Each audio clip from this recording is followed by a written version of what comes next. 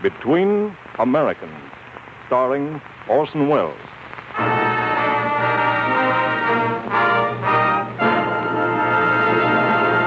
The Gulf Screen Guild Theater.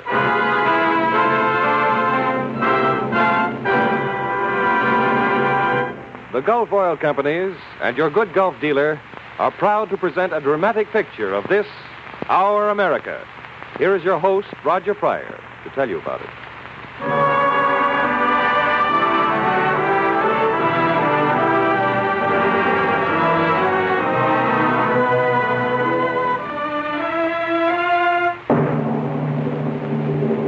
Good evening, everyone. We welcome you tonight to one of the most timely programs ever heard on the Gulf Screen Guild Theater. Our production of Norman Corwin's script, Between Americans, starring Orson Welles. Broadcast at any time, we believe this program would make every American's heart beat a little faster. Make him hold his head just a little higher. But since the tragic and foreboding news that came today, this program, Between Americans, now becomes an American odyssey. In just a moment, our story will begin. But first, here's Bud Heaston. Right. And here's an easy way to change from a pessimist into an optimist. If you're wondering now how long you may have to keep your present car, and wondering, too, if it will last, if it will stay in good condition, just look on the bright side of the picture. Remember, when you give the wearing parts of your car good protection, that helps it stay young and act young a long, long time. So give your automobile the modern method of lubrication, Gulflex registered lubrication. Here's why. First, the expert Gulflex operator works from a master chart of your model car, thus protects each wearing point in the chassis and body. second, The Gulflex man uses not just 1 or 2 greases, but 6 special lubricants, especially developed by lubrication authorities. and third, here's proof of how good these lubricants are. In recent tests by Gulf engineers, Gulflex chassis lubricant, for instance, stayed in the shackles 30% better and lubricated nearly 100% longer than the average of competitive products tested. So get Gulflex registered lubrication, a much better than usual grease job at no extra cost. Remember, too, that your good Gulf dealer is also ready with splendid motor oils and gasolines, such as Gulf No-Nox gasoline, the extra value gasoline that has been especially designed to stop harmful pounding and hammering inside your engine. Make it a habit to stop regularly at your neighborhood good Gulf dealers, your headquarters for making your car last longer. And now, Oscar Bradley's music introduces Orson Welles, who will talk Between Americans.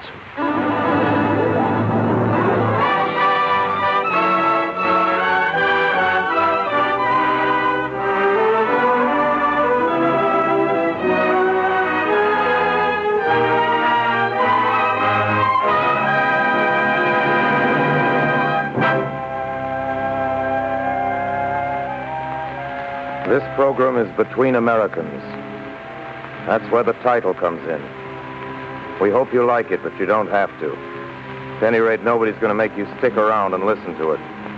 That's one of the advantages of being an American. Now, tonight we're doing something quite foreign to the type of thing usually presented by the Gulf Screen Guild Theater. Instead of telling a story about 5 or 6 people, we're telling a story about 100 million. This happens to include you, listener, whatever your name may be. As a matter of fact, names don't bother real Americans very much. Not when we've got states named after French kings and English queens are lifted right out of the Latin language like Montana, or out of the Spanish like Nevada, and towns. You know, if you were to hold a convention of all the people who live in foreign-sounding American towns, we could fill quite a sizable stadium. Among the delegates registering on the first day would be... Me, I'm the delegate from London, Minnesota. I'm in from Dublin, New Hampshire. Flew in this morning from Cairo, Illinois. Huh?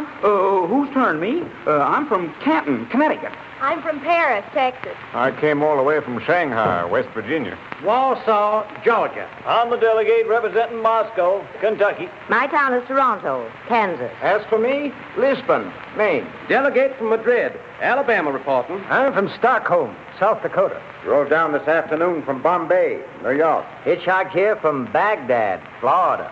All right, delegates, now that you've registered, you may all be seated. Now, that's all the preliminaries there's going to be tonight. We're through with the introductions, the overture, and the official registration. So now we can get down to the text, which is, roughly speaking, this. Today, particularly, people are thinking about their country pretty hard. Some of them for the first time in their lives. People are wondering where we're headed. Men are being called on to get ready to defend America. A lot of them are thinking in terms of what is there to defend. Well, now, America means a lot of things to a lot of people. Most of them are solid patriots, only they don't know it. They don't have to wear a red and white and blue button in their lapels to prove it. They don't have to agree with or even listen to people like this. My fellow citizens, in this great state of Cleveland plethora, we can fix it down, squirtle your taxes.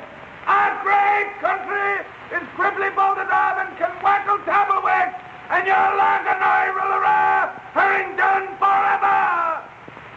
We got a good hunch most people prefer the quiet kind of speaker.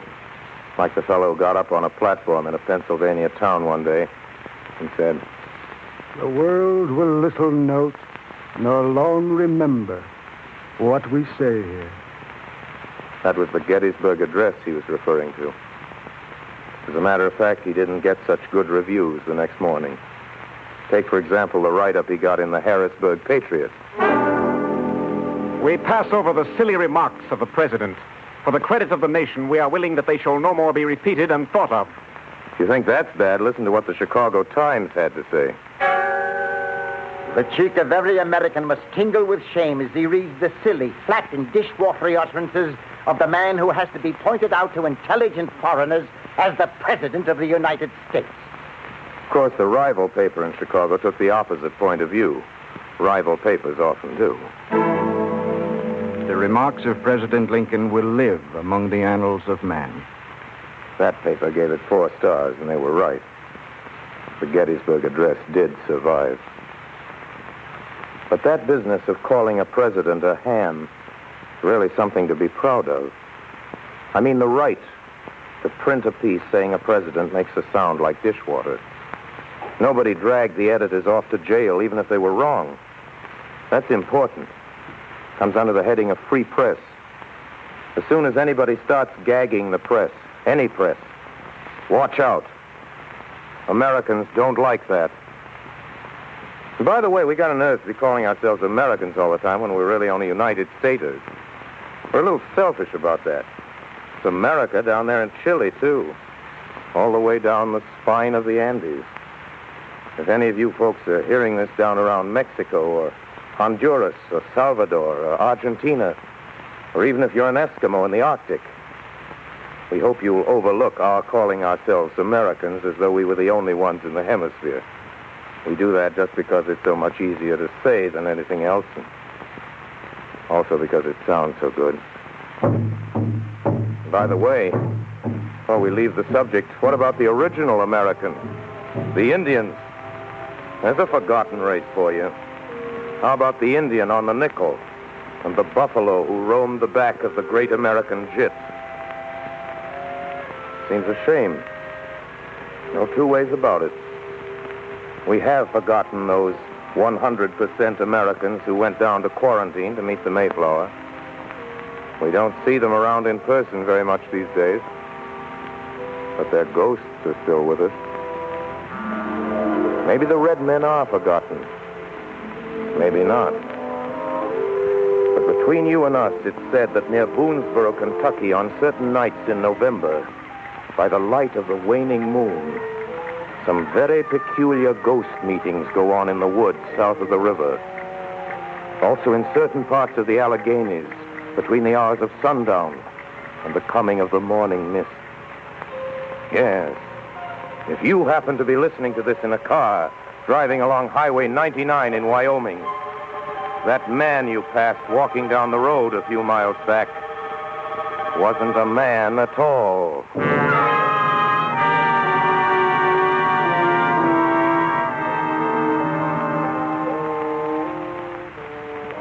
Seriously, they were brave people.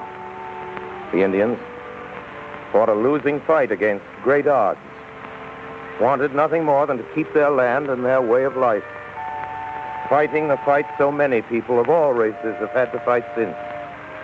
The fight to keep free and independent. The fight to stop men from the outside who want to civilize somebody their way. You ever asked yourself what America means to you? Does it mean 1776? Columbia, the gem of the ocean? Big business? The Bill of Rights? Uncle Sam? Chances are it means none of these things. Chances are it means something very personal to each of you. Something close to your heart which you'd miss like the very blazes if you were stranded abroad. Might have nothing at all to do with quotes from Madison or acts of Congress. It might be just the feeling about the crisp autumns in New England and the smell of burning leaves. It might be the memory of the way they smooth off the infield between the games of a doubleheader. It might be a thing as small as your little finger. You ever been abroad and run out of American cigarettes? Hey, speak English, mister? No, senor. Solo hablo español. Well, anyway, do you carry cigarettes? Ah, cigarrillos. Sí, tenemos bastante aquí. No, I just want cigarettes. Here, I'll take these. How much? 20 centavos. Yeah, keep the change. Hey, got a light there, senor? Sí, como no, senor. Un momento. Hey, what is this? Soft, cold soup? Tastes like an old shoe. Here, you can smoke the rest of them. Phooey. There you are. America might mean a tight-packed cigarette, which tastes good. Might mean the way a hot dog man slaps mustard on a Frank. Might mean going with your wife to the movie on bank night. Or taking your girl to the annual barn dance and social at Tuckerman's Barn. Plenty of you listeners know what I'm talking about.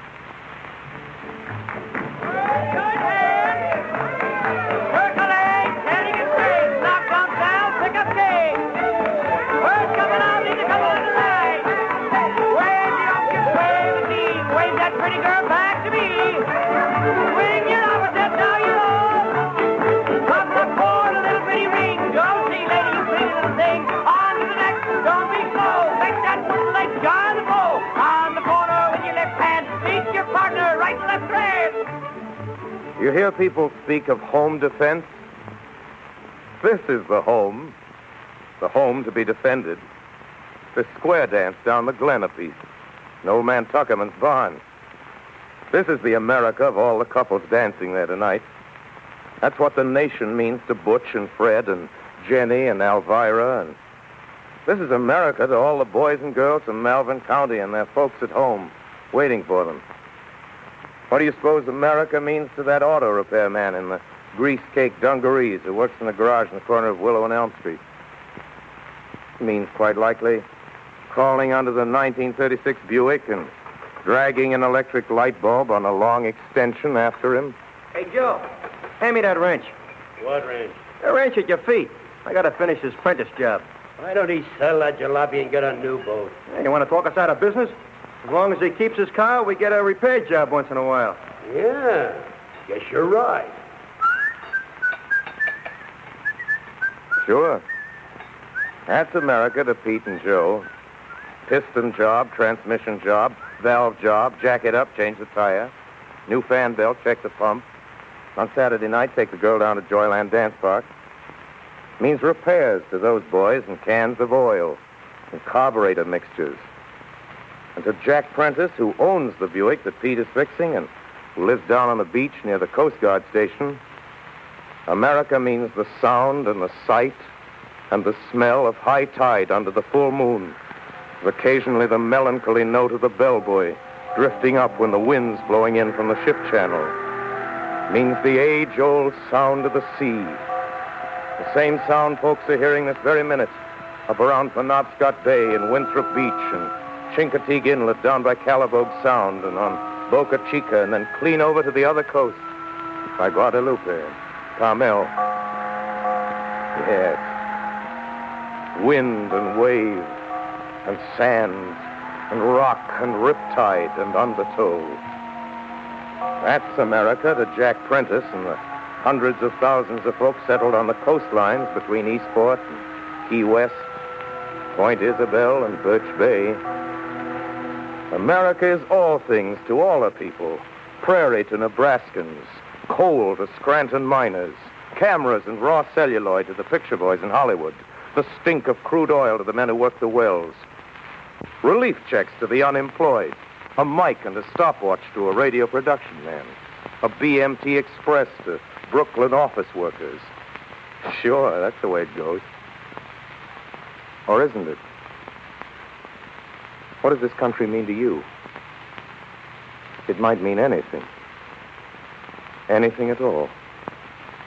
It might mean a course in highfalutin poetry at Harvard. Today, gentlemen, we will consider the influence of Whitman on the development of poetry in America. And by 1870, after 12 years of incessant attack against squeamish over-refinements, Whitman really began to create an active distaste for literary affectation. Or else it might be an argument between two baseball fans as to which is the better team, the Yankees or the Red Sox. Yeah, but look! The Yanks are a bunch of old men and cripples. Yeah. They won't last. I tell you, they won't last. Well, it gets good and hot around the middle of July. Yeah. Wait till doubleheaders begin piling up. What are you talking? Listen, DeMash is having the best season he ever had. He's an old man, huh? Keller hitting a dozen homers. I'd like to be a cripple like that. New home run record for the club. Won't last, huh? Who's the Red Sox got as good as DeMash? Name one guy. Name one. Name two. Ted Williams. Oh, a good hitter. No getting away from that. What you say? Better than DeMash? Pitching. Wait a minute. Do you say? Or it could be a poker game in Charlie Ferreter's law office upstairs over the 5 and 10 cent store on a rainy afternoon. Or a meeting of the Kiwanis Club in the Mansion House on Thursday. Or the news store. Or a great symphony concert sent out over everybody's air, playing the music of all the world's great composers, regardless of their race or nationality. For instance, something by a great German Jew named Mendelssohn. Something you couldn't play in certain countries on the other side.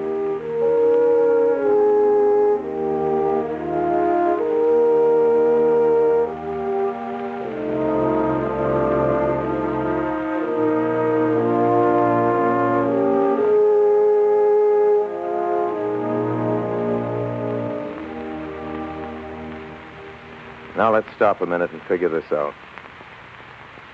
Is it an accident that makes just being a citizen in this comparatively young country so attractive to so many people? To the world's greatest skater from Norway? To the world's greatest mathematician from Germany? To the world's greatest orchestra conductor from Italy? Is it an accident that 1,000 million people all around the world would give everything they own to be in your shoes? A free citizen of this country, right this very minute?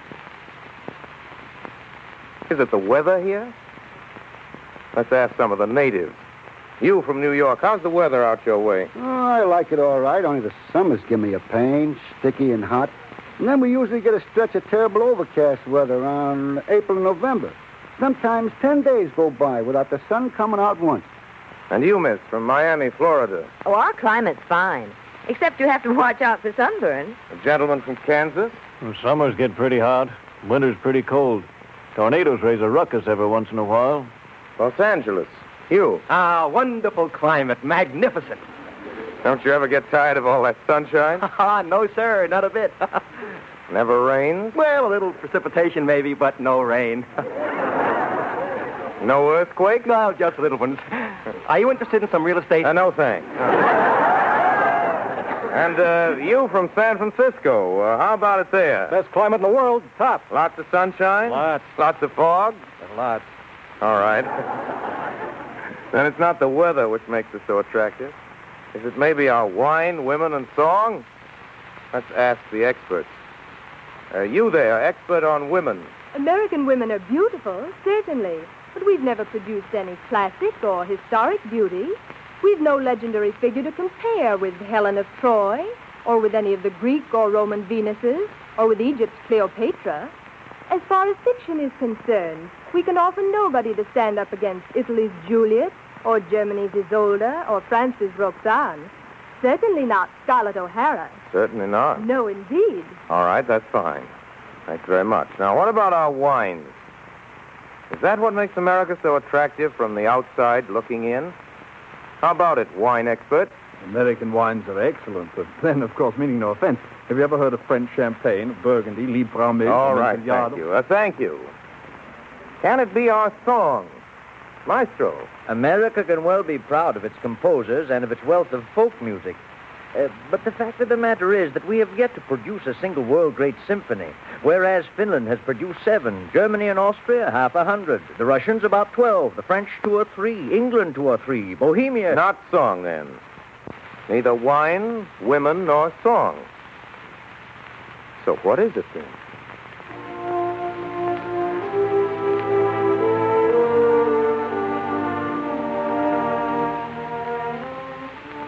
Well, it's this. Come right down to it. It's the spectacle of nearly 150 million people trying to live up to the expectations of a handful of great men who lived and died 150 years ago. Men who were so fed up with the kind of government they'd been getting, they sat down and wrote a new constitution for themselves and their children. A democratic constitution that's been added to, but never been topped before or since.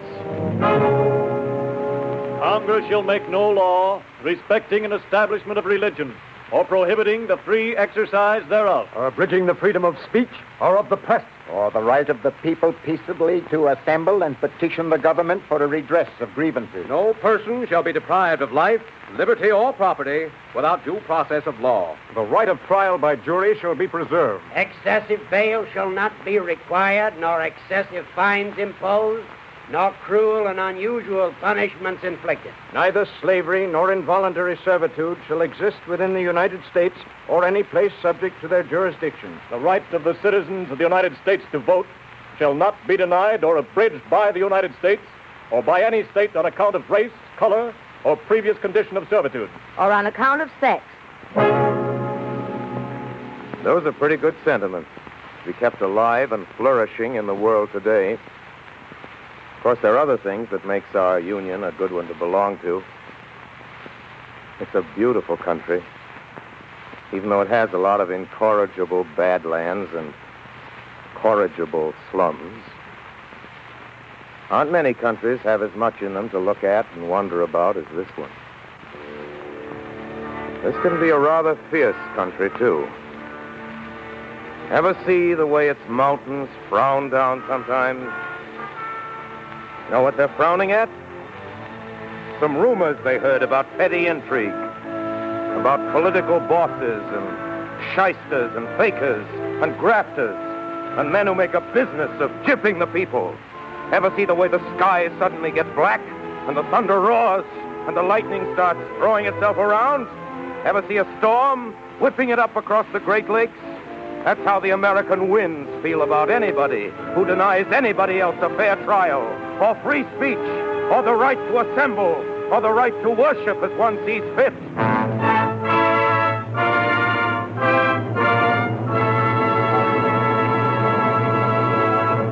Well, then, in the final analysis, there can be no analysis. Many great thinkers and poets have attempted it, but the country's too big for any one man. There's Walt Whitman and Carl Sandburg and Tom Wolfe, and they all felt the magnitude and magnificence of the nation that got put together piece by piece like a jigsaw puzzle. They felt it and wrote about it in unforgettable ways. But still, it's bigger than any of them, or any of us. Whitman hit it on the nose when he said it was bigger than the president and the cabinet and the District of Columbia. It's not Park Avenue, or Broadway, or 42nd Street, or the Loop, or the Golden Triangle. It's other things. Many, many, many other things. Mill towns. Steel towns. Tobacco towns. Mining towns. Oil town. Cotton towns. Farmhouses. Railroad sidings. Statues on the common. Tourist houses on the edge of town along the state highway. Swimming holes. Gas stations. Strollers on Main Street. Kettles of sorghum molasses. Sunday papers. Season tickets to concerts. Auctioneers. Night courts. Radios. Parades. Toothpaste. Shaving cream. Dogs. Cats. Skyscrapers. Subways. Cornfields, offices, hotel rooms, airports, hospitals, factories... Oh, we could go on for weeks with this, never come any closer to a working definition of America, or to any real understanding of its total meaning. Look, How can you add up all the red and yellow neon signs, the smell of all the eggs and bacon frying in the morning, the bargain specials, the lessons learned, the cows let in from pasture, the mileage clocked up on automobile speedometers, the rainfall and the snowfall, and the wind drifts? It's much too big for you, or me, or any of us who happen to stand alone or in small groups. It's much too great for any person or any party. Too much loved by all its people. Loved in spite of and because of its faults and virtues and its past mistakes and future promises.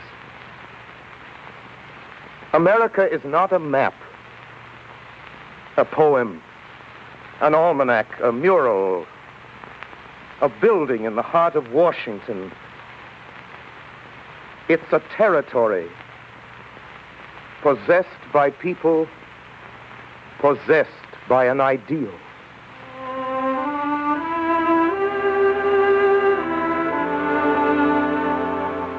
Well, that's all, listeners.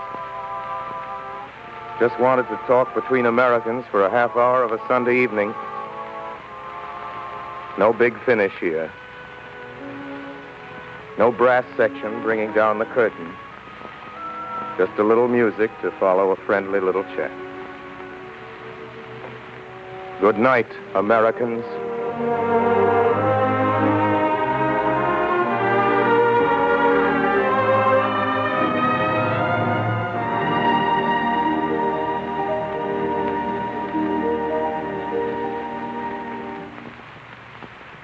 You've just heard Orson Welles talking between Americans.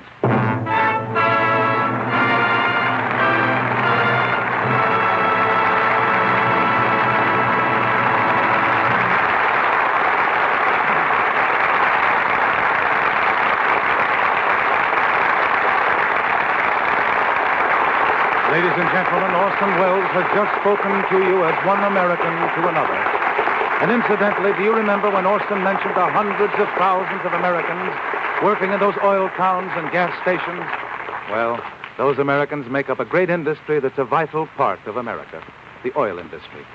There are about 400,000 gasoline dealers helping traffic flow along the highways, making possible business trips, visits to your friends, the stores and movies, pleasant rides in the country. That's only part of the oil industry's contribution to making the American way of life the grand thing it is. And to keep it that way, to safeguard our way of life, well, the industry's helping there, too. It's supplying fuels and lubricants for factories busy turning out materials for our defense. In addition, the oil industry is supplying all the gas and oil needs of the Army, the Navy, and the Air Force.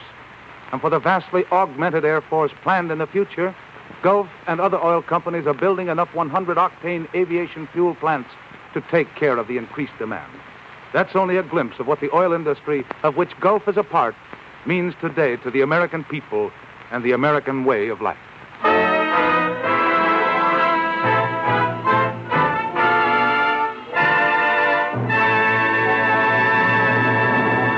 Well, next week, we really have a show that'll put you into a great humor. The RKO hit My Life with Caroline, starring those top favorites, William Powell and Ann Sothern, with George Barbier. Music by Oscar Bradley, assisted by Frank Tours. Until then, this is Roger Pryor speaking for your neighborhood good Gulf dealer and saying, good night, everyone.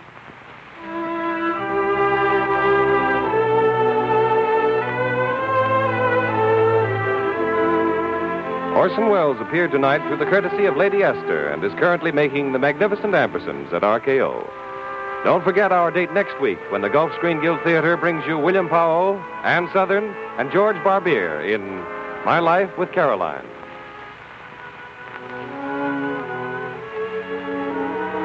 Bud Heaston speaking. This is the Columbia Broadcasting System.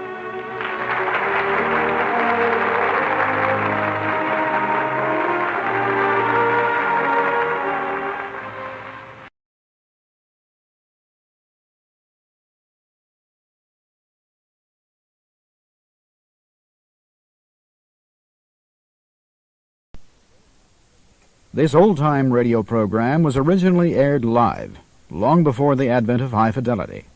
As a result, you may detect an occasional surface noise or volume drop due to transmission problems so common to old radio.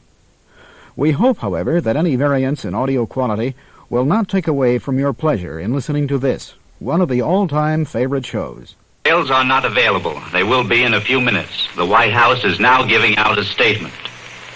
The attack apparently was made on all naval and military activities on the principal island of Oahu.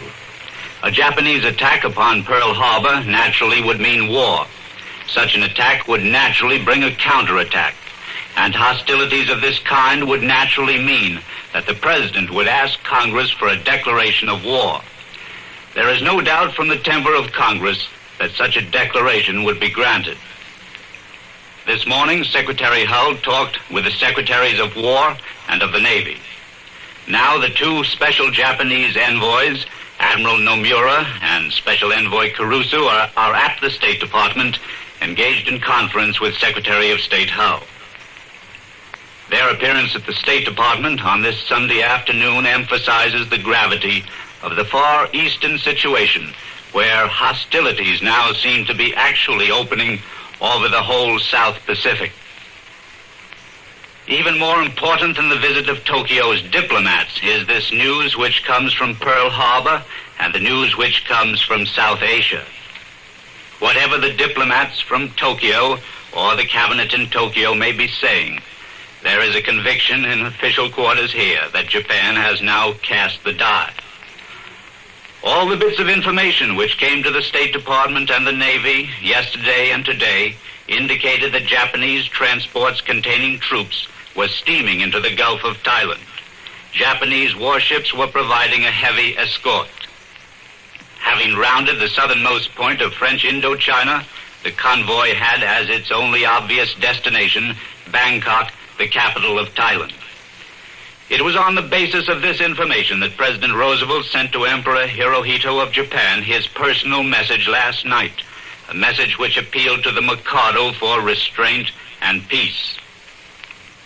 It seemed to be a final plea from the United States, and if the activities today are substantiated, it is a final plea.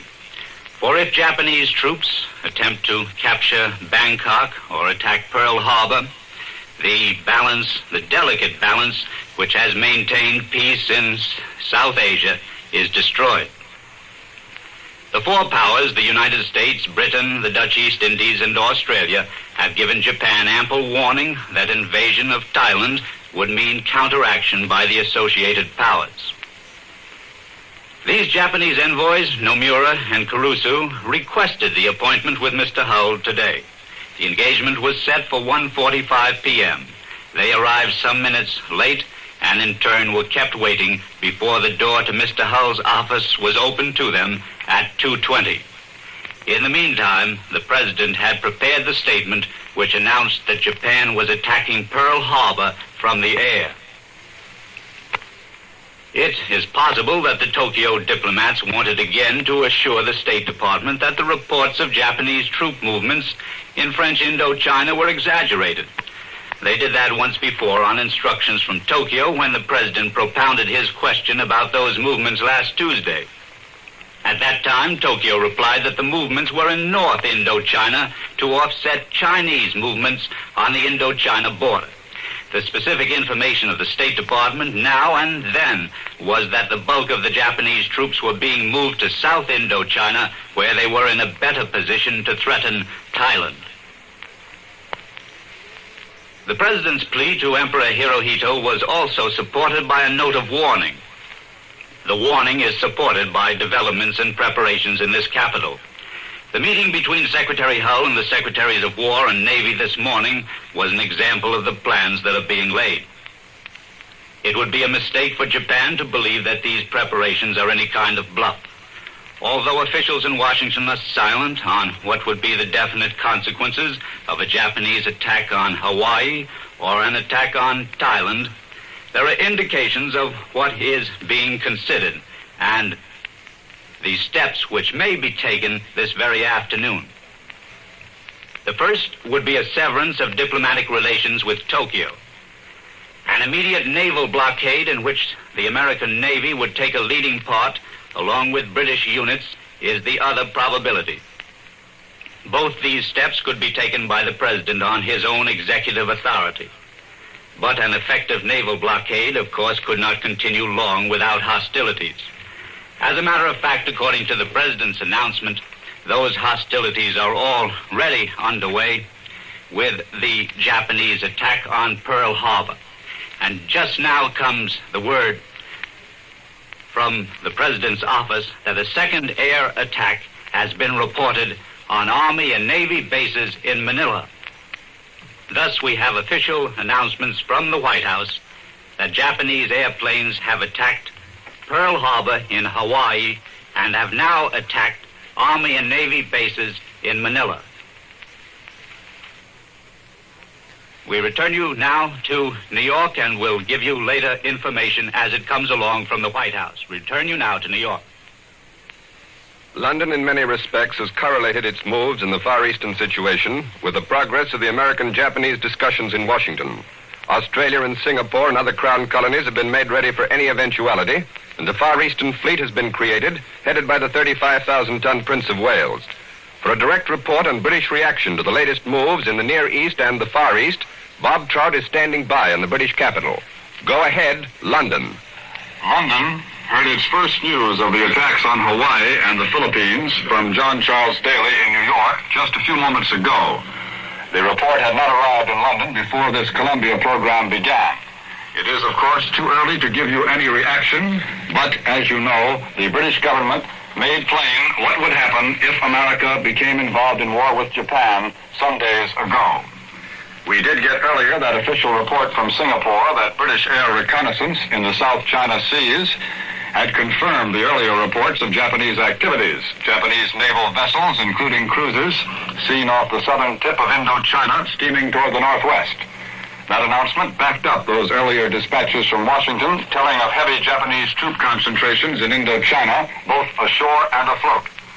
About the President's message to the Emperor of Japan, we heard nothing except the announcement that a message had been sent. Today's Libyan communique says that yesterday an important battle was joined southeast of Tobruk, where the main German tank forces have concentrated since breaking through the Tobruk corridor. These past few days, London newspapers have been full of discussions about Libya. Arguments about the caliber of guns and the thickness of tank armor, about tank speed versus tank weight, about the airplane as compared to the anti-tank gun as weapons of destruction against enemy tanks.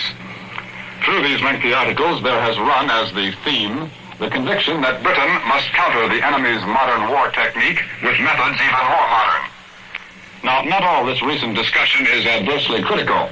Some think that the British armed forces have already learned a lot from hard experience in this war, but there are complaints that, for example, while British tanks in the desert lay up at night like a defensive circle of covered wagons out west, the desert darkness is lit up with the flares of the Panzer repair squads patching up damaged German tanks for the next day's battle. It is interesting that a great deal of this discussion centers on the employment of air power. In the Libyan fighting, the Royal Air Force has played a larger part than in any previous conflict. But many military writers are saying that British planes still do not play the same integral part in a tank battle that the German planes do. A typical comment is this from last night's Standard. Nobody in his senses would argue that the fleet should be without its own fleet air arm. So why do we send our soldiers out to fight without the same coordinated weapon? That is some of London's reaction to the Battle of Libya. Later, I believe, we shall hear a report on this broadcast direct from Cairo. The British are disappointed about the recent experience of Dr. Julian Huxley in the United States. Just yesterday, the latest issue of The Spectator came out with some observations about British speakers in America. It said that Dr. Huxley is a speaker who will soon wear down any suspicion of propagandism.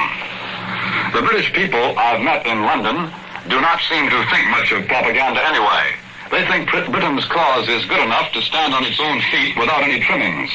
They're more interested in the enemy's propaganda, which frequently causes amusement in London. German claims are printed in London newspapers, and the airwaves over Britain are full of German radio programs. Listeners can tune in whenever they feel like it. A listener with a powerful receiving set soon discovers that the German radio speakers have one story to broadcast to one country and another quite different story to put out someplace else. Last night, for example, the German-controlled Norwegian radio announced that the United States Army has become converted to communism, at least to the extent of installing political commissars. Now, in case you had not heard that the United States Army is now being run by political commissars, I thought I'd pass it along, for that's what Norwegians were told last night. I return you now to Columbia in New York. To recapitulate, the White House reported today Japanese air attacks on the Hawaiian Islands and Manila in the Philippines. Now, following a week in which the North African campaign has seen only local actions and a regrouping of forces by both sides, Bob Trout reported, rather as he told you just a few moments ago, that there is a resumption of hostilities on a major scale. These reports from North Africa are interesting in the North African campaign, but of course the Far East still holds the center of the stage and will probably for some time. Here in the studio with me is Major George Fielding Elliott, Columbia's military expert, who will analyze now these latest developments in the Far East. Major Elliott. The Japanese appear to be taking the offensive in an effort to delay and impede American operations in the Far East. Apparently confronted with a situation in which there was no escape except war, the Japanese have attacked the main American naval base in the Pacific at Pearl Harbor on the island of Oahu in the Hawaiian Islands. This attack is by air and can only come from aircraft carriers, since the Japanese do not have any bases close enough to the Hawaiian Islands from which to launch land-based aircraft. This is a very great risk for the Japanese to place aircraft carriers within reach of the very powerful naval patrol bombers and the long-range Army bombers on the island of Oahu. It is a risk which would only be assumed as a very desperate measure, one which may well result in the loss of the carriers that are making the attack, but may also gain for the Japanese important time to carry out operations in the Far East because of the damage that they may inflict on the naval base and shipping in Oahu, and thus delay the proceeding of the United States Pacific Fleet to the Western Pacific. That is probably the Japanese object, and we don't know yet what success they've had in carrying it out. A Japanese air attack is also being made on Army and Navy installations at Manila in the Philippines. Manila and its surrounding area is also of military importance, but is far less formidable in the character of its defenses than is the island of Oahu, and the Japanese consequently have a greater chance of getting away with the forces that they've have sent there to make these attacks. The Japanese have probably 7 aircraft carriers in commission and an unknown number of carriers converted from merchant vessels. There are at least 3 or 4 of these, and perhaps more, with comparatively small numbers of aircraft, but together they make a formidable concentration, and they can operate about 20 aircraft from these converted carriers and anywhere from 30 to 50 aircraft from their larger carriers. These would include both scouting and bombing aircraft as well as fighters to protect the carriers, but in a case like this, a desperate forlorn hope business, they've probably concentrated on bombers and put every bomber on board the carriers that they will handle. They're expecting to take heavy losses, and these losses may be expected. The question is how much delay they have purchased for the carriers that they have risked.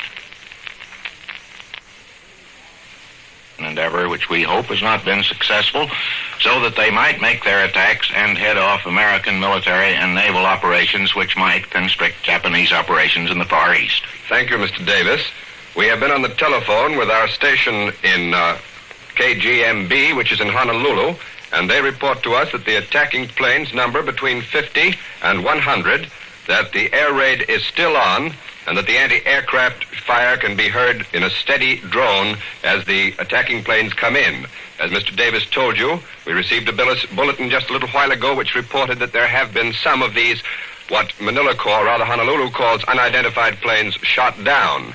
And this latest report now from KGMB is all that we have to the moment. We will continue to receive reports from there, also from Washington, on the developments in our relations with Japan, the relations which will tell very shortly the story of what is to happen in the months that are to come. And Columbia will bring you important news bulletins during the broadcast of the New York Philharmonic Society, which follows this program, and will also bring you a summary of all developments at the intermission time. This is the Columbia Broadcasting System. We have just received word here, not fully confirmed yet, that Guam is in trouble. First, the Commercial Pacific Company in Manila found its cable dead. Then word came through that bombers were sighted overhead in Guam at 6:45 a.m. Nothing further has come through in this direction. The next bad news came from Shanghai, which is a practically defenseless city now, with the United States Marines gone and the local defense forces stripped down to very small amounts. The Japanese apparently attacked Shanghai at night, shelling and machine gunning the Bund and occupying the main waterfront. They are reported to have sunk a British gunboat and taken over the American gunboat Wake, which was in a partially decommissioned condition, acting as a communications contact for the American consulate in Shanghai. There should be little trouble in taking over the international settlement if the Japanese have not already done so. They probably have. That means that 2,000 or 3,000 Americans are stranded there, unable to get out. The latest news of what was happening in Shanghai, not in much detail, came to us through a German radio report from Shanghai itself. When word first came to Manila that Honolulu had been attacked and bombed, the world thought it was Manila that had suffered. That was apparently due to an erroneous report. One came through later here from London to the effect that Manila had been bombed. So far, it is not true. But things have been moving very fast since word came about the Honolulu bombing. General Douglas MacArthur, head of the United States Armed Forces in the Far East, was officially informed of the surprise attack on Hawaii in the middle of the night. Well before dawn, the Air Force had planes in the sky. The armed forces of the Far East are on alert and in the weather of action. They are rolling into position at strategic spots. Beaches where landings might be affected are reinforced according to plans laid long ago. General MacArthur's first concern was for panic. He issued a calming statement telling the Filipino populace not to lose their heads and turn into the country, blocking roads and highways which the military needs urgently for its own use. General MacArthur commended the populace for its poise and self-control during the last few weeks of uncertainty and anxiety here. And in a statement, he said, quote, "Nothing can help our military effort more than a continuation of this calmness and self-restraint. Each individual should continue with fortitude his usual routine and be prepared to carry out with promptitude such directions as the authorities may order. These orders will be for the security and well-being of the people. The military is on the alert, and every possible defense measure is being undertaken. My message is one of serenity and confidence." End quote. Then General MacArthur made another move. With the consent of President Quezon, the Civilian Emergency Administration, which is the Filipino-operated agency for protection of the civilian populace, has now been made responsible to the headquarters of General MacArthur. CEA officials are now reporting in, and measures for the civilian defense will be issued very shortly, General MacArthur said.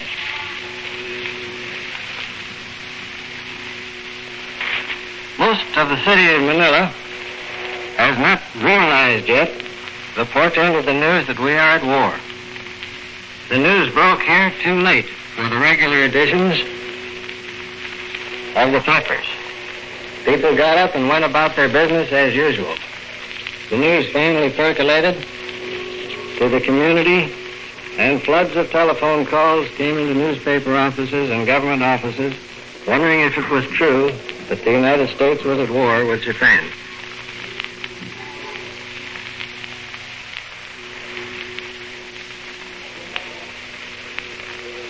I have just passed a whole schoolyard of children doing their morning exercises. The town looks fairly normal. Planes are overhead. A large group of them just went by at this moment, headed north from Nichols Field. They are American planes guarding against attack. The Navy is likewise on its toes. Admiral Charles Hart, Commander-in-Chief of the Asiatic Fleet, gave out word that hostilities had opened with an attack on Pearl Harbor in Honolulu. Steps are being taken accordingly, was his laconic comment on that state of affairs. The Pan American Airways Clipper route runs directly across the zone of hostilities. The airline starts at San Francisco, goes to Honolulu, Midway, Wake, Guam, and the Philippines, then on to China or Singapore. The manager of Pan American Airways Manila office says they have a westbound clipper at Wake Island, but none others in the trouble zones, and none at Honolulu. There has been no time to check on what is happening at the clipper bases on Wake and Midway. A reliable source in Manila reports that the Japanese have an air base about 1,000 miles south of Wake in the South Pacific. It would be a long trip to bomb Hawaii from there, but if they send over big bombers, it could have happened. Manila, of course, wonders when its turn is coming.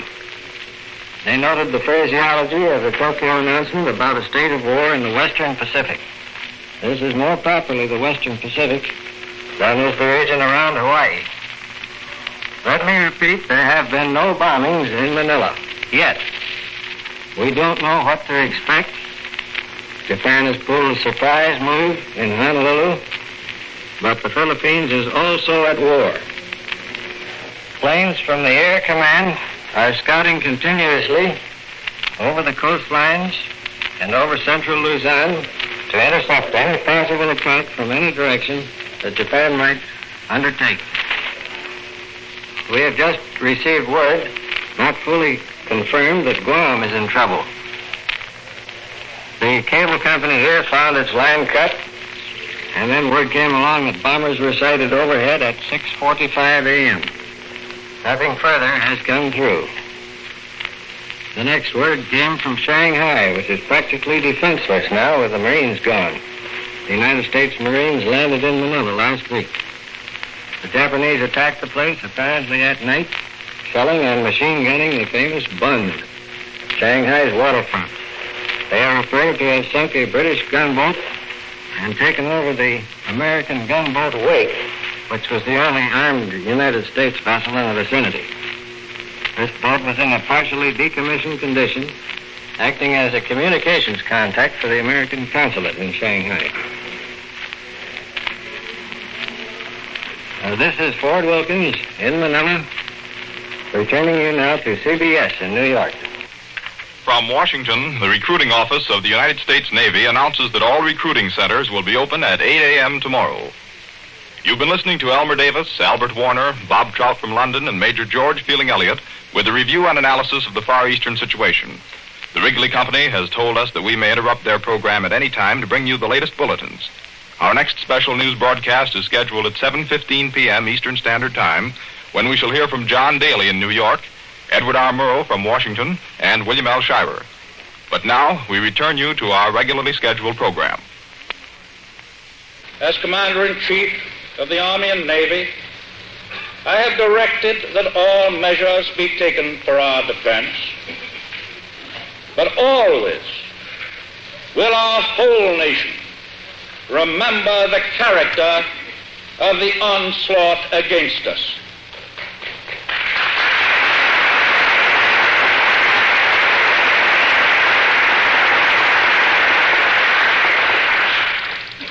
No matter how long it may take us to overcome this premeditated invasion, the American people in their righteous might will win through to absolute victory.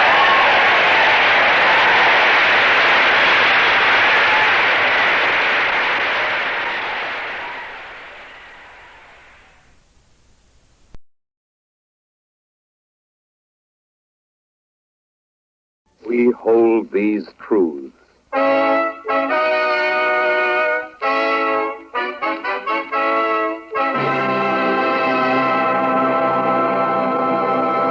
This is a program about the making of a promise and the keeping of a promise. This is a program about the rights of people. This is a program coming to you over the combined radio networks of the United States, bringing you the voices of Americans, bringing you the voice of the President of the United States. This is a program for listeners in all zones of continental time, for listeners on ships away from home, for listeners in uniform, for listeners on the American islands in the two great oceans. This is a program about the guarantee made to the people of America 150 years ago. A guarantee that has been kept through peace and war and peace and war. A guarantee we call the Bill of Rights.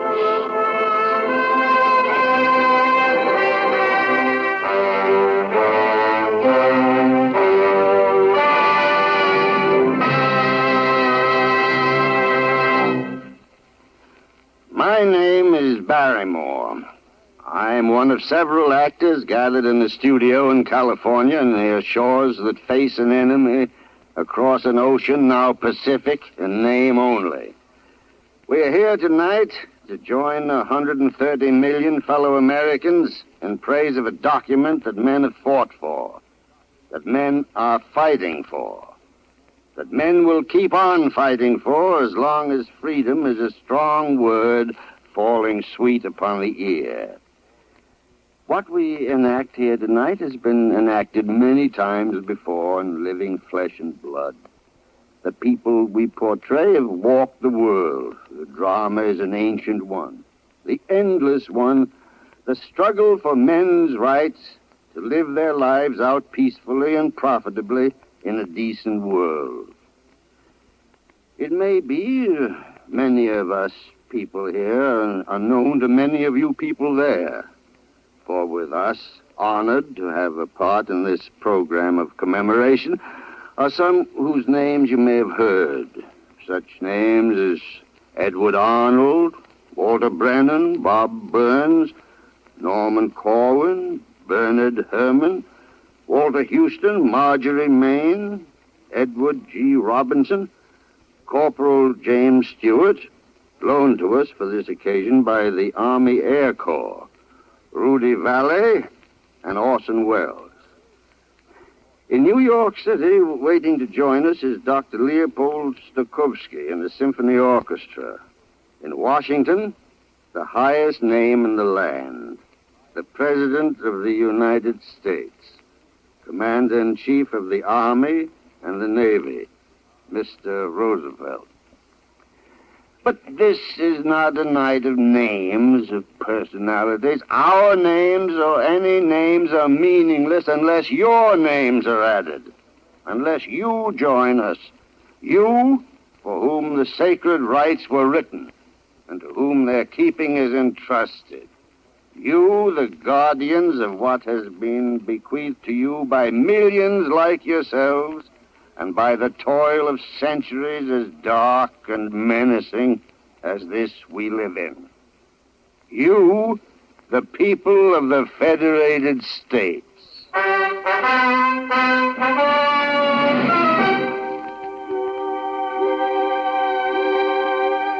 150 years is not long in the reckoning of a hill, but to a man it's long enough.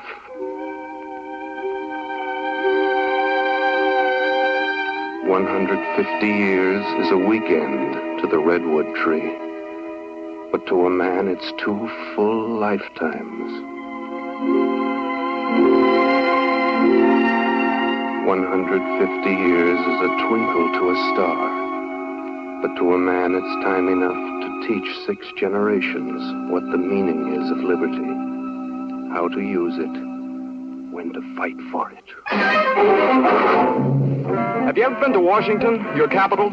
Been there lately?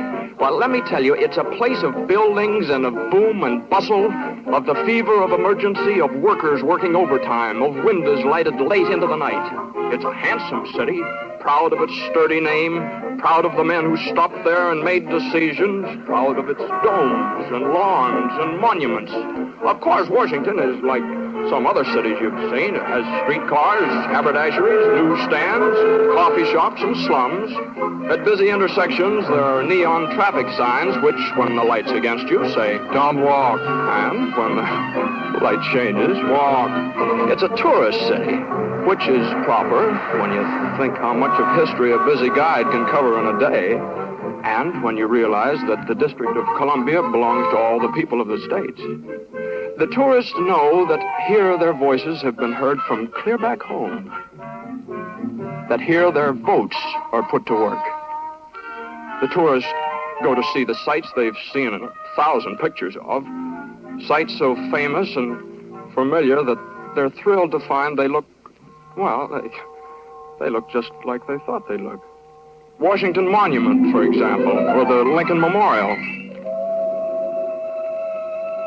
where the seated and relaxed Abe Lincoln sits between 2 mighty murals of plain words, his own words.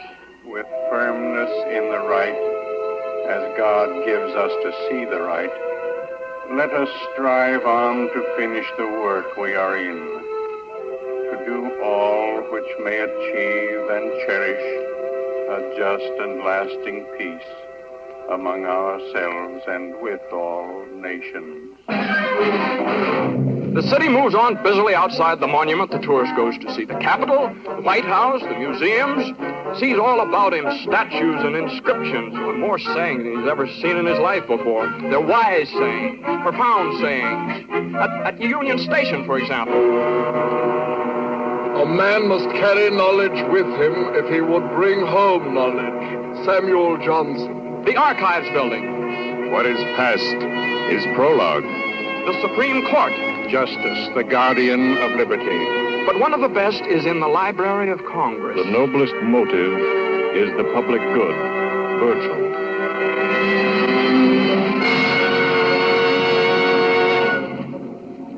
The tourist thinks that over.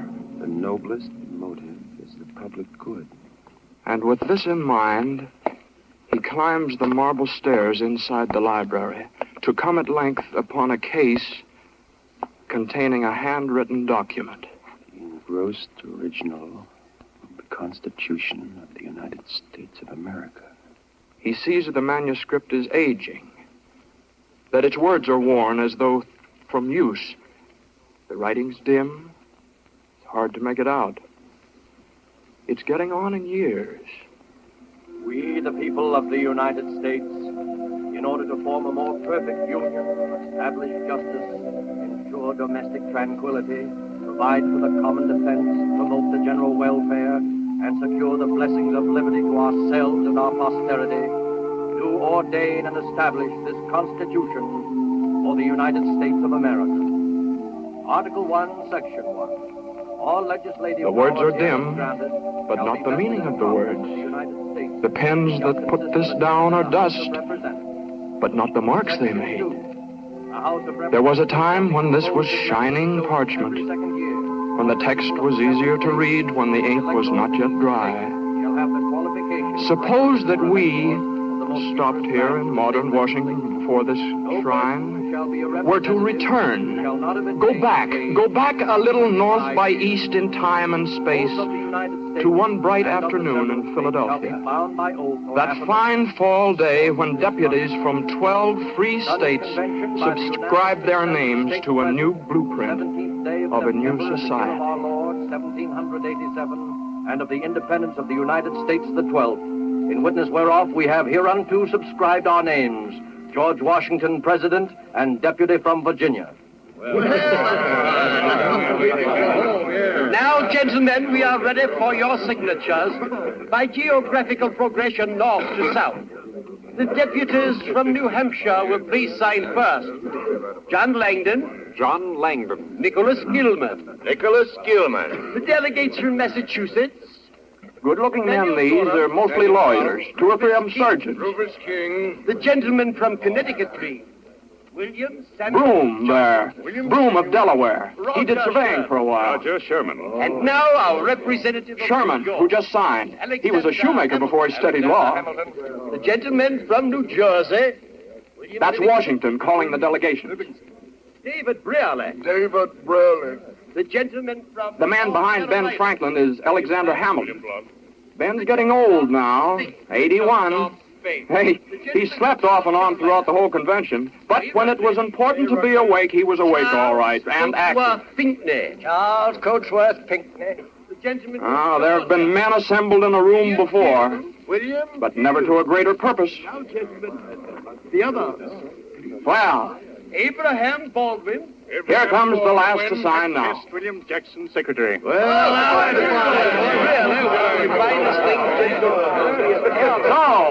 So, the Constitution has been drafted, signed, and presently will be submitted to the states for their approval.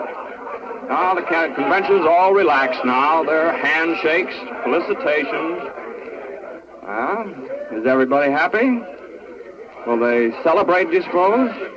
Will Rufus King go home to Boston and be welcomed by a welcoming committee from the city? Will appreciative Virginians hoist James Madison on their shoulders and parade him through the streets, shouting, "Father of the Constitution"? Will a thumping band march up and down the town making a noise like this?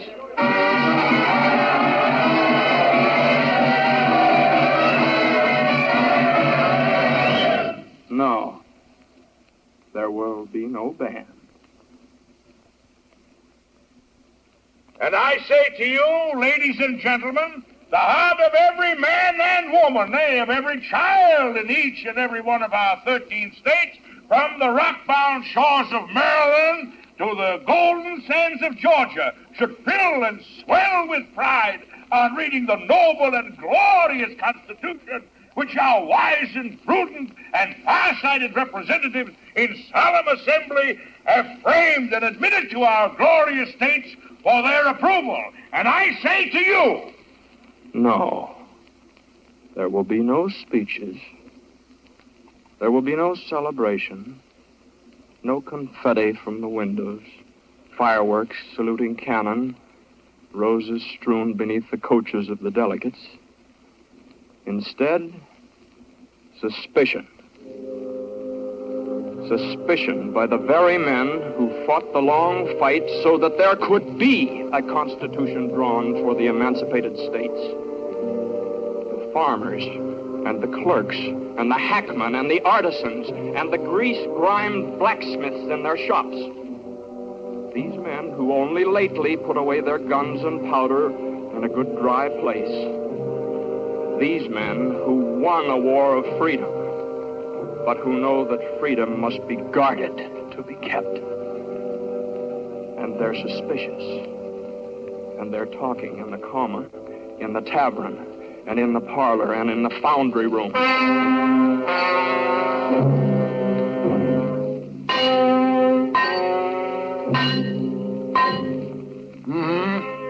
All right, what else does it say? Well, that covers it. That's the whole thing. Constitution. I don't like it. Why? Come here with me. Come over at the door. See that spire? Yes? That's a church I go to. Well, what about it? I like it. I'm a God-fearing man. I want to keep on going there. Well? Don't want anybody telling me I have to pray his way. Well, who'd think of doing that? It's been done. Happened often. You ever hear of state religion? Yes.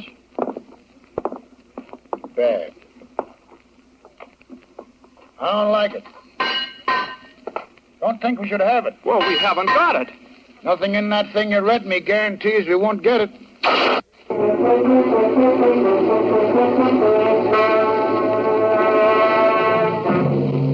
Say, this here Constitution gives us order and authority, huh? Yeah? But we had order and authority under King George before the Revolution. Shucks, the Romans had order and authority under Nero, too. Only the wrong kind and too much of it. Oh, yes, but surely you can trust the men. No, it ain't that I don't trust the men who wrote the Constitution. Oh, sure, I trust them, but them fellers won't always be around. Oh, yeah, well, you don't seem to understand. This is our own authority. Now, if you... The fact that it's our own don't make no difference. Constitution's fine as far as it goes. But the time to talk authority is after you put it down in black and white that we're all free men. Then we'll give you all the authority you need to keep us that way. What's more, we'll back it up with guns. That fair enough? Well, the way you talk, you'd think that... The way I talk, I think it all depends on who's handing out authority. Whether it's to keep men slaves or keep them free.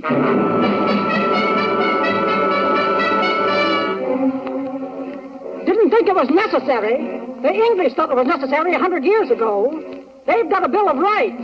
Where's ours? Well, maybe they'll get around to that. Maybe they'll amend the Constitution later. How do we know they will? Well, maybe they're planning some... I don't like this maybe business. When my husband Robert got killed at Trenton, there was no maybe about it. He got killed. He knew what he was fighting for, and he was glad to die for it.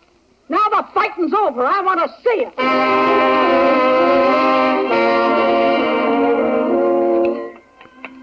I don't know, Jerry.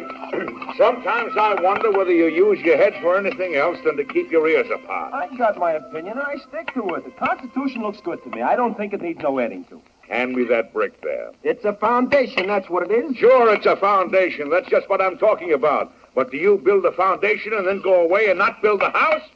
Do you clear the woods and then let the ground go barren? Ah, Pipple. Ah, the way you argue. Pipple, eh? Is that all you can say? Hand me that brick there. What's the hurry? Give them time. It's not an easy job to get a new country running right. That's just the point. It's a lot easier to get it running wrong. Rights, man! Can't you get that through your head? Why shouldn't rights be written into the Constitution just as much as rules on how to meet and when to vote and how much a senator should get paid? Not they alone. Not only little men like they, whose names escape us, whose names will never be recalled. The men who left their bloody footprints in the snows of Pennsylvania and buried their comrades in a clearing back of a clump of evergreens. The little men who took it, gave it, stuck for the duration, saw it through. Not they alone are doubters, wondering and grumbling. No, there are big names, too. Names now bandied on the tongue, but later to be lustrous, later to be sainted. Tom Jefferson, George Mason, Jimmy Madison, Pat Henry. Now, take Jefferson, for instance. You know what he says? Bill of Rights is what the people are entitled to against any government on earth. I'll take Pat Henry. I cannot give my oath to support this Constitution without a Bill of Rights. I'll take Mason, a wealthy planter of Virginia who'd rather plant a seed of liberty than 20,000 acres of tobacco. Government to be lasting must be founded in the confidence and affections of the people.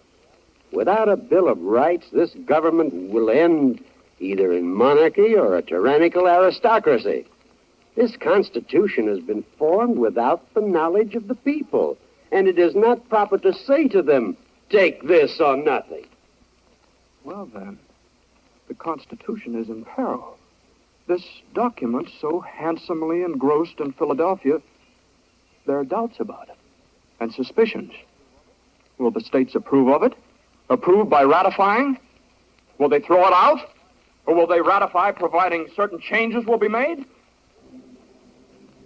The writing's fresh, still fresh upon the parchment. The text is clean, the ink is bold, the meaning clear. Only the worth of the Constitution is uncertain. All the points, the articles, the regulations are well put, but will they be well taken? The states decide. Not one man, two men, three men, but the states united. They decide.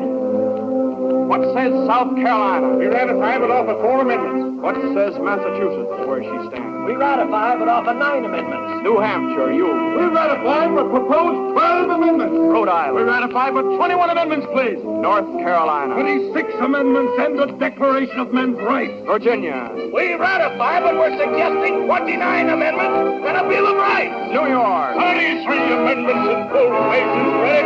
And we ratify.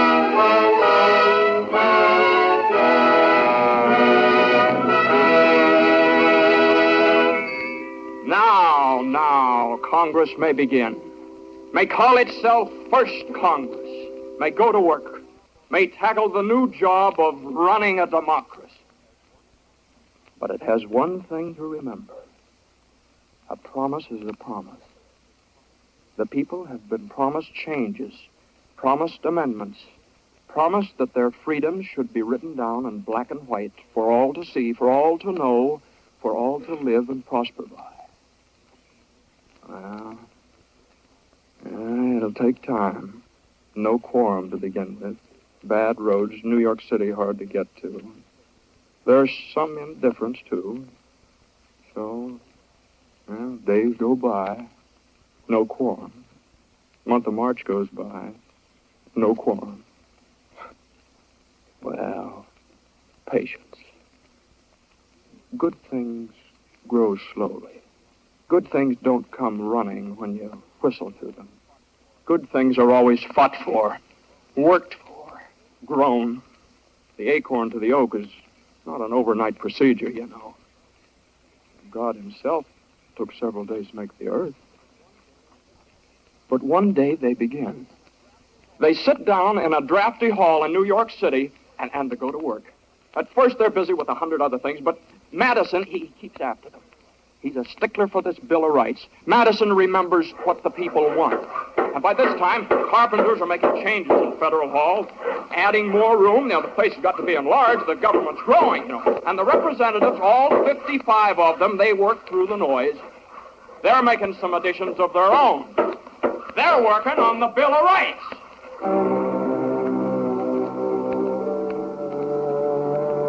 Do you think 55 representatives of the American people sat in a hall in New York City, in a drafty hall, and made up articles of freedom?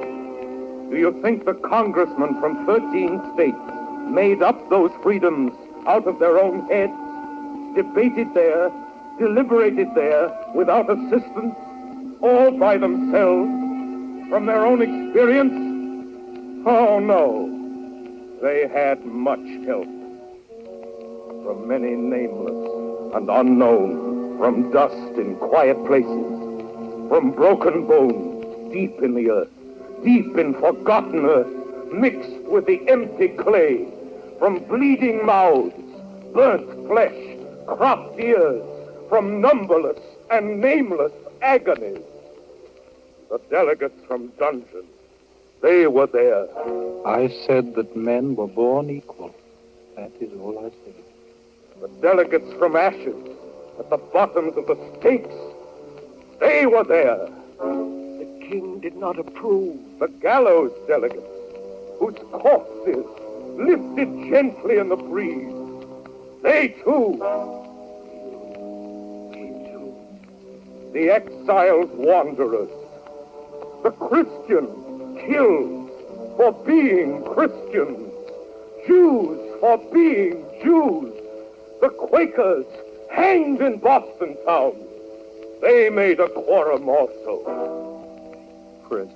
We are prison. The murdered men, the lopped off hands, the shattered limbs, the red welts where the whiplash bit into the back. Must you know what they said? Must you know how they argued? Must you be told the evidence? The silent testimony of the raised? Must it be told verbatim? Listen then! That was an argument for an amendment. That was a speech in favor of an article of freedom. That praised the passage of a Bill of Rights. How much of all this must be told to be believed? Must it be drawn on diagrams? X marks the spot where decency was last observed. The dotted line shows how the victim staggered. The arrow points to blood. The headsman, he was there in Federal Hall. The man who turned the ratchets on the rack. He sat in the assembly too. Nero was there. Caligula, King Philip, Torquemada, Cotton Mather, all the tyrants and the martyrs who had gone before. Sat quietly, unseen among the representatives. Read from their memoirs, expert testimonies, found their ways into the record and between the lines. All the long and bloody history of fanaticism, murder in the name of God, torture in the name of love, crucifixion in the name of safety to the crown. My God, my God. He too sat in the Congress, the mild man with the scars in his hands and feet where the spike went through. He was a consultant in the business at hand. Had he not died because the rulers of a realm denied free speech? Was he not nailed up on a cross between two thieves because his preachments were considered treason? He, the Son of God, was he not executed over an issue of the rights of man? Make no mistake about it. He was there. He sat beside James Madison and Elbridge Gerry and John Page in Federal Hall. Unseen he was. The men of Congress were collaborated with. They added up the gains and losses, and the brave words spoken, and the brave songs sung. They weighed the drawn and quartered flesh. They took into account the hemlock and the crucifix, the faggot and garrote. And then they framed amendments to the Constitution out of the agonies, out of the crisscrossed scars of all the human race. They made a Bill of Rights for their own people, for a new, a willful, and a hopeful nation. Made a Bill of Rights stand against the enemies within, connivers, fakers, those who lust for power, those who make of their authority an insolence. The Congress of the 13 states, instructed by the people of the 13 states, threw up a bulwark, wrote a hope, and made a sign for their posterity against the bigots, the fanatics, bullies, lynchers, race haters, the cruel men, the spiteful men, the sneaking men, the pessimists, the men who give up fights that have been just begun. The Congress wrote a 10-part epic of amendments.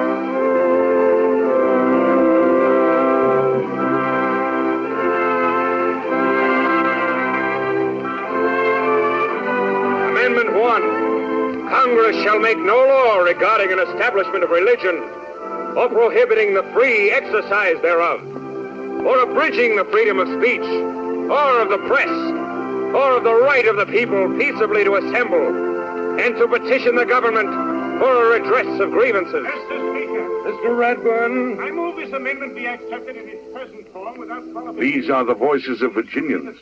We are debating Congress's amendment on this mild December afternoon, this 15th of December, 1791, debating in the State Assembly in the capital at Richmond. Only one more state is needed now to ratify. Just one more state and the amendment becomes law. The victory is close at hand. Virginia likes these articles. Virginia, the home of Washington and Jefferson, of Madison and Mason. Virginia has fought to win these rights for many years, has waited for this day. This is December the 15th, 1791. Virginia will ratify the Bill of Rights today, and freedom will take hold, take root, begin to burgeon in the rich earth of America. Today, the 15th of December.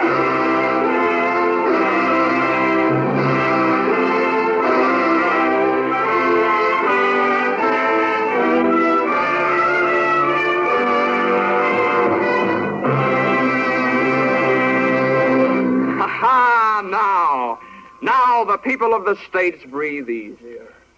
It's all down in black and white. A contract. It's a deal between the future and themselves. Americans don't make a promise lightly, or take it that way either. A promise made by honest men to other honest men is like a hand clasp and a vow. Meant to be understood. Meant to be remembered.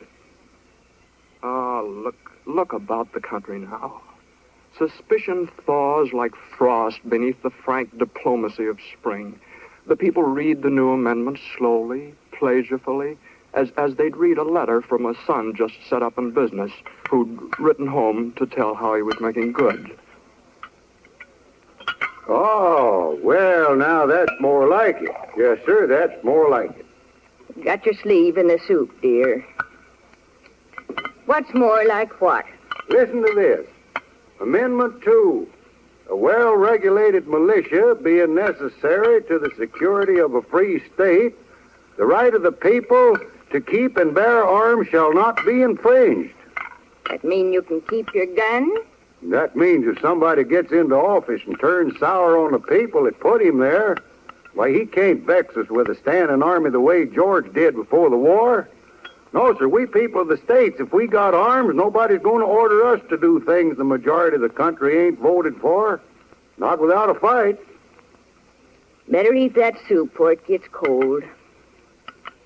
Shouldn't read when you eat anyways. Put down the paper. Oh, all right.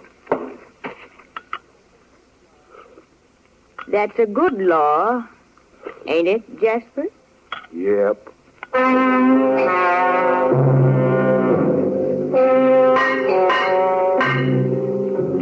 Go on reading it. Why'd you stop? Well, how can you hear me when you're hammering? Concentration. Go on. Amendment 3. No soldier shall in time of peace be quartered in any house without the consent of the owner, nor in time of war, but in a manner to be prescribed by law. Gives me elbow grease just hearing things like that. Makes the old hammer handle easier. The way this sounds, you'd think we was expecting another war. In a time of war, this says. Why, I thought we'd just been all through that a little while ago. Why, the more these amendments make us free, the more they'll be hated by those who don't want freedom because it spoils their game. Think nobody's going to try and break us up because we're united and agreed? Some people are just ornery that way. Wouldn't surprise me none if we had to fight more wars. Why, you mean to say we're maybe going to have to fight all over again to keep our independence? Well, I hope it don't get to be a habit. I hope it does. Pretty good habit to get into, fighting for your rights. Always somebody waiting for a chance to steal valuables. And if freedom ain't a valuable, I don't know what is. Yeah, well. Go on, read some more. Amendment 4. The rights of the people to be secure in their persons, homes, papers, and effects against unreasonable searches and seizures shall not be violated, and no warrant shall issue but upon probable cause supported by oath and affirmation, and particularly describing the place to be searched and the person or things to be seized.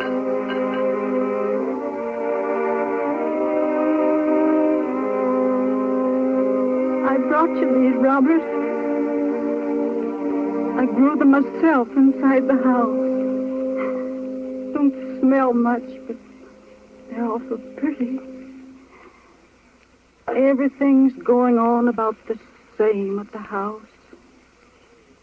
Except I'm a year older since I was here last.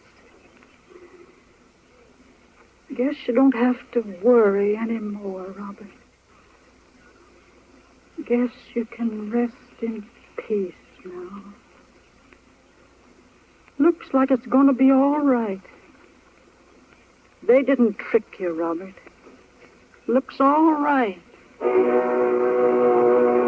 voices of Americans in Maryland, in Pennsylvania, Connecticut, the Carolinas, Georgia. Up and down the little seaboard nation, the voices of Americans together now. Together in a new way, in a strange new way, a way men had never lived together in before. Proud men, unsuspicious, trusting men.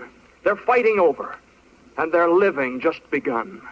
They're building, and they're working, and they're singing, just now getting started.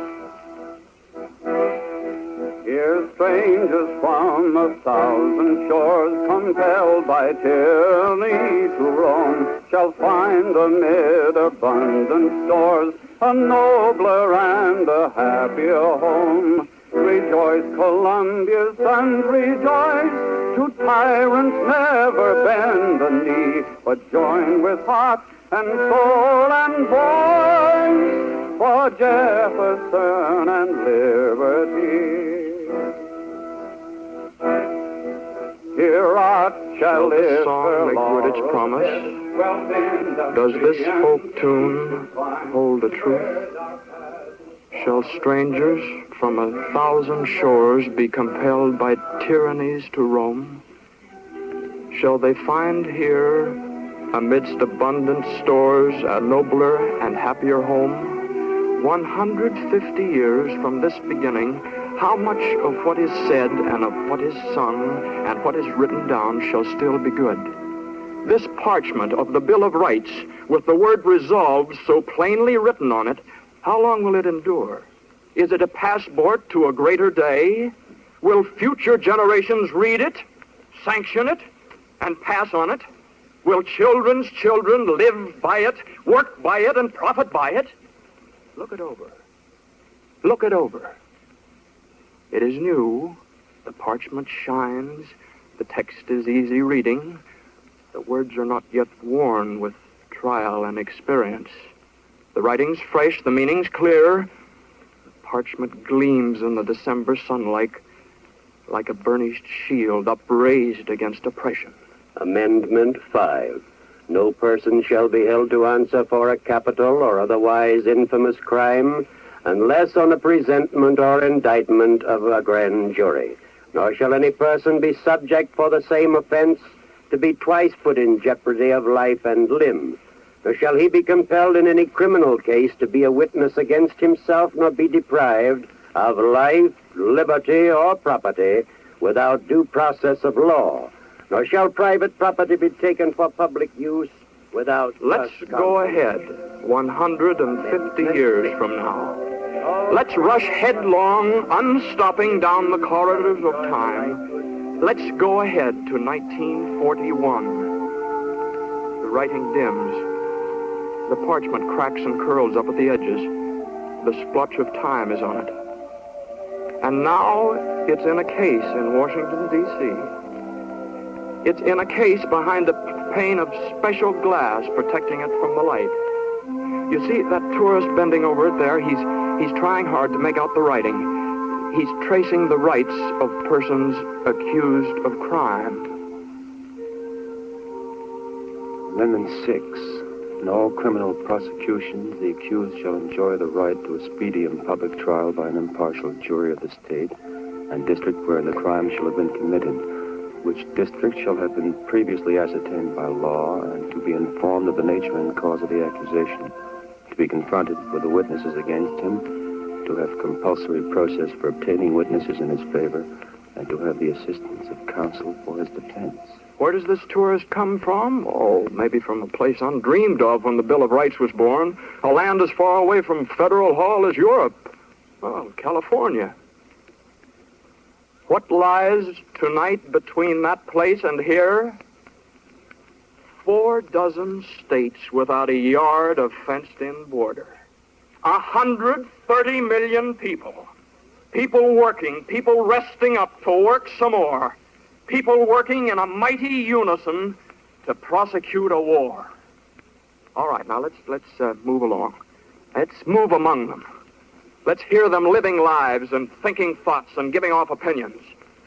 Let's see now what they have to say 150 winters after Richmond. Let's see what happens to the Bill of Rights through their 33 administrations, 77 Congresses, and a half a dozen wars. Has anybody anything to say about the status of men's rights December 15th, 1941? I have something to say, if you don't mind. I'm in jail tonight, but I'm joining in your celebration and cheering as hard as anybody else. Uh-huh. Well, if you don't mind my asking, Well, trumped-up charge. The old routine in the city. And I'm getting out on bail tomorrow, and when I'm finally tried, it'll be by a jury and in public. And none of this Gestapo stuff. Although they wouldn't try it if they could, but that little 450-word matter you're celebrating tonight stops them short of that. Yeah, well, what did they chuck you in the clink for? I mean, what the charge? Making a speech for the Fusion Party against the mayor. First, we hired a hall, but they took away our permit. Said the building was unsafe under an old fire ordinance. So then we went down to Garrison Square, where no permit is required to speak in public. And within 10 minutes, we were on our way to the police station on charges of blocking traffic, disturbing the peace, and inciting to riot. Oh, it's a fine thing. Yes, but listen, we'll beat him. He's scared of us. He's scared the people will find out the truth. And with good reason, because when they do, he's finished. That's why he doesn't want us to be heard. Uh-huh. It's only the crooks and the frightened little big shots who need to shut up their opponents. That may work all right in some other countries, but not here. Yeah, well, how are you going to beat him? Well, there's such things as rights on our side. And not even the mayor's machine is powerful enough to stop us. We'll fight that fight on every front. Carry it to the highest courts if necessary. And we'll win. Is this the talk of servile men? Of tamed and gutless and obedient men? Is this the kind of talk you hear from slaves and witless followers? No, not quite. Not exactly. This is what they meant in Federal Hall and what they voted for 150 years ago today in Richmond. Those 10 amendments are not dusty statutes loafing in retirement. They're a pep talk to the fighters and a fortress to the undefended. They double bar the front door of the home against culprits and searching parties. Stand the drinks for everybody toasting freedom. And of all things, they are not a set of legal clauses, dry and dusty. Although that's Amendment 7, that makes us wonder. Amendment 7.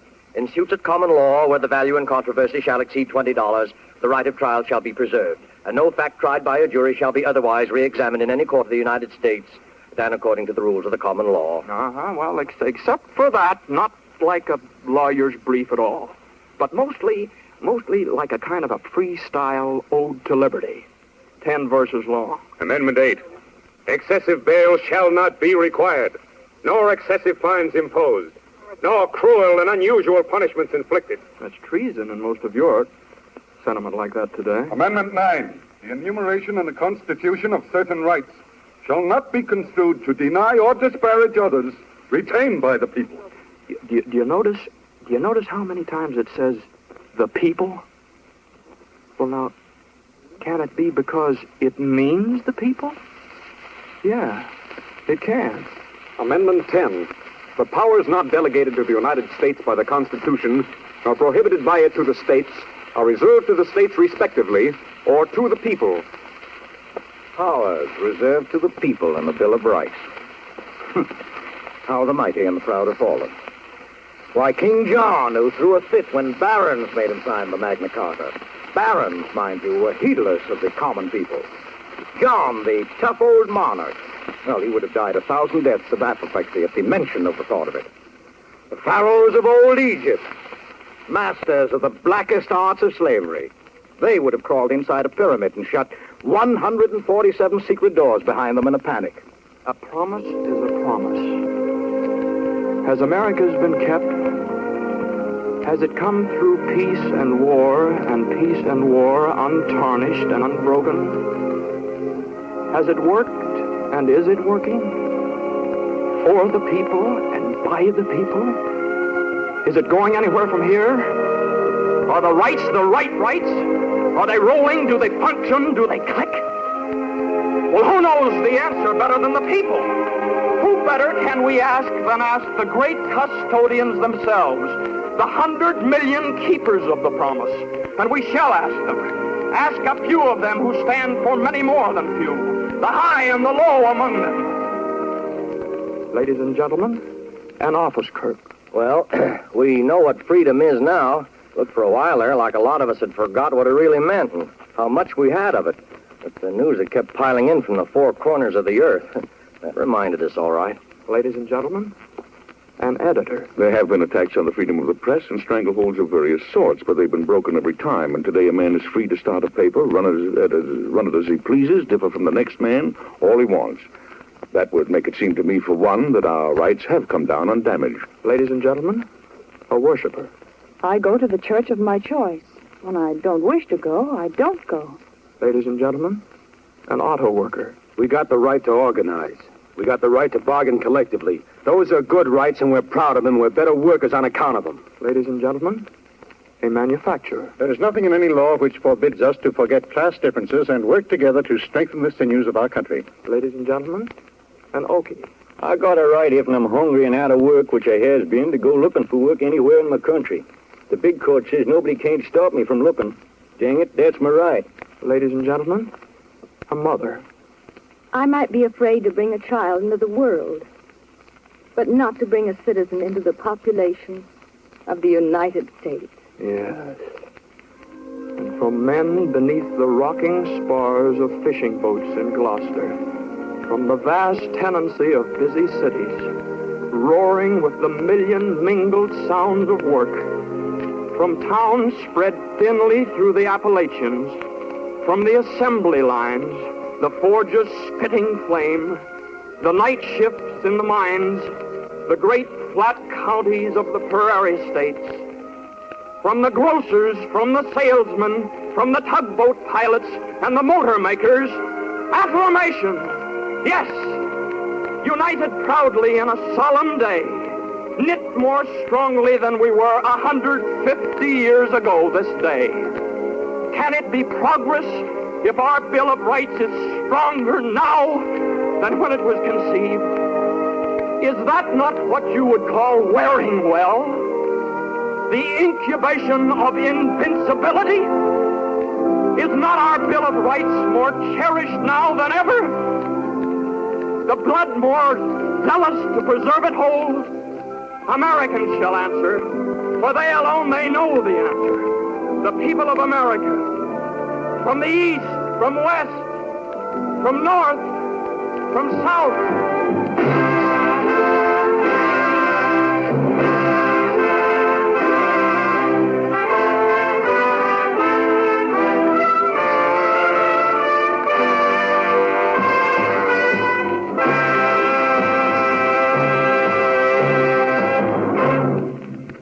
Ladies and gentlemen, the President of the people of the United States. Free Americans.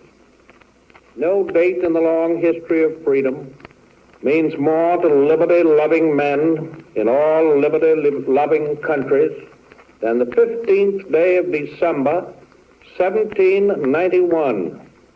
On that day, 150 years ago, a new nation, through an elected Congress, adopted a Declaration of Human Rights which has influenced the thinking of all mankind from one end of the world to the other. There is not a single republic of this hemisphere which has not adopted in its fundamental law basic principles of freedom of man and freedom of mind enacted in the American Bill of Rights. There is not a country, large or small, on this continent and in this world which has not felt the influence of that document, directly or indirectly. Indeed, prior to the year 1933, the essential validity of the American Bill of Rights was accepted everywhere, at least in principle. Even today, with the exception of Germany, Italy, and Japan, the peoples of the whole world, in all probability 4/5 of them, support its principles, its teachings, and its glorious results. But in the year 1933, there came to power in Germany a political clique which did not accept the declarations of the American Bill of Human Rights as valid. A small clique of ambitious and unscrupulous politicians whose announced and admitted platform was precisely the destruction of the rights that instrument declared. Indeed, the entire program and goal of these political and moral tigers was nothing more than the overthrow throughout the earth of the great revolution of human liberty, of which our American Bill of Rights is the mother charter. The truths which were self-evident to Thomas Jefferson, which have been self-evident to the 6 generations of Americans who followed him, were to these men hateful. The rights to life, liberty, and the pursuit of happiness, which seemed to the founders of the Republic, and which seemed to us inalienable, were to Hitler and his fellows empty words, which they proposed to cancel forever. The propositions they advanced to take the place of Jefferson's inalienable rights were these: that the individual human being has no rights whatever in himself and by virtue of his humanity, that the individual human being has no right to a soul of his own, or a mind of his own, or a tongue of his own, or a trade of his own, or even to live where he pleases, or to marry the woman he loves. That his only duty is the duty of obedience, not to his God, not to his conscience, but to Adolf Hitler, and that his only value is his value not as a man, but as a unit of the Nazi state. To Hitler, the ideal of the people as we conceive it, the free, self-governing, and responsible people, is incomprehensible. The people to Hitler are the masses, and the highest human idealism is in his own words, that a man should wish to become a dust particle of the order of force which is to shape his universe. To Hitler, the government as we conceive it is an impossible conception. The government to him is not the servant and the instrument of the people, but their absolute master and the dictator of their very act.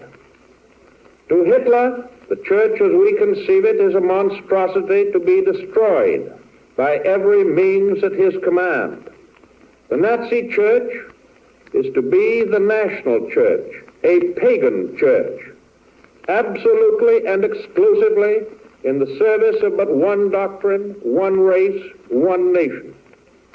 To Hitler, the freedom of men to think as they please, and speak as they please, and worship as they please, is of all things imaginable most hateful and most desperately to be feared.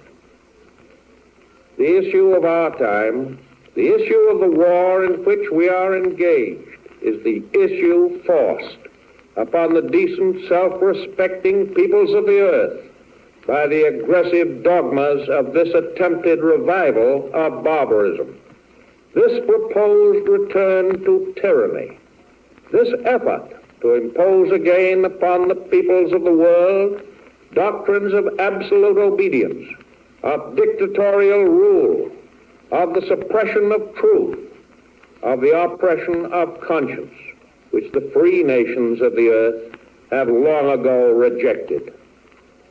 What we face is nothing more nor less than an attempt to overthrow and to cancel out the great upsurge of human liberty, of which the American Bill of Rights is the fundamental document, to force the peoples of the earth, and among them the peoples of this continent and this nation, to accept again the absolute authority and despotic rule from which the courage and the resolution and the sacrifices of their ancestors liberated them many, many years ago.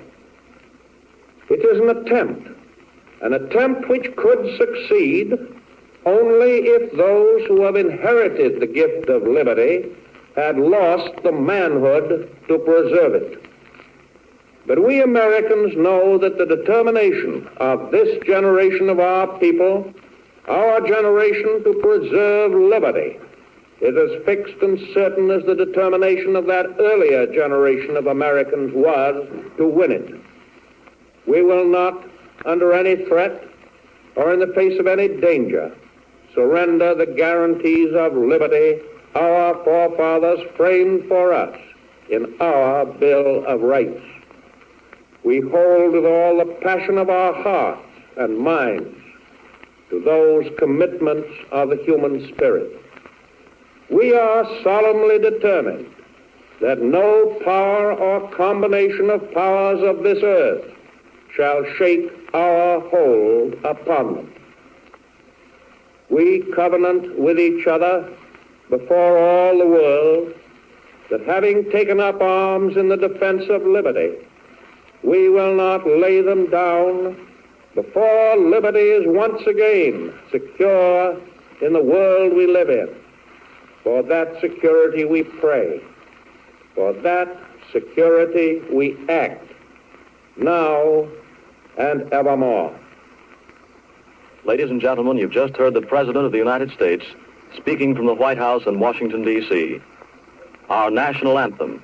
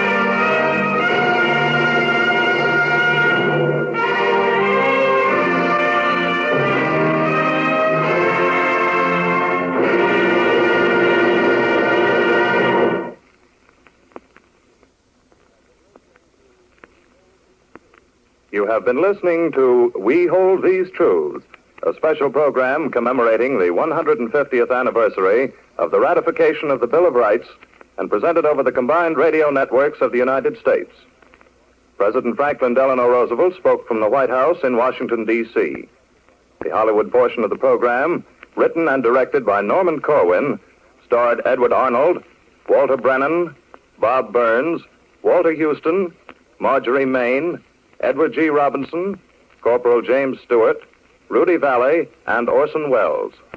The original music score was composed and conducted by Bernard Herrmann. The national anthem was performed by the NBC Symphony Orchestra, conducted by Dr. Leopold Stokowski, and came to you from New York.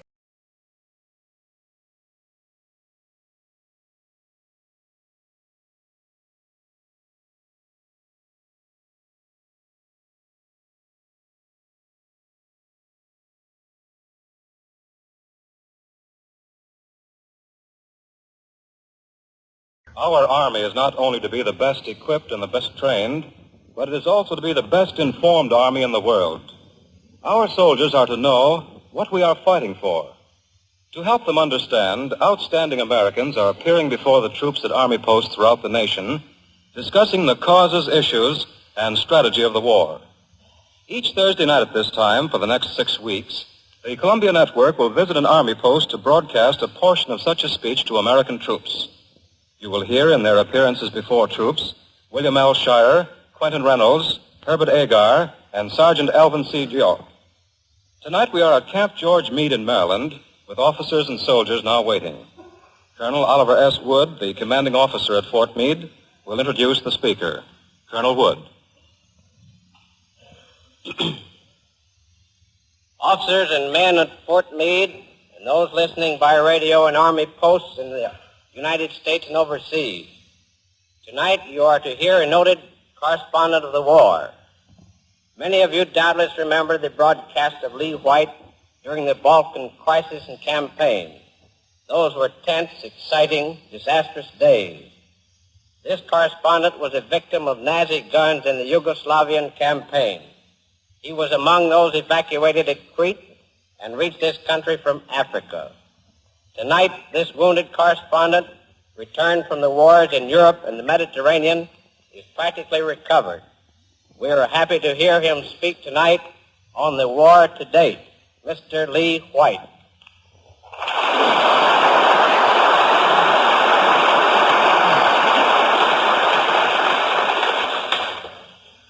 It's strange that I should have been, of all correspondents, the one selected to talk to you about the war from Pearl Harbor to the present. For I was in Europe for 5 years and only managed to return to the United States on October 11th, 7 weeks before that fateful date. Since then, I have spent most of my time in the hospital, recovering from a wound I received in Greece a year ago. Until recently, I was shut off entirely from the outside world. Now I am addressing you here at Fort Meade, the first group of American soldiers I've set my eyes on since I returned to this country. I can't tell you much about America's war effort since Pearl Harbor, that is the American phase of it, but I can tell you what our entry into the war since Pearl Harbor has meant to the majority of Europeans. As we all know, this war did not begin on December 7th, not even for Americans. This war began 10 years ago, in January 1932, when Japan invaded China. 3 years later, in December 1934, Italy invaded Abyssinia. And the unwillingness of the great powers to apply sanctions destroyed the League of Nations. And whether we as Americans liked it or not, the League was the nearest approach the world has ever made to some international system of law and order. Without the authority of the League of Nations, law and order was gone, and Europe's decline toward anarchy began. The war for each one of us began at a different time, the moment when we personally became involved. For me, the war began in Spain. In July 1936, General Franco led his revolution against the government of the Spanish Republic.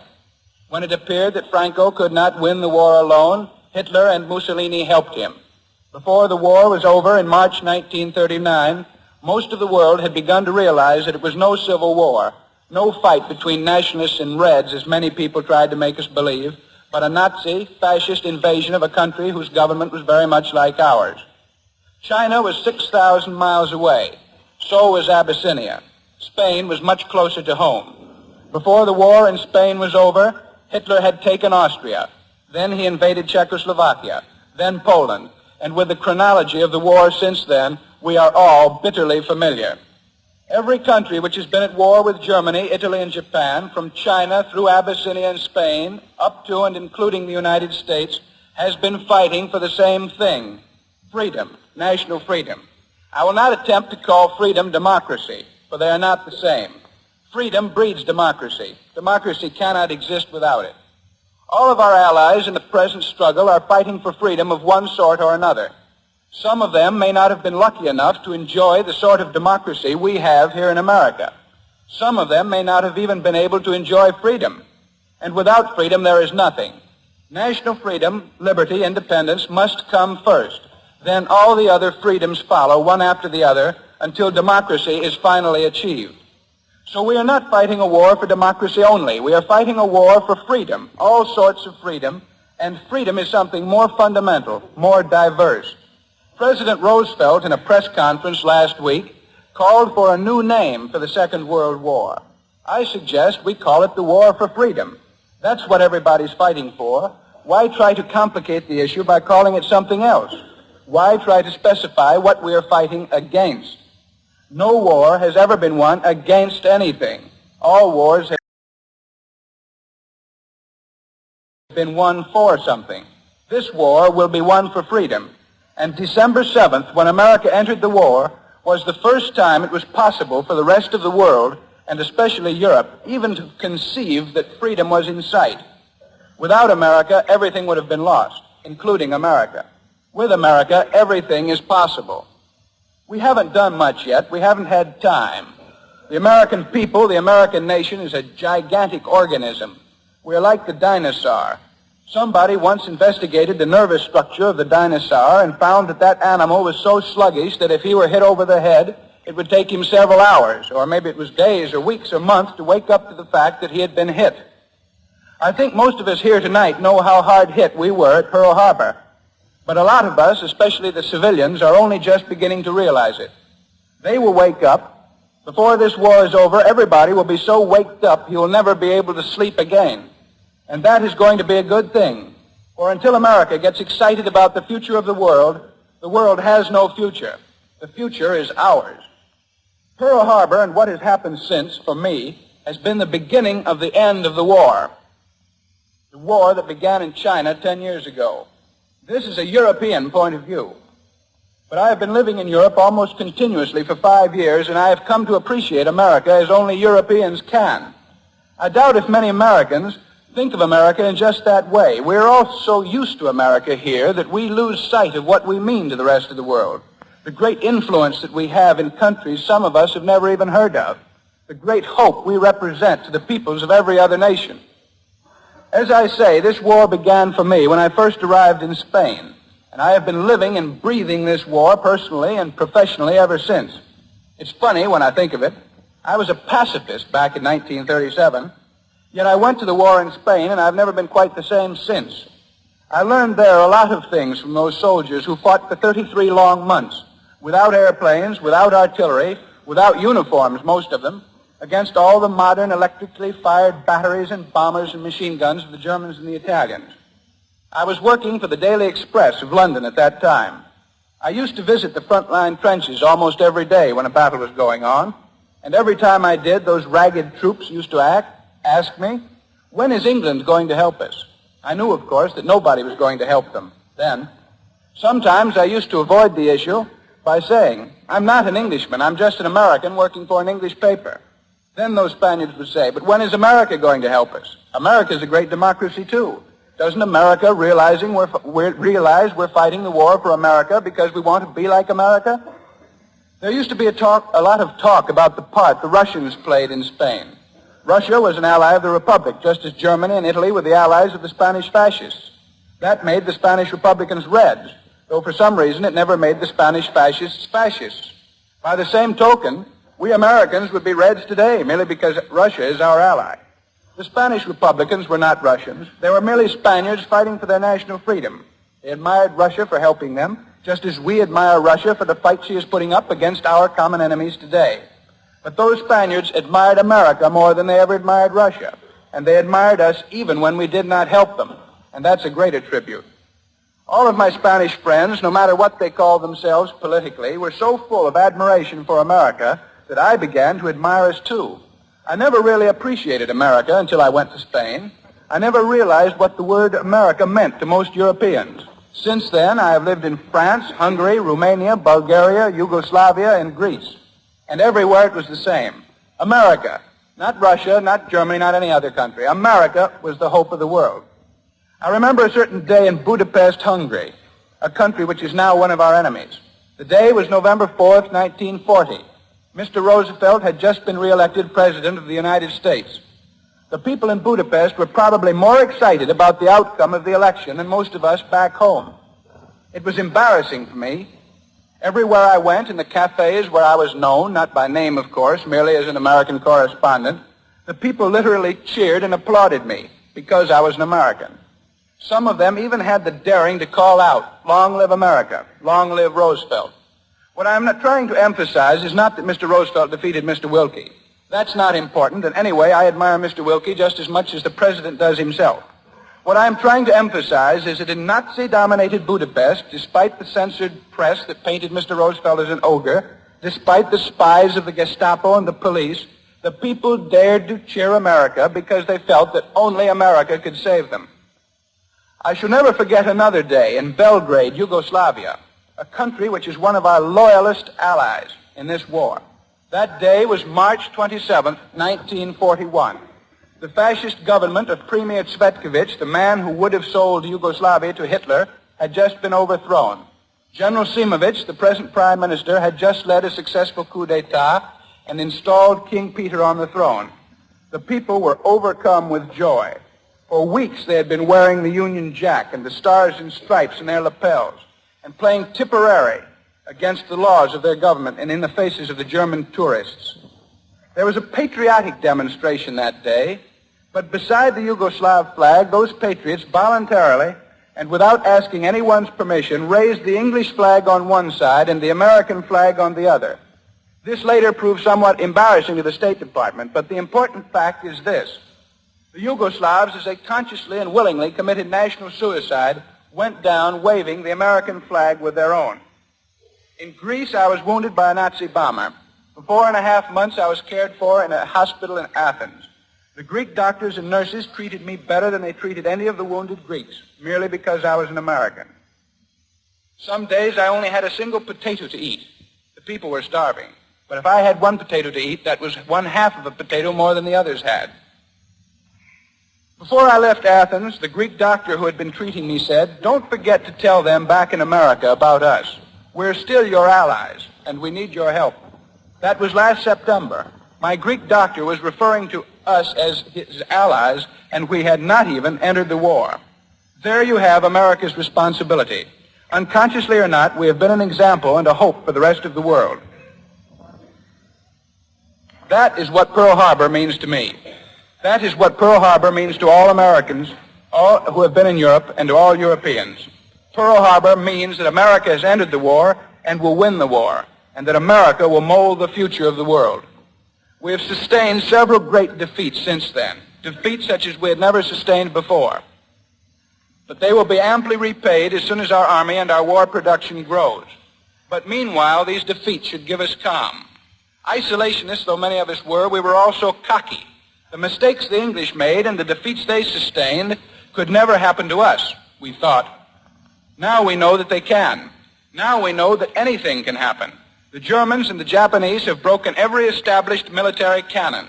They smashed through the impregnable Maginot Line. They broke through the impassable mountains of Greece and Yugoslavia. And they invaded Crete without a navy because they had an air force. So the Japs have broken all the rules. They have extended their lines of communication without regard for safety. They have shown us that anything and everything is possible, and that should give us confidence. For we have everything the Japanese and the Germans have, and more. We have ourselves in the first place, and secondly, we have all the rest of the world on our side, waiting for the day when they can welcome our troops, waiting for the day when, with our help, they can at last do what they've always wanted to do, make their own American revolutions. From Fort George and Meade, Maryland, the War Department and the Columbia Network have broadcast another talk to American soldiers everywhere, designed to tell them why and who we are fighting. Lee White, Columbia's correspondent injured in Greece, was today's speaker. Next week, William L. Shire will be heard from Fort Belvoir. He will speak on the subject, Your Enemies, the Fascists. Gunner Back speaking. This is the Columbia Broadcasting System. Well, that...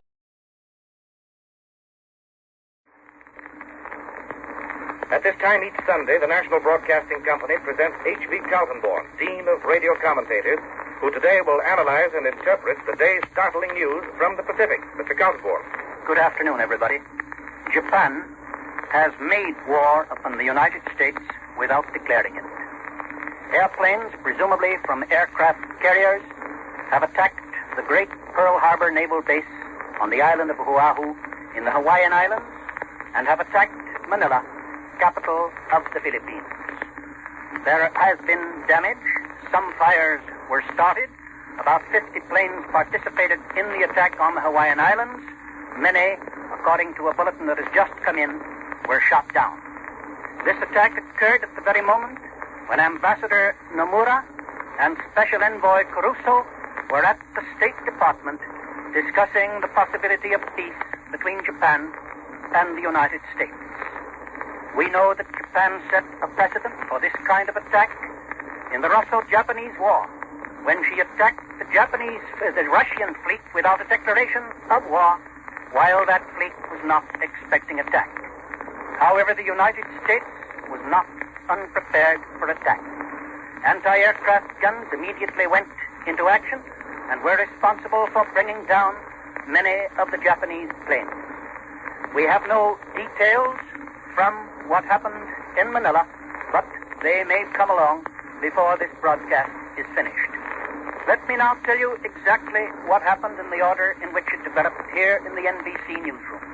At 2:25 came the first flash. White House announces Japanese have attacked Pearl Harbor.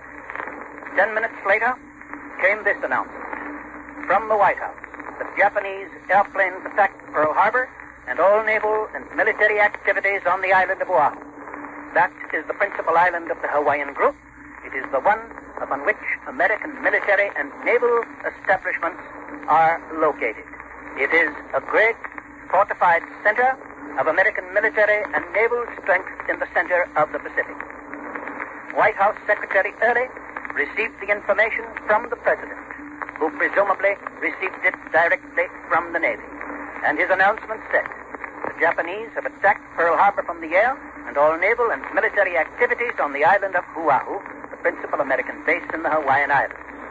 That announcement was made to all press associations by telephone, and immediately after making it, Mr. Early hurried to the White House for conference with the President. The Navy refused to issue any statement on its own account and said that all information would be channeled through the White House. Following the attack on Pearl Harbor came news only 2 minutes later of the Japanese attack on Manila. The White House announced that the Japanese attack on Army and Navy bases at Manila was reported to the President. Then began the dispatches from private sources, from the Press Association representatives themselves. The United Press reported that Oahu Island was attacked by unidentified airplanes. It is natural that the press correspondent does not know just what particular nationality planes belong to, but the Navy knows Japanese planes when it sees them. Policemen and firemen were immediately ordered in a radio broadcast to go to the Army and Navy posts to which they were assigned in the city of Honolulu.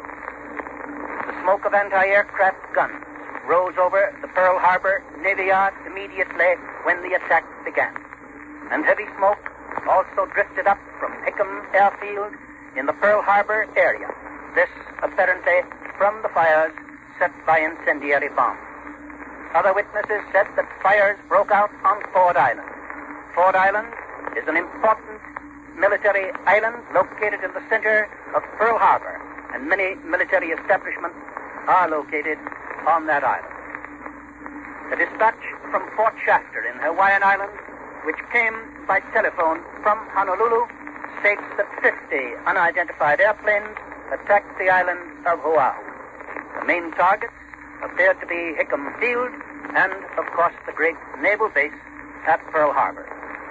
So far as is known, the attacks on Hawaii and Manila were made wholly without warning. This is the first sentence of a statement that has just come from the State Department in Washington. The statement reads, so far as is known, the attacks on Hawaii and Manila were made wholly without warning when both nations were at peace. And they were delivered within an hour or so of the time that Japanese Ambassador Nomura and Japan's Special Envoy, Mr. Caruso, had gone to the State Department and handed to the Secretary of State Japan's reply to the Secretary's memorandum of November 26. You may remember that yesterday we received the reply from Japan to the President's comment and request for information with regard to troop movements in Indochina. This afternoon, Mr. Caruso and Mr. Nomura bring to the Secretary of State the reply to Mr. Hull's general memorandum in which he called for a return to the basic principles of international law. The State Department goes on in its special statement just issued, quote, as soon as the information of the attacks was received by the War and Navy Departments, it was flashed immediately to the President at the White House. The President directed the Army and Navy to execute the previously prepared orders looking to the defense of the United States. And you may rest assured that both our Army, and particularly our Navy and our Air Force, were not caught by surprise by this attack. They knew what they might have to expect, and they were ready for anything that might happen. They have been ready for a long time, and their readiness has been developed increasingly in recent weeks and days. Let me go back to the telephone message that came from Fort Shafter, Hawaii. 50 unidentified airplanes attacked the island of Oahu today. There's a first point. It indicates that it was a relatively small aircraft carrier that brought these planes. However, it's possible, of course, that these first 50 will return and that then others will take off and continue the attack.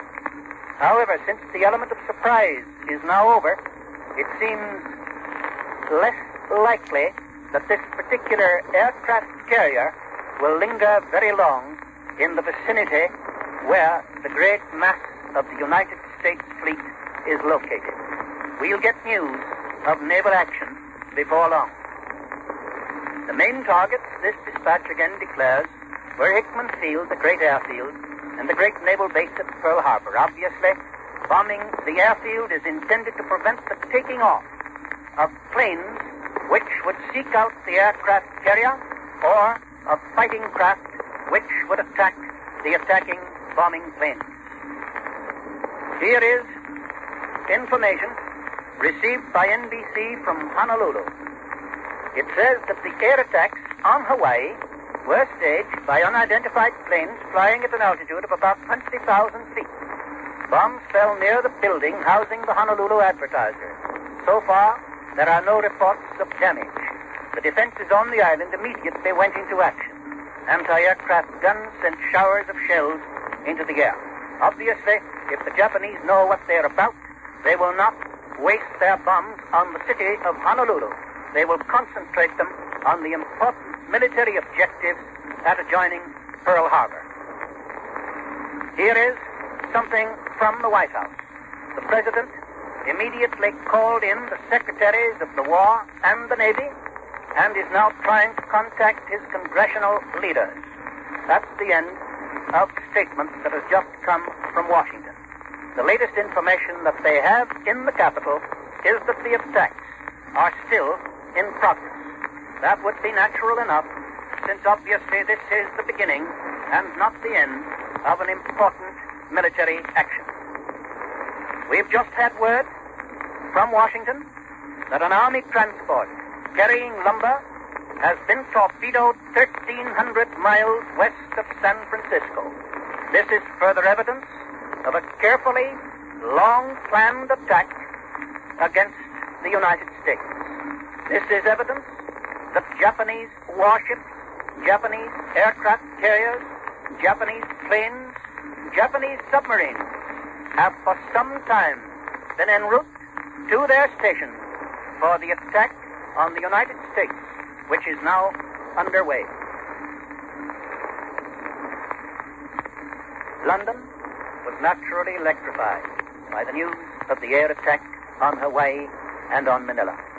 Official quarters in London had been alert for some signs of the first outbreak in the Far Eastern warfare, but they had not expected it to come from that area, which simply means that most of us had had our attention diverted by the movement of Japanese ships in the direction of Singapore. Yesterday, you remember that the President had word that a large Japanese convoy was entering the Gulf of Siam. We have had word that large numbers of Japanese troops have been gathered in Indochina. And it is evident now that this was something of a blind, something to make us think that no nearer attack was impending.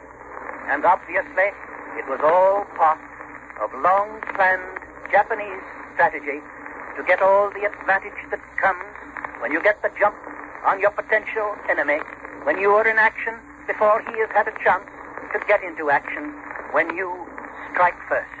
And that is exactly what Japan has done.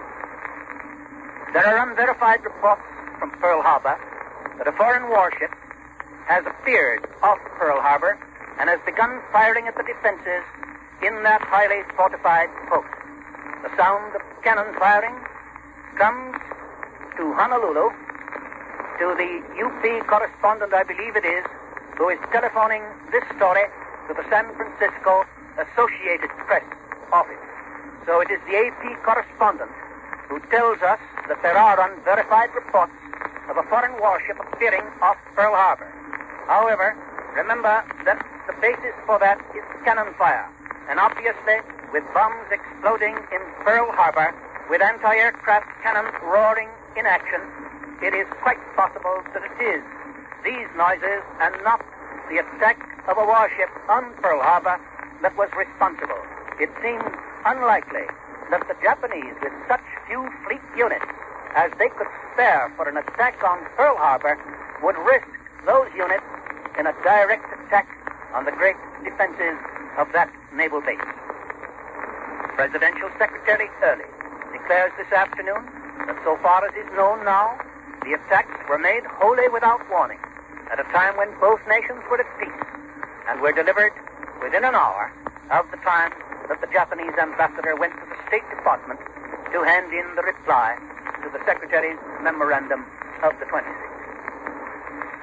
Secretary of State Cordell Hull, today, according to a bulletin just in from Washington, angrily told the Japanese peace or war envoys that their government's answer to his recent document on the United States position in the Far East was crowded with infamous falsehoods and distortions.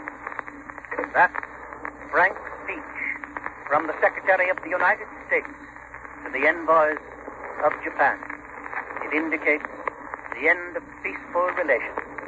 It means that those envoys will be sent packing home, and the United States, through no fault of its own, without anything for which it is responsible, at the very moment when it was finally making a last effort to maintain peace, the United States has been attacked, and the United States will know how to answer that attack.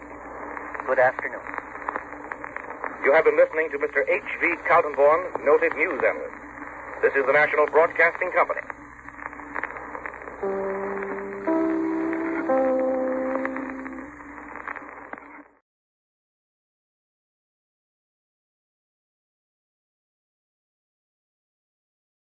The Jack Benny Program. Quality of product is essential to continuing success. An outstanding example, Lucky Strike. At 49 American. Lucky Strike means fine tobacco. So round, so firm, so fully packed. So free and easy on the draw. LSMFT, LSMFT, LSMFT. Remember, year in, year out, Lucky Strike means fine tobacco. So smoke that smoke of fine tobacco, Lucky Strike.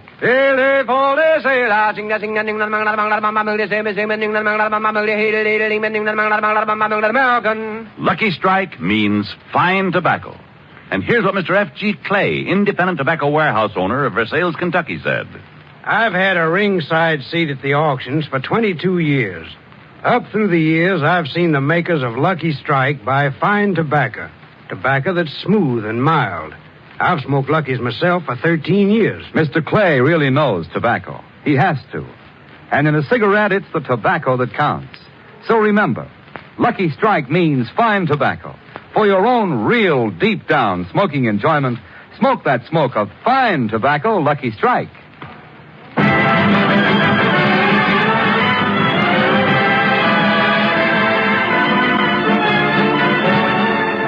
From the USS Saratoga, anchored in San Francisco Bay, the Lucky Strike program, starring Jack Benny, with Mary Livingston, Phil Harris, Rochester, Dennis Day, and yours truly, Don Wilson.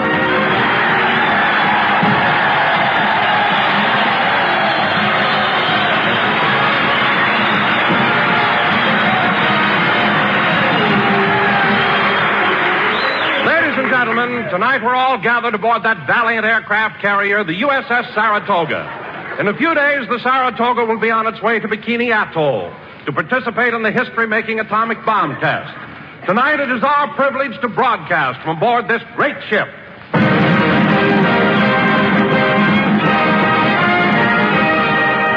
And now, ladies and gentlemen, from the Saratoga, which is affectionately called Old Sarah, we bring you another old lady, and here she is, Jack Benny.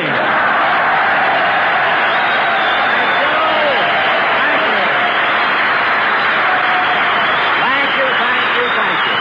Hello again, this is Jack Benny talking, and Don, I must say that on an occasion like this, you could have gotten a better introduction and one with more dignity. Well, what do you mean, Jack? Well, for instance, since this is a fighting ship, you could have said we bring you Jack Benny, that old fighter.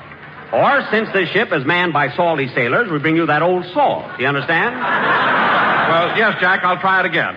Ladies and gentlemen, since we're broadcasting from under the crow's nest, we bring you that old... Never mind!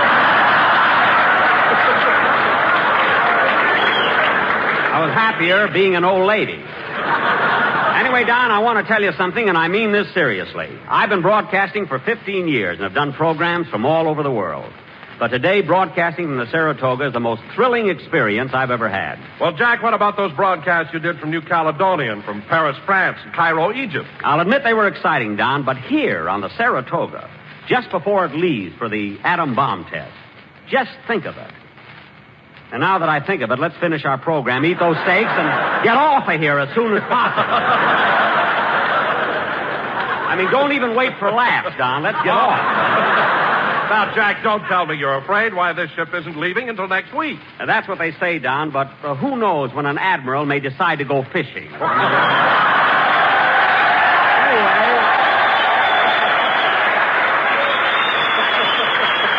Anyway, don't worry about me.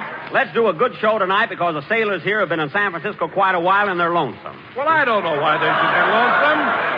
I don't know why they should be lonesome at all. There are a lot of pretty girls in San Francisco. I know, Don, but the way this town is built, you know, with these steep hills, it's so hard to get a date. Well, what do you mean? Well, last night I followed a girl down California Street. Just as I got to her, she stepped aside and I fell in the bay. So I spent the rest of the evening with a mackerel.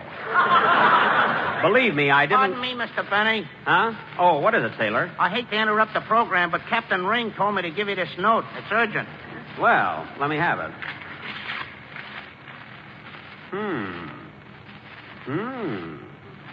My, this is serious. Oh, Don. Yes, Jack. Would you mind stepping a little more to the center? The ship is listing to port.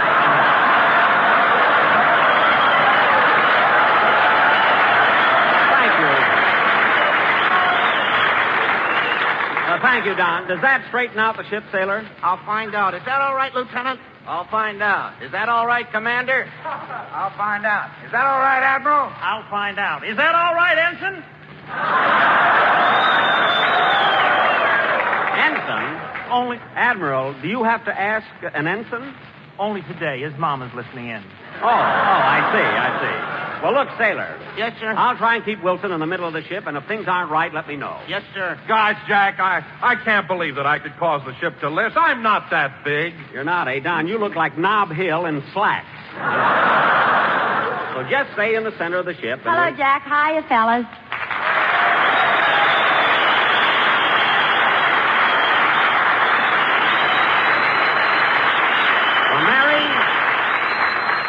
Mary, how do you like being aboard the USS Saratoga? Gee, it's thrilling, Jack. And this morning, Commander Entler showed me all around the ship. Gosh, it was interesting. You know, there are 1,000 men in the crew. Only 1,000? What do you mean only? 1,000 is a lot of men. To row a big ship like this?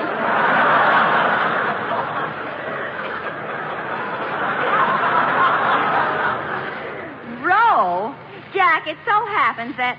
No, I'm not going to tell you. Tell me what? No, I can't tell you. It's a military secret. Oh, come on, Mary, tell me. Well, Jack, since you were in the Navy, they got rid of the galley slaves. Well, I won't tell anybody.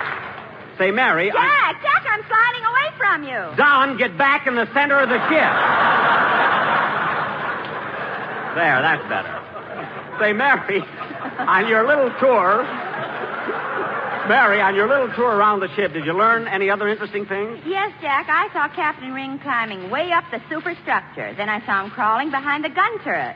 And then I saw him slipping into one of the lifeboats. Really? I'll bet he was placing delicate instruments for the test. No, he was hiding Easter eggs for the boys. Now, isn't that nice? Captain must have a hard job every Easter coloring those powdered eggs, you know? It isn't...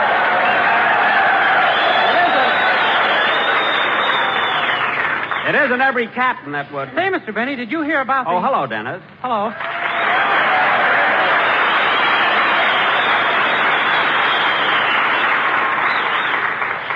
Say, Mr. Benny, did you hear about How do you feel, kid? Fine. Say, Mr. Benny, did you hear You about look great, you know. Thanks. Say, Mr. Benny, did you hear about the... Hear about what? Hear about what, Dennis? I better not tell you. It's a naughty joke. Well, Dennis, people shouldn't tell you those kind of jokes. I made it up myself. Oh. And now, fellas... It's about a traveling Boy Scout. Never mind. I don't want to hear it. Anyway, we haven't time for that now. You know, Dennis, we're all here aboard the Saratoga because in a few days it'll leave for the atomic bomb test. Oh, boy. Mr. Benny, what's an atomic bomb? I'm glad you asked me that, kid. You see, an atomic bomb is a very special kind of bomb. It's a bomb that's atomic. Now, you see, atomic energy is composed of three different things. Neutrons, protons... And nylon. Thanks, Mary. Now, the scientists had no trouble getting the protons and neutrons, but only officers could get the nylon.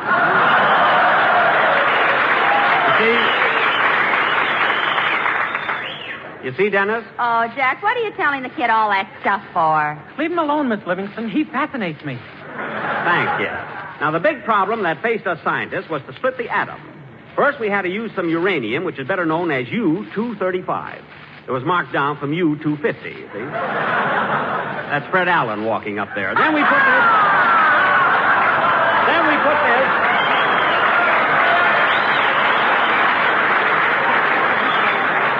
It's making a lot of noise on this ship, you see? Then we put this into a cyclotron. Mix it with neutrons. And add a pinch of salt. Mary, you use your recipe and I'll use mine. Anyway, Dennis, you mix the neutrons with the U-235, and then you treat all the elements with radar. Put them all together again, and you have the atomic bomb. Gee, and my mother says you're a dope. Oh, she does, eh? My father thinks you're a dope, too. Oh, yeah? But I don't think you are. Well, thanks, kid. But they think I'm a dope. Dennis, that's enough. Now, Dennis, let's have a song. After all, you were in the Navy. These are your buddies, and they're all anxious to hear you. Okay. You know, Mr. Benny, last year when I was in the Navy, I sang on this ship. I know you did, kid. It must be nice being back here again. By the way, would you like to say something to the boys before you sing? I sure would. Go ahead. Hey, fellas, do you want to hear the story about the traveling Boy Scout? Dennis. A Boy Scout went into the woods and built a fire. Then a week later, he went back and the fire was still burning. Still burning? Don't you get it? Get what? He spent the afternoon in the woods with his old flame. Oh, for heaven's sake. Traveling Boy Scout. Go ahead and sing. Oh, Mr. Benny. Yes? You've got your fat announcer off center again. Don, keep your seam on the beam. Go ahead, Dennis. Let's have your song. Come on.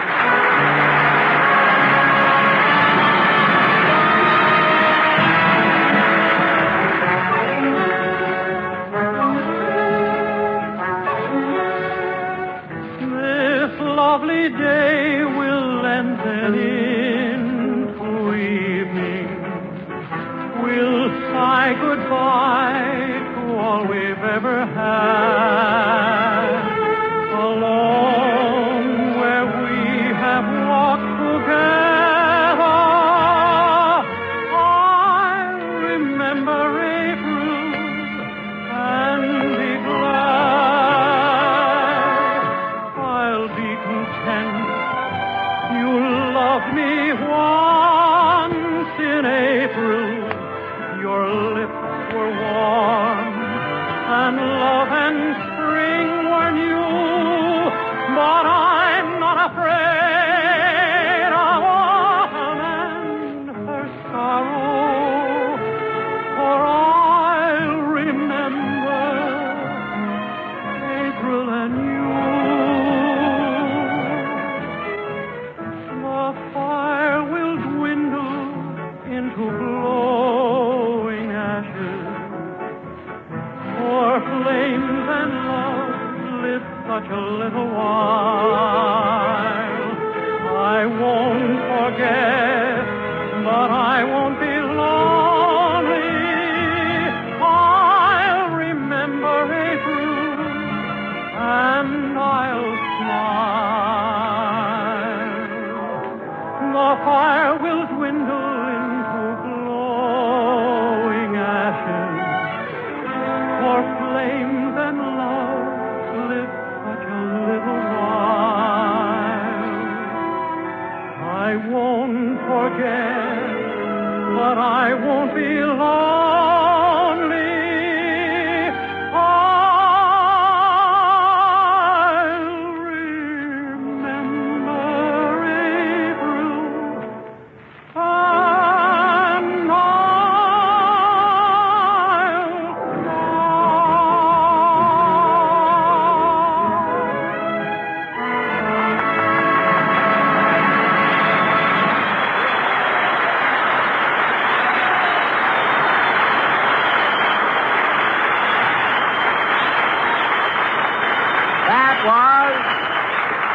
That was I Remember April, sung by Dennis Day and accompanied by Phil Harris and as Makes You Wish You Were on the Enterprise Orchestra.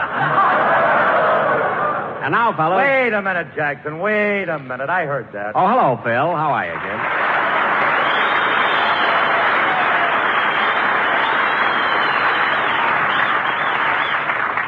Listen, Jackson, there's a time and place for everything, and I wish you'd have a little more respect for my musicians, especially in front of all these guys. What? My boys done their bit. In fact, more than half of them were overseas. No kidding, Phil. Where were they? Alcatraz. Alcatraz? Phil, are you crazy? Alcatraz is a prison. Then how come my boys all got discharge buttons? Let me see those buttons. Well, now, isn't that cute? A little file. How nice. Anyway, Phil, I don't care where they came from. You've got a great band. I'm only kidding when I pan them. I'll say they're great. You know what, Jackson? I'm always tickled to death when I get back to San Francisco. I had my band here the first time at the St. Francis Hotel 20 years ago. No kidding. That's right, and Frankie, my guitar player, is the only boy that's still with me. Well, what do you know? Say, Phil, how come Frankie's been with you all these years? Jackson, if I had on you what he's got on me, I'd be the star of this show.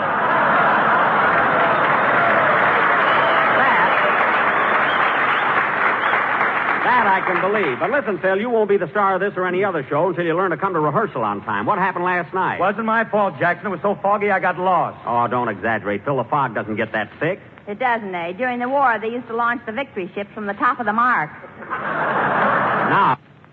Now you're being silly. No, she ain't, Jackson. That's where I always go to get launched. Oh, yeah. Yes, sir. Hit me on top of the head with a bottle of champagne. I'm sailing today. Phil, can't you stay in dry dock for just one night? And stop using the fog as an alibi. But, Jack, Phil's right. Between the fog and the hills and this is some town. Well, what are you talking about? Well, last night, some silly jerk followed me down California Street, and when I stepped aside, he fell in the bay.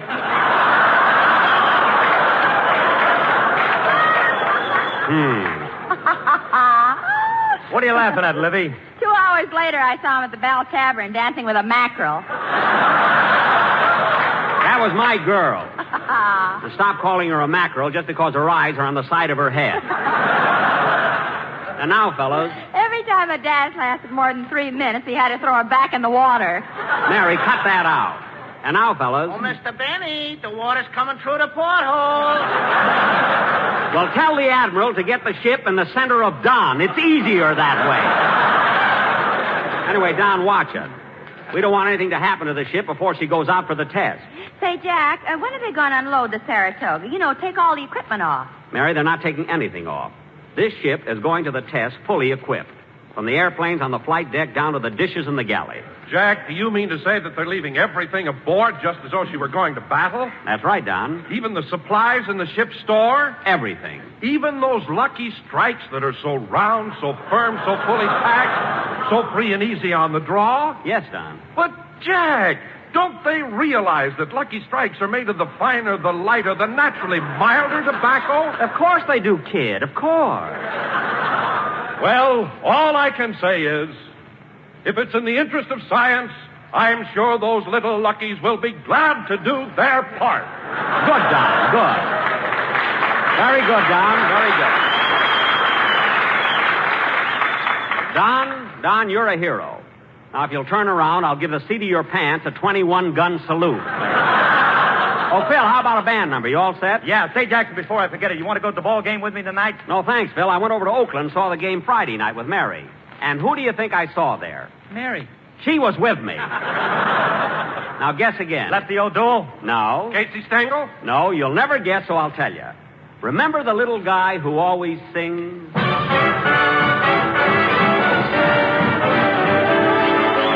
Pickle in the middle and the mustard on top. Just the way you like him, and they're all red hot. Tasty little hot dog and some pop.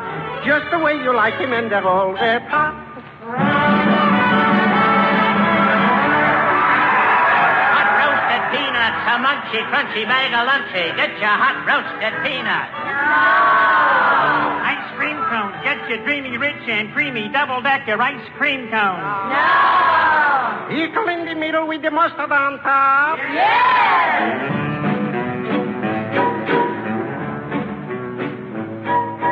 Pickle in the middle and the mustard on top. Just the way you like it, and they're all red hot. Everybody's living like a lord, eating Coney Island smorgasbord. We're sick of chicken and we're tired of steak. Well, nothing could be better than the weenies I made. Once we start to eat them, we can't stop. With pickle in the middle, sizzling off the griddle. Pickle in the middle and the mustard on top. 2 hot dogs, please. Corporal Puppy is coming up. Would you like it maybe baseball style? Baseball style? What's that? 3 bites and you're out.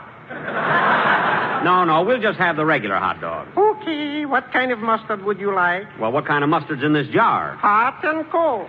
Wait a minute, how can you have hot and cold mustard in the same jar? Stick your finger in, it's cold. Stick your tongue in, it's hot. Oh, well, just give them to us plain. We only came over to hear you sing anyway. Oh, thank you.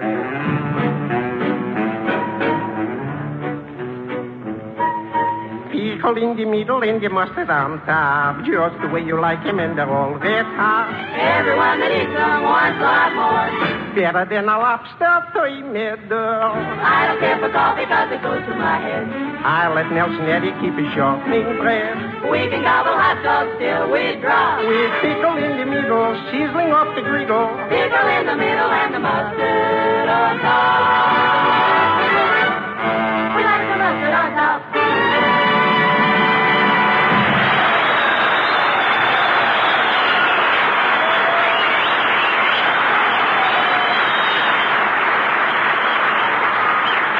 Yes, kids? Yes, that's who Mary and I saw at the ball game Friday night. And now for our... Mr. Benny, here's a telegram that just came for you. Telegram? Thank you, sailor. Well, listen to this, kids. Congratulations on your first anniversary as an honorary admiral in the Nebraska Navy. Signed, Governor Griswold. Gee, I almost forgot about that. I remember it, Jack. You got the commission from the governor of Nebraska. Yeah, Jackson, I remember it, too. It was a year ago this week. Yes, sir. And boy, were you a ham. What are you talking about? You know what I'm talking about. Remember how you... Mary, it's over now, so let's forget it. Hey, pardon me, Mr. Benny, but this sounds interesting. If it's anything about Navy, the boys would like to hear it. Oh, it was nothing, sailor, nothing. Nothing. Come here, sailor. I'll tell you all about it. Mary, he doesn't have to sit on your lap. You use your recipe, and I'll use mine. Here's what happened, fellas. You'll love this. Dollface. It was a year ago this week, and I happened to call Jack's house to tell him that butter was getting short and he should stop using it on his hair. So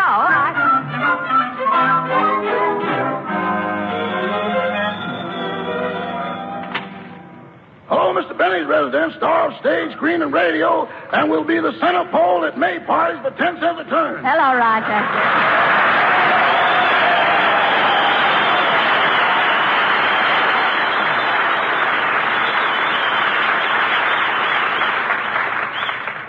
Rochester, I'd like to speak to Mr. Benny, please. Oh, I'm sorry, Miss Livingston. I wouldn't want to disturb the Admiral now. Admiral? Haven't you heard? Mr. Benny is now an Admiral in the Nebraska Navy. In the Nebraska... Oh, I get it. He's been made an admiral in an imaginary navy. Yeah, but he's taking it seriously. He made me sew gold stripes on his blue serge suit. Oh, for heaven's sake. Rochester, how many stripes did he make you sew on? I don't know, but you could cut the sleeves off at the elbow and he'd still be a full admiral.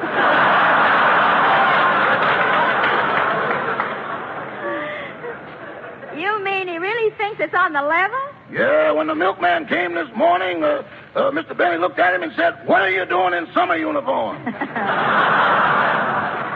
What did the milkman do? He turned to his horse and said, "Stop laughing, he hasn't paid last month's bill yet." Well, Rochester, tell Mr. Benny I called and then I'll see him later. Yes, ma'am. Goodbye. Goodbye. Doggone, ever since Nebraska made Mr. Benny an admiral, he's been upstairs working out fleet maneuvers. I better get him away from that bathtub before he messes up the whole room. Oh, Mr. Benny. Say, boss. Oh, Admiral. What? Oh, it's you, Rochester. Glad to have you aboard. What do you want? Your breakfast is getting cold down on the lower deck. What have we got for breakfast? The whites of 2 eggs. What happened to the yolks? Don't you remember? You scrambled them and stuck them on your cap. Oh, yeah. Well, I can't leave now. I'm about to engage the enemy. Now, watch. The enemy fleet is over here. Boss, don't splash the water on the bath mat. Quiet. Now, I swing my carriers around like this and bring my destroyers over to this side and encircle them. There you are, Rochester. Now, if you were the enemy and I had you surrounded like that, what would you do? I'd pull out the plug and ground every ship you got.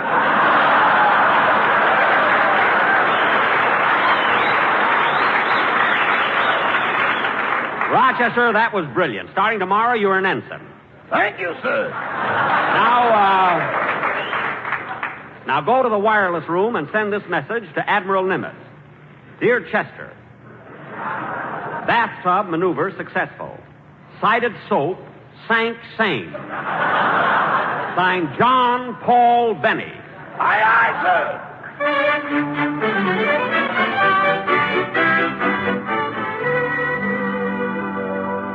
And that, fellows, is exactly what happened a year ago this week. All right, Mary, you glad now you told him? Oh, Jackson, you're not mad, are you? Of course not. To prove it, I want all of you to come up to my hotel room for a fish dinner tonight. What are we going to have? Mackerel. When I catch them, feed them, and dance with them, I'm not throwing them back. Play, Phil.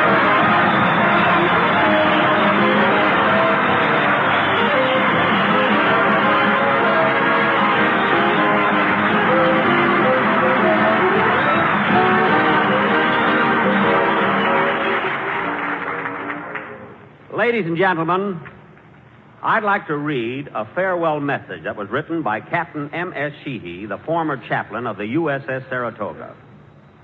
It was written in behalf of all of the men who have had the privilege of serving aboard this ship. Here it is. Dear Sarah, this is a love letter because you have been the great love of thousands of us who have paced your flight deck and boasted of your proud record. 19 years ago, Sarah, with bands playing and admirals standing stiffly at attention, you were grandly launched upon your career. For most of those 19 years, you sailed a peaceful course. And suddenly, out of that peace, came your courageous dash to Pearl Harbor, where you assumed your responsibility. Soon you were standing alone, the only American carrier between Tokyo and San Francisco. We'll never forget Guadalcanal, Bougainville, Rabaul, Nauru, and Tarawa.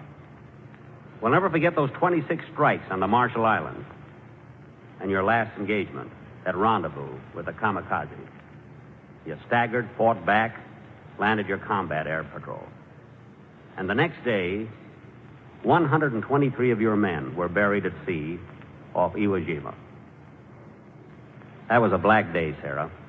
But we, your boys, remember the other days as well. All your gay parties, the celebrations given for every 1,000th landing.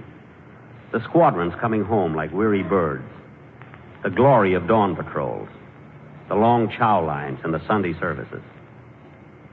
We remember how our hearts lifted when every plane took off and how they sank when we counted the missing ones. To us, Sarah, you were more than a ship. And so we, your boys all over the world, want to say farewell. You are going to perform your last service for your country. Perhaps that atom bomb will put you in Davy Jones's locker. But you won't be lonesome there, for the old Lex and the Wasp and the Hornet and the Yorktown and your little sister ship who died so gallantly, the Princeton, will be there to welcome you. And we men of the Navy want you to know that wherever your hulk may be, your spirit, the spirit of the USS Saratoga, will go marching on and on and on.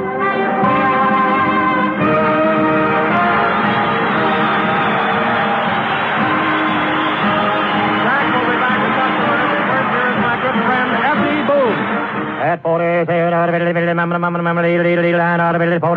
American. Independent tobacco experts, auctioneers, buyers, and warehousemen, men who spend their lives buying, selling, and handling tobacco, know that fine tobacco means a fine smoke.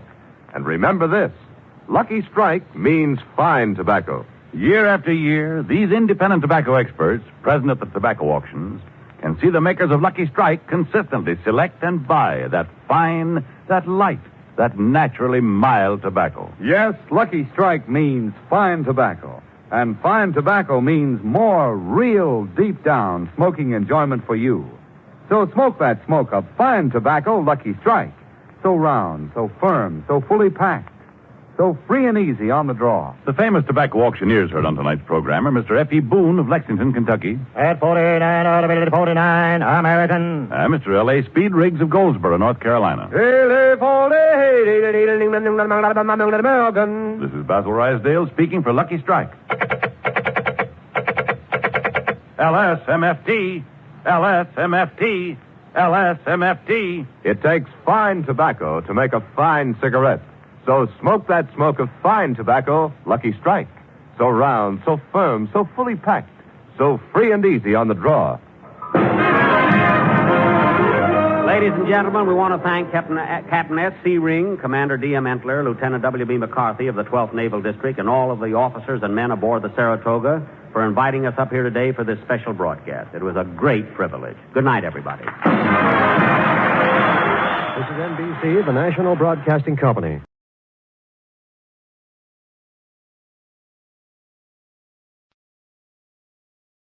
Lux presents Hollywood.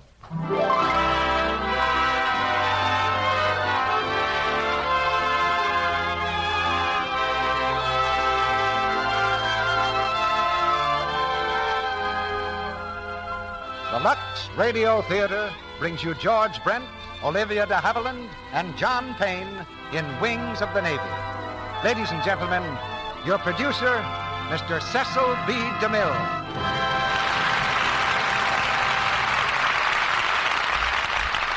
Greetings from Hollywood, ladies and gentlemen. Brave men going down to the sea in ships have written a glorious history for the United States Navy. Over the years, they've brought new honor to the great names of John Paul Jones, Stephen Decatur, Oliver H. Perry, and Admiral George Dewey. In ships of wood and ships of iron, under sail and steam, they've served notice to the world that this land must be respected. Today, that tradition lives on in ships of steel that guard the ramparts of the sea, and in ships of silver that guard the ramparts of the sky, our first line of defense. This new frontier of the air provides the background for tonight's exciting drama, Wings of the Navy. And we have the original stars of the Warner Brothers picture, George Brent, Olivia de Havilland, and John Payne. It's a saga of those men of destiny who do their daily work at 200, 300, 400 miles an hour. We throw the spotlight on two of these men, two brothers, played tonight by George Brent and John Payne. They're both daredevils, and they're both in love with the same girl, which won't be hard to understand because the girl is played by Olivia de Havilland. I think it's fitting that a story like this should be brought to you by a national theater. And we're grateful to the millions of you who have made this a national theater by your loyalty to the product behind it, Lux Toilet Soap. We look to your letters for guidance in producing these plays. Your comments make pleasant reading for us, not only in what you say about our plays, but what you tell us about Lux Toilet Soap. Now there's adventure in the air and a thrill in every cloud as the curtain goes up on Act One of Wings of the Navy, starring George Brent as Cass Harrington, Olivia de Havilland as Irene Dale, and John Payne as Jerry Harrington.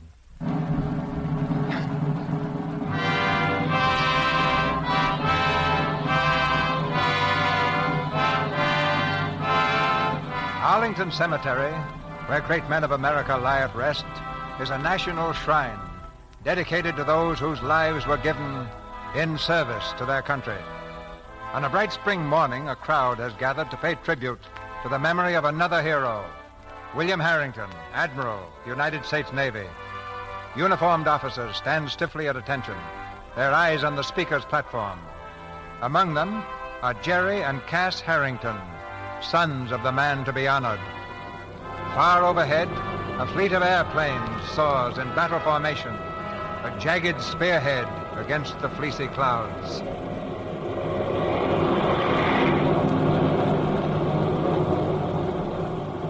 And today we dedicate this monument to the memory of Admiral William Harrington. It is a small thing compared to the monument Admiral Harrington created for himself in the hearts of those who served with him. Along the coast of America and far at sea steam a majestic array of fighting craft. Mammoth battleships, destroyers, silent, deadly submarines that prowl the ocean depths. This is the battle fleet of the United States Navy.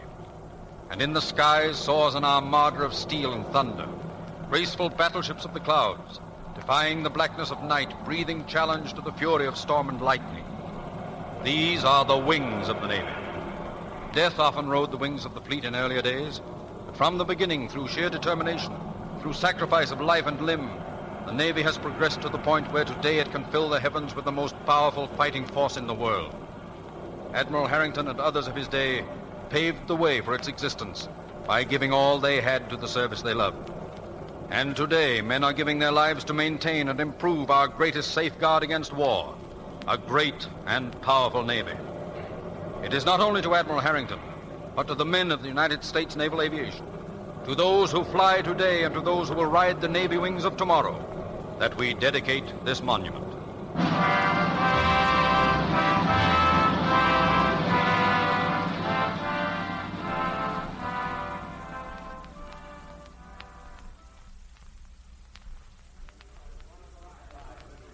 Well, Jerry, I guess we can feel pretty proud. Yeah, but it's too bad a fellow has to be gone 10 years before they start praising him. He's not gone. He had a peculiar belief in immortality, Jerry. He believed that so long as there was a Harrington in the Navy, he'd be part of it. I guess that leaves it up to us. Well, Lieutenant Harrington, just a moment, will you please? Yes, what is it? I'm from the Daily News, Lieutenant. Can we get a picture of you? Sure, go ahead. Well, thanks. Okay, Herb, over here. Oh, say, young fella, you. Who, me? Yes, would you mind stepping aside, young fella? We just want Lieutenant Harrington in this. His name is Harrington, too. He's my brother. Yeah, but he ain't news. What's he do? He's in the submarine service. Oh, the Hawk's got a turtle for a kid brother, eh? Lieutenant, I understand that you have designed a new fighting plane. Can you tell us about it? Oh, it's not that far along yet. Okay. All right, Herb, shoot it. Well, thanks, Lieutenant. You designed a new submarine, young fella, and you'll get your picture in the paper, too. Come on, Herb, there's an admiral over here. Well, I guess he put me in my place, all right. And see that you stay there. Well, I've got to get over to the field. Walking that way? Sure. You flying back to Pensacola, Cass? Yeah, I got to get there tonight. Some guys have all the luck, don't they? Hey, Cass, wait up. Hiya, Harry. Hiya. You ready to leave? Yeah. Jerry, this is Harry White. He's an instructor with me at Pensacola. Hiya. Glad to know you. Say, Cass, how do you go about getting a transfer from submarine to aviation? What? You don't? But it can be done, can't it? You haven't got that flying bug again, have you? It bites me every time I see you in the air. I want to trade this sub insignia for wings. Well, forget it. Why? Because I said so. You aren't the type. What kind of a guy is the type? Does he have to have feathers? Look, forget it. You're not going to transfer. All right, Pop, all right. But did it ever occur to you that I might grow up someday? No. You might be surprised. So long. I'll see you at the field. So long. And that's the first time I ever heard you try to unsell anyone on flying. What's the angle, Cass? Oh, Jerry doesn't like being a kid brother, I guess. The difference in our ages gave me a head start, so he's always trying to find a shortcut to top me.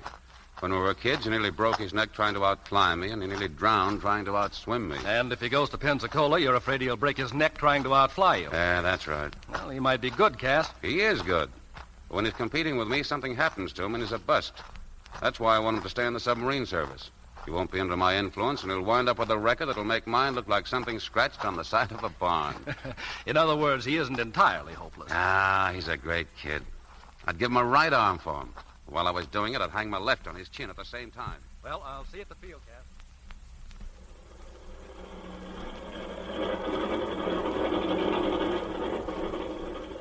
All set? Yeah. I wish that brother of yours would show up. We're late. He'll be here. Tell me some more about those big ships, Harry. What for? You heard Papa. You're going to stick to submarines. Oh, there he is. Cass, come on. Hey, that can't be Cass. He's got a girl with him. Hurry up, will you? All ready, Harry.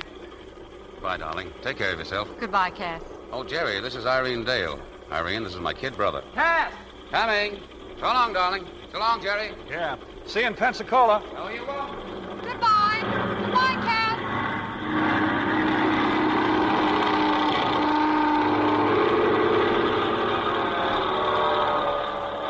Hello.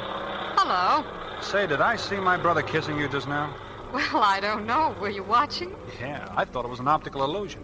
I can't imagine Cass taking time enough off from flying to fall in love with anyone. Oh, he managed. You see, we have a schedule. He flies 6 days out of the week, and we meet every other Sunday from 3 to 5, and that allows plenty of time for aviation and romance. Oh, I see.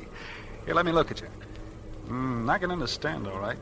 You know, I just met you, but if you had a twin sister and there was a moon, I'd be asking her to share my entire fortune, consisting of 3 uniforms, a gunnery medal, and a sword. My twin sister would be flattered if I had one. Yeah, but I was talking about me. With Cass, it's different. He isn't human, you know. Really? Nope. He's just a built-in accessory to an airplane. He's got a carburetor for a heart, and it pumps blue and gold gasoline. Why, the only thing he's been in love with in the last 10 years is an air-cooled rotary engine. Oh, yes, I heard about that affair. But it's all over now. We have an understanding. Who? You and the engine? Yes, we're going to divide him. Is that Cass coming? He's awfully low, isn't he? Hey, look out! Well, how do you like that?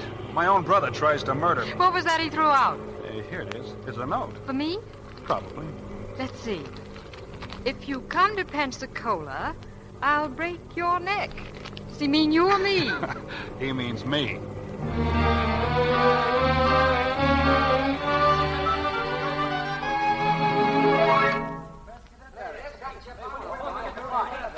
Good morning, Lieutenant. Good morning, sir. Well, what do we got here? Cadets, sir, just off the train. Are they all checked in? Yes, sir. 21 of them. My report says 22. I must have gotten lost. Welcome to Pensacola, gentlemen. Gentlemen, I take it for granted you are all anxious and eager to become part of the United States Navy. Let it be understood, please, that the desire to serve is highly commendable, but not necessarily an indication that you're fit for this service. You'll all be given a thorough physical examination, followed by an intelligence test. If the results are satisfactory, you'll be assigned to barracks and your training will begin. For a certain period, you'll be schooled in the mechanics of aviation. You'll fly first to observe, then with an instructor, handling the controls yourself.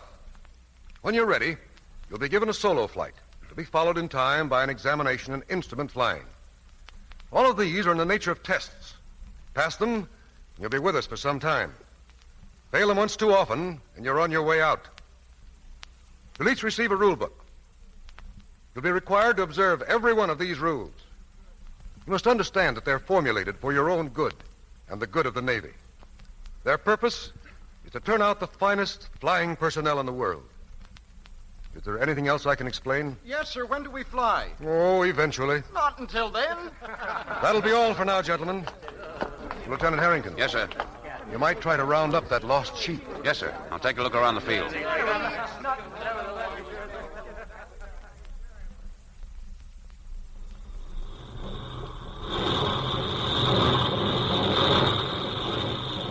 Hey, Mac. See a cadet around here? Not today. Hiya, Cass. Hi, Harry. Have a good trip? Smooth as glass all the way from San Diego. Hey, give me a hand, will you? I've got a passenger. Passenger? Where? He's on the floor. Oh, where's sick, huh? He's been dying ever since we took off. All right, come on, kid. Yeah, up you go. Stand out on the wing, kid. Oh, hello. Jerry.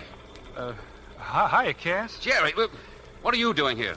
Well, I'm going to be an aviator, and Jerry! He's out cold. Yeah, come on. Let's get him over to the barracks.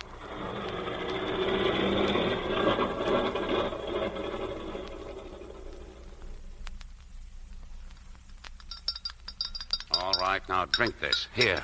What is it? It's medicine for air sickness. Air sickness. They're still laughing at you over at the officers' club. I ought to knock your block off. It's a fine welcome I get to Pensacola, and from my own flesh and blood, Quit trying to be funny. I don't know how you wangled yourself into getting ordered here, but you're going back to your pig boats. Now you're trying to be funny. Why don't you quit before you disgrace the name of Harrington? Look, Cass, I know what I'm doing. Sure. So does a kid playing with a machine gun. Whether you like it or not, I'm going to stay here. I'm going to learn to fly, and when I do, I'm going to fly the pants off of you. Mm-hmm. I figured that was it.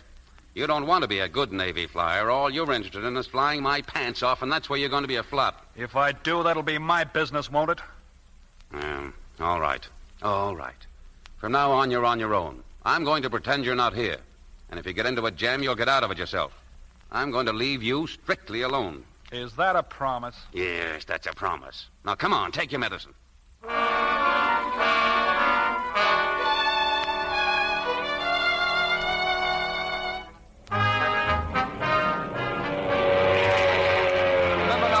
Back on that stick to start the takeoff. You've got to get her up on the step or she won't move.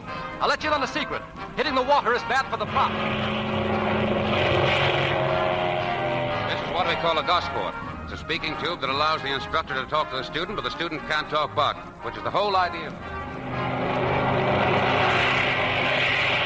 I'm not waving at angels when I do this, kid. I mean your right wing's too low. Now bring it up. Relax, kid. You're stiff as a rail. This is what's known as a loop. Your snap roll's ragged, kid. Never freeze the stick. You lose flying speed, you spin. Turn her nose up. And just remember this. Any landing you walk away from is a good one.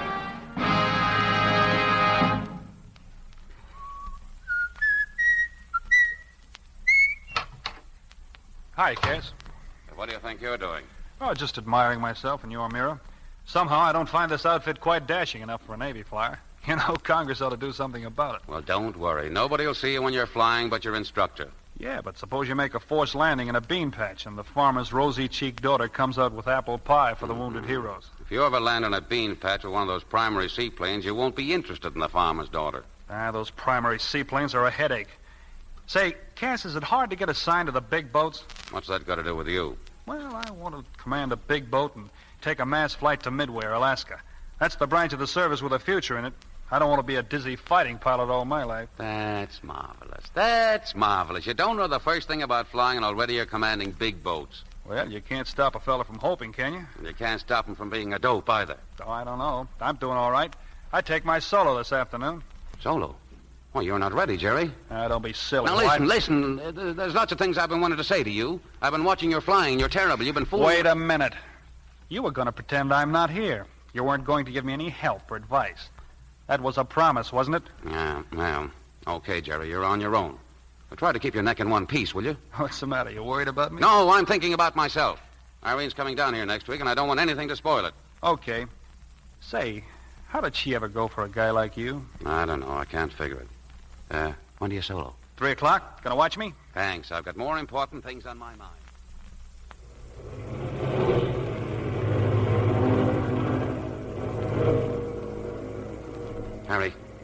Harry, is that Jerry up there? Yeah. How's he doing? I don't know. He's been twice around the bay. Coming in too fast. Well, give him the signal. I did. Here he comes again. Easy. Easy now, kid. Relax. Forward on the stick. Easy. Your left wing's too low. Bring it up. Bring it up. Look at him. He's heading for the seawall. Up! Gun it, you!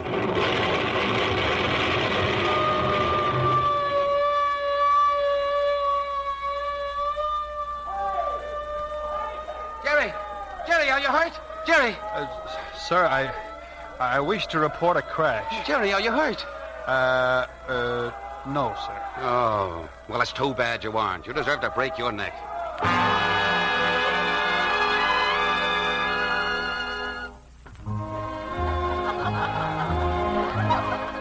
Did anyone ever tell you that you dance divinely, Mr. Harrington? Sure. That's the only thing I can do better than Cass. Oh. You know, Irene, it was swell of you folks to drag me along tonight. Not that I blame you. What do you mean? Well, does Cass always draw airplane designs on your tablecloth? Oh, yes, always. Here she is, Cass. I think I ought to tell you. She says I dance divinely. Wait a second now. Shh, don't disturb him. He's drawing designs. Who is he, do you know? Dokes is the name, I think, lady. Dokes, oh, of course. Joseph P. Dokes, the mad inventor. Naturally, I know him. Oh, hello. I know you. You're going to be Mrs. Dokes, remember? Mrs. Dokes. That sounds perfectly horrible. Next time a man asks me to marry him, I'm going to find out his name before I say yes. Look, I found out what's the matter with the wing surface of my fighter. See, Irene? That's what your life's going to be like. Instead of moonlight and roses, it'll be wing surfaces and empennage designs. Oh, that's an old story already. You know, when we dance, Cass isn't keeping time to the music. He's counting RPMs. And to think I had to come all the way to Pensacola to play second fiddle to an overpowered flying machine. That's all right, sweetheart. After this, it'll be worse. Could it be? I hardly see you as it is. You won't see me at all for a week or so. I've beefed up the center sections, and I'm taking my designs to Washington. The Navy has asked for them, and believe me, this time the plane will be accepted. Oh, darn that plane. Oh, wait a minute. You don't know when you're well off, Irene. Cass and his plane will be gone, but you'll still have me. Will I? Yeah, and I'll make up for all the good times Cass has been cheating you out of. We'll dance every night. No matinees? We'll play tennis and ride horseback. Will you have any time for flying? Don't mind him, and we'll swim. Oh, you're going to make a marvelous brother-in-law, Mr. Cass. Can you make it a month, darling? Nope. 1 week probation is all you get. After that, you're going to be an old man's darling again. In the meantime, let's dance.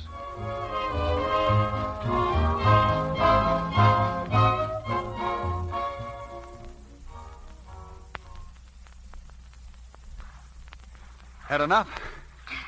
I could swim to Key West. Well, I couldn't. Come on, get up on the raft. Give me a hand. Up you go. Bet my hair's soaked. What's the matter? What are you staring at, Jerry? You? I'm going to have to put you back in the hothouse. This outdoor life is giving you freckles. Really? Me without a mirror? Are there many? Did you ever see a turkey egg? Oh, is it that bad? Oh, don't worry. I like girls with freckles. That covers a lot of territory. I'll narrow down the field a little bit. I'll include you and your twin sister. Told you I haven't got a twin sister. Oh, that's right. But think how swell it would be if there was another one like you. I could really go for your sister. Do you think she'd like me? I think she might like you a lot. I hope so, because, well, you see, she'd be my idea of something perfect. She wouldn't be as perfect as you think. She'd be selfish, for one thing. She'd want so terribly to be happy that she'd make mistakes. And then she wouldn't have the courage to do anything about them. Sometimes she'd be pretty disgusted with herself. She wouldn't be that way at all. She'd have a lot of courage. She'd be generous and kind. Why, just being near her and helping to make her happy would be the greatest break a fellow could ever expect to have. Having you feel that way would give her more happiness than she deserved, Jerry. Look, Irene, Yes? well, I was just thinking, Cass will be back sometime today, and I know. he's a great guy, that brother of mine. Yes. A great guy. Jerry, let's go back, shall we? Sure, he might be in by now.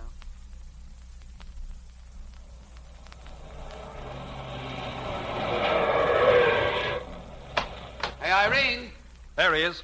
Hello, you two. Hello, Cass. You look happy. You must have good news. Good news. I'm loaded with it. The Navy Department is going ahead with my plane. Oh, Cass, that's wonderful. But wait a minute. I'm also promoted to the noble estate of Lieutenant Commander. Oh, congratulations, Cass. And as for you, Jerry, you're liable to be Lieutenant Junior grade pretty soon if you keep your nose clean. You've been selected, too. Yeah, that's swell.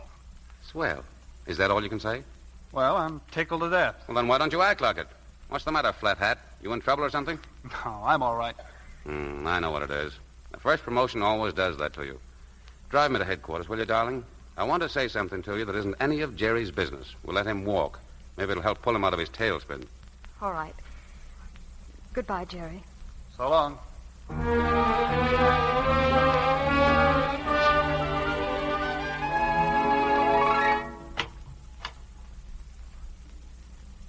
Jerry, where are you? Here. What do you want? I've been looking for you. Why aren't you out flying? I don't feel so good. No? Well, I talked to the doctor, and he says there's nothing wrong with you. Did he? Yes. Looks to me as if you're just moping. Why don't you snap out of it? Well, I'm sick of flying. You're what? I'm sick of flying. Oh, you're not sick of flying. You're sick in the head. Now, all right, what is it? What's it all about this time? I told you, I'm sick of flying. Now, you ought to know you can't kid me. You've got something important on your mind. Now, what is it? Look, Cass, there are some things in my life that don't concern you. Ooh, romance is wonderful, isn't it? What are you talking about? Oh, I recognize the symptoms. Every time you get a case of love, you go Shakespeare on me. You're Romeo, and she's Juliet, and you always wind up under a balcony. Who's the girl this time? None of your... There isn't any girl. Now, let's see now. Couldn't be that redhead. She's not your type. And the Spencer girl married that Marine. Now, let me see. I've been gone a week. Oh, there's only one you've seen. Why don't you shut up? Get out of here and let me alone, will you? Oh. I guess maybe it's serious this time, huh? Sorry, Jerry.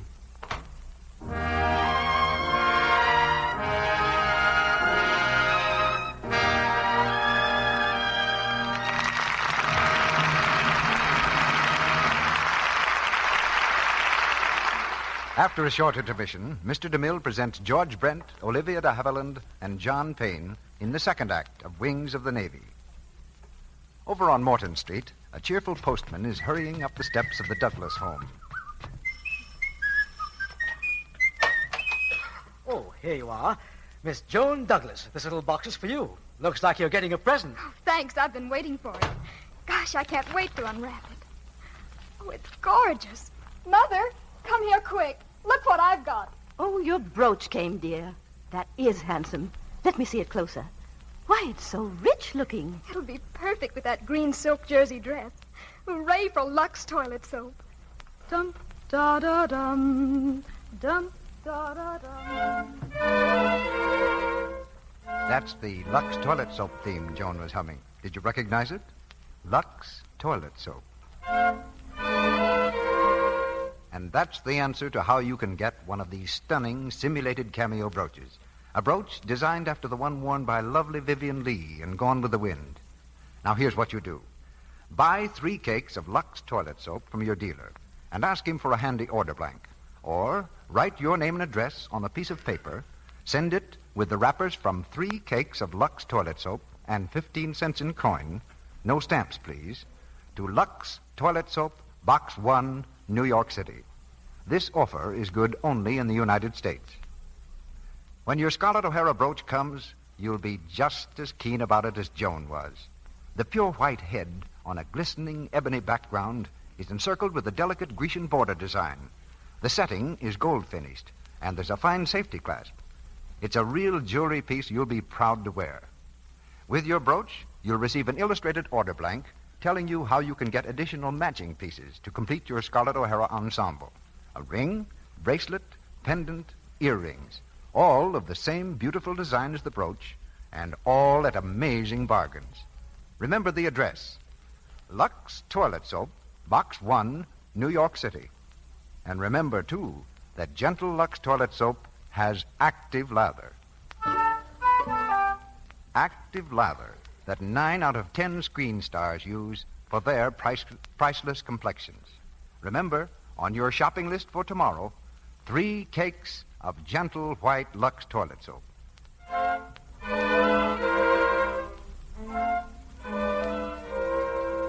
And now, our producer, Mr. DeMille. Act 2 of Wings of the Navy, starring George Brent as Cass Harrington, Olivia de Havilland as Irene Dale, and John Payne as Jerry Harrington.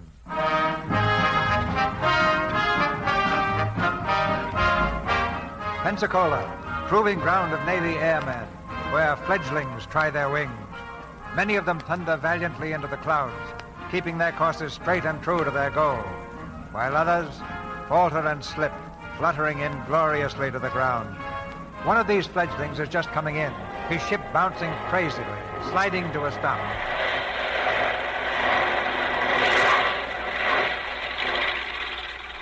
All right, kid, cut your motor. It wasn't so good, Ormsby. Oh, I know it, sir. I'm sure that...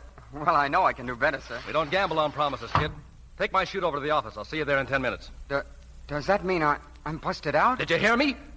I said I'd see you in 10 minutes. Now, go on. Yes. Hiya, Harry. Hiya, Cass. I was watching upstairs there. Kid flopped on you, huh? Yeah, bad. Gee, it's a shame. He was a good kid. I know it. That's why I hate to see him busted out. Want me to give him another check? I don't know. Might be a good idea at that. Maybe I've got the Indian sign on him. Okay, I'll do it this afternoon. Meanwhile, I'll go and have a talk with him. Thanks, Cass. Oh, don't thank me. You yanked Jerry out of his slump. And if I can save a student for you, why, we still won't be even. Wait a minute. Look, Cass, watch your step. This Ormsby kid has a tendency to freeze the stick. Yeah? I had to slug him once I let go. I'll watch him. Hey, isn't that your lady friend? Yeah, that reminds me. I did have a date. See you this afternoon, Harry. Right. Cass, are you ready? Oh, hello, darling. I thought I'd come down and pick you up.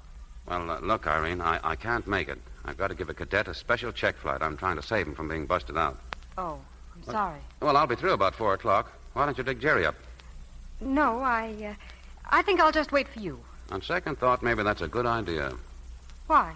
Well, Jerry's undergoing a case of growing pains known as puppy love. You better not see him till he gets over it. What have I got to do with it? Well, I'm not sure, but I think you're the one he's in love with. Did he say that? No, I'm just psychic. Cass, listen. No, don't let it worry you. I know Jerry. He'll get over it in a week. He always does. So just forget it, will you? All right, Cass.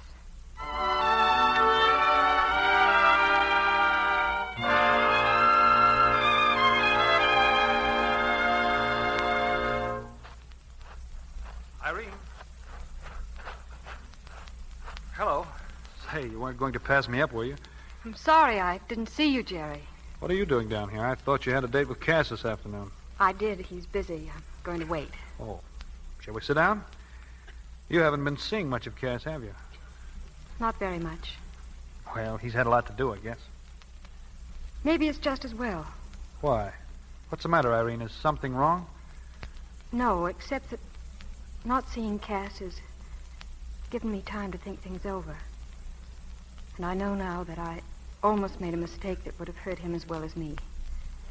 Jerry, I'm going to tell Cass I can't marry him. Have you two been quarreling? No, he's been as sweet to me as ever. That's why it's going to be so difficult to tell him. Then don't. I mean, not right away. Think it over, huh? I have been thinking it over. Cass was gone a week, and he's been back 3 days. And during that time, I've come to realize that I'm not in love with him. That's pretty serious, isn't it? He's crazy about you, Irene. Would it be fair to marry him feeling the way I do? I don't know. All I do know is that he's the finest brother in the world. He's square, and he's honest, and He's all of that, Jerry. That's what attracted me to him. But I was wrong when I thought that it was love. I can't marry him.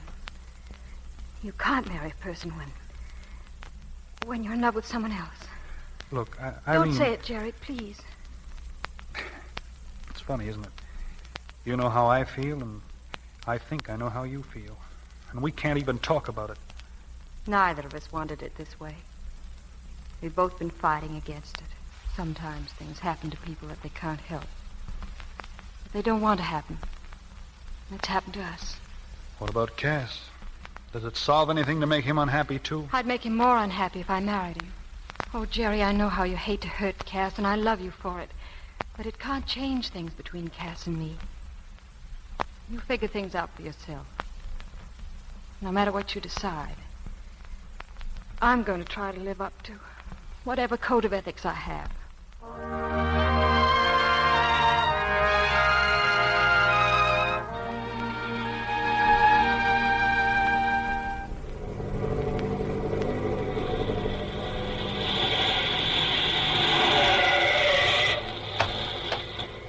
Hello, Mac. Is Cass around? Oh, afternoon, Miss Dale. Cass is up there with Ormsby, see?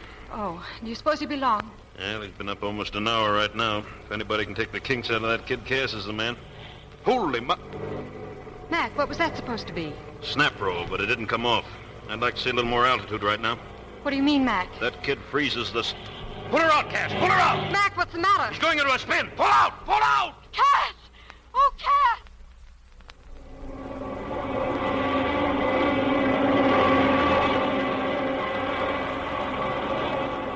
All right now. Take it easy, kid. Shove her nose down and give her the gun, and then start pulling back. I can't. It won't move. Come on, relax. Better let me have that stick. Let go, kid. Come on, loosen up. I can't move it. Let go, do you hear? Let go of that stick. I can't. Let go, are you crazy? We're gonna crash. We're gonna crash. Stick. Give it to me. Give me that stick.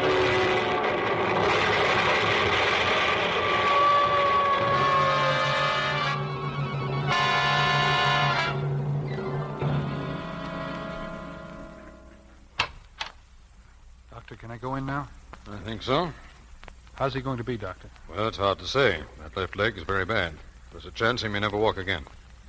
Don't stay too long. I won't. Thanks, Doc. Hiya, Cass. Hello, Jerry. Come in and see the cripple. Yeah, that was nice flying, mister. Aren't you the guy who was going to give me some pointers? Of course, I realize it wasn't all your fault. When I get up out of here, I'll break your neck. If I ever do get up. What are you talking about? Oh, the doc had 4 specialists in here this morning. They all voted the same ticket. I'm grounded for good. The woods are full of specialists. They make mistakes, same as anybody else. You'll be as good as new. You'll be in better shape than Ormsby, and he's walking around already. Now, you're not a fortune teller, and you're not a doctor, so why don't you keep quiet? You're not giving up, are you, Cass? I'm just looking facts in the face, and I'm not asking for sympathy. I'm sorry, fella. I'm sorry, too. Sure. Well, looks like you'll be carrying the ball from now on, Jerry. Well, that won't be so bad. You and Dad ran up a pretty good score. All I have to do is follow the interference. Yes, but you got to show them the way. You've got to be the best fighting pilot in the Navy. I'm going in for big boats. Oh, yeah, big boats. I forgot. An aerial truck driver on an ice wagon. That's what you'll be. Yeah, well, it takes a darn sight better man to fly a big boat than it does to herd a fighting hornet. Oh, if you weren't young and stupid, I'd argue with you. And if you weren't old and flip-dippy, I'd argue back. A big boat's got a crew like a submarine. When you're in a fighting plane, you're on your own. You're as near as you'll ever come to having wings. You've got the wind in your face, and you're part of the ship, and it's part of you. And the motor's a living thing, and it obeys you. There's nothing over your head but the sky, and you can reach up and touch it. And when you feel happy, you can play like a kid on a blue lawn. You loop and dive and zoom, and you chase clouds like a cat after a ball of yarn, and you... Oh, why should I waste my breath? You don't know what I'm talking about. Yes, I do, Cass. I've felt it, too. Sure. Get out, will you? I'm tired. Okay. I'll be in to see you tonight. Jerry. How is he, Jerry? They say he may never walk again. Oh. He'll have to quit the Navy. You know what the service means to him. Yes. Irene, he's lost all that now. All he's got to hang on to is... Well, all he's got left now is... I know, Jerry. Don't worry about it. He's not going to lose me.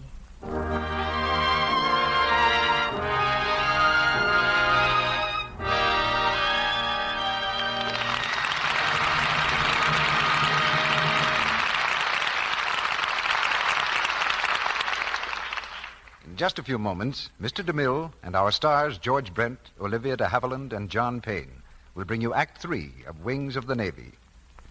And now, let's listen in on a little conversational bridge game played by 4 charming ladies. Your deal, Mary. Before I pick up this hand, though, I'm going to ask you a question I've been dying to ask all afternoon. Where did you get that stunning cameo brooch you're wearing? Looks like an antique to me. Is it a family heirloom? Well, girls, if I didn't know you so well, I'd just let you keep on thinking that. But I can't help telling you what a bargain I got. This is designed after a brooch worn by Vivian Leigh in Gone with the Wind. And how much do you think it cost me? Just 15 cents. And wrappers from 3 cakes of Lux toilet soap. When you see this handsome brooch, you'll say it's simply stunning. It's a simulated stone cameo, a pure white head on a jet background, encircled with a handsome Grecian border in black and gold. It's the kind of expensive-looking jewelry piece that looks equally well with a frilly blouse or a simple tailored dress.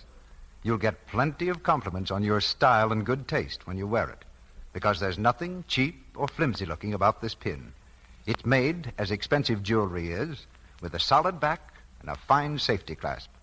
Its simplicity and good taste will be applauded by the most smartly dressed women.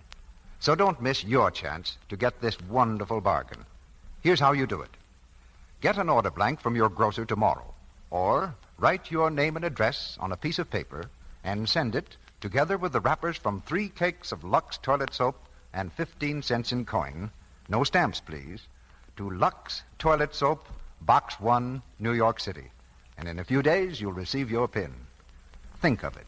Only 15 cents and the wrappers from 3 cakes of Lux Toilet Soap, the gentle white soap that 9 out of 10 screen stars use. With your brooch, you'll receive an illustrated order blank telling you how to get additional matching pieces for your Scarlett O'Hara set. Ring, bracelet, pendant, earrings. Act quickly. This is the last time this offer will be made on this program. Send in your order today. This offer is good only in the United States. We pause now for station identification. This is the Columbia Broadcasting System.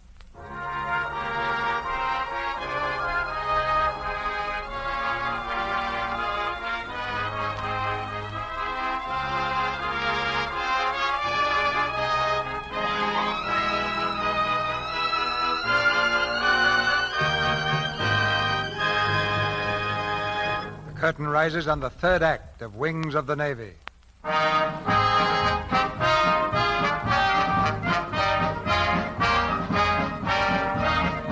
Several months have passed, and Jerry Harrington's training period at Pensacola is finished. The fledgling has become a hawk, serving now at the Naval Air Station, North Island, San Diego. On the beach, a giant patrol bomber spreads its silver wings across the sand. Beneath these wings stands Jerry, gazing upward, lost in admiration for the power and beauty of the monster ship. He doesn't notice the man who comes to stand behind him. A man who moves slowly, leaning heavily on a cane. If the cavalry ever got in a jam, that thing would carry a good load of hay. Is that so? Well, Cass, when did you get here? How are you, Jerry? About an hour or so ago. How's the boy? I couldn't be better. How are you, Cass? Oh, fine. I'm allowed to limp around all by myself now. No, I'm not kidding. Is that leg coming along all right? It'll do. So you're flying that big boat now, eh? Yeah. Isn't she a beauty? Not bad. Wait until my plane's accepted. We'll fly the wings off of that thing. Don't call that thing a thing.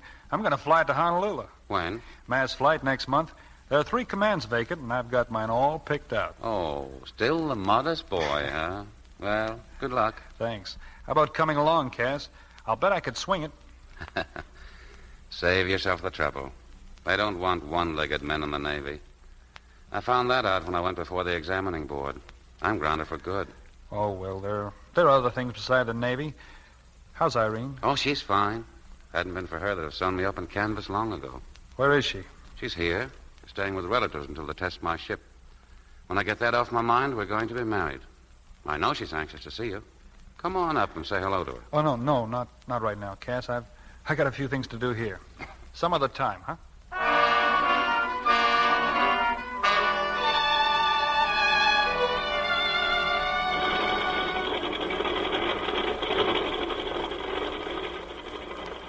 How's it look, fella? It's in great shape, Cass. And that ship of yours will pass any test they want to put it to. Well, keep it good and hot. We're almost ready. Right. Oh, Lieutenant. Yes, sir. Lieutenant, this is Captain March of the Bureau of Aeronautics. Glad to know you, Captain. I hope your plane comes through, Lieutenant. The Navy can use a ship like that. Well, it's passed everything but the terminal velocity test. If it passes that today, the Navy will owe you a vote of thanks. Having the Navy accept it will be thanks enough.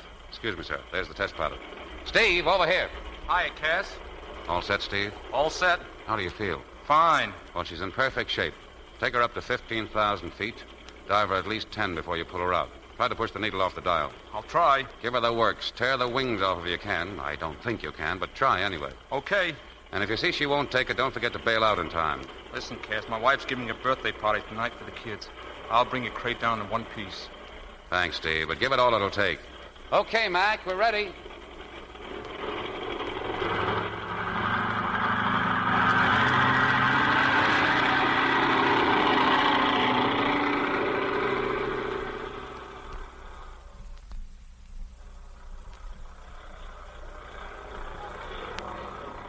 Looks like he's got enough altitude.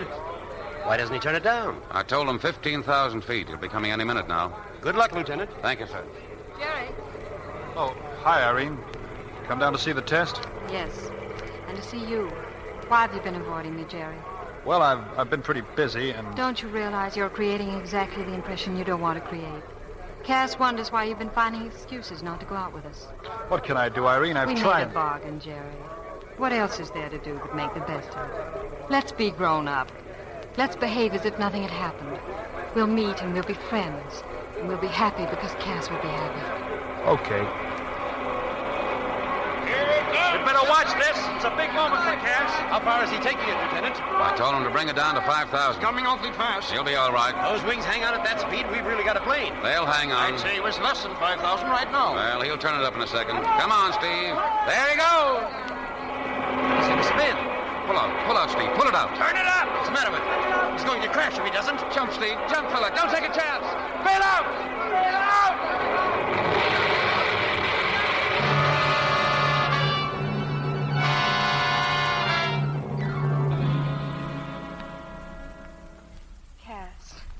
Cass, darling, please don't take it so hard. It wasn't your fault. Oh, snap out of it, Cass. Come on. You've got another ship ready for testing? Sure. And somewhere, I suppose, there's another test pilot like Steve, ready to die in a coffin designed by Cass Harrington, huh? Well, how do you know it was the plane that failed? Maybe it was Steve. It ought to be a breeze to take it through that test. I could do it myself. Oh, you could. Do you know what a pilot goes through when he makes a terminal velocity dive? Well, I have an idea. No, you haven't. You've got to take a cranky, unknown experimental plane up to 15,000 feet. Open your throttle and shoot yourself at the earth like a cannonball. You're smashed back in your seat. You gasp for air. The wind is like 1,000 knives that rip and tear at your wings. You're going 300 or 400 miles an hour straight down. Then you pull back in the stick, and when you do, believe me, you pray. And the air's turned into a brick wall. And if the seat isn't stretched for 2,000 pounds, you bust right through it. And all of a sudden, your plane and your body are shooting upward. What's inside of you keeps on falling. Your blood drains. Everything goes black. You can't see, you can't breathe, and you're knocked out cold. And if you're lucky, you come to before you crash. And then you might find that you're in a death trap. You try to jump, and it's too late. Something like that happened to Steve today. Does that sound like a job for a kid like you? No, I suppose not. But even a guy like me can have faith in what his brother's trying to do. Am I out of place, Cass? No, you aren't out of place. And I'm not giving up. Not yet, anyway.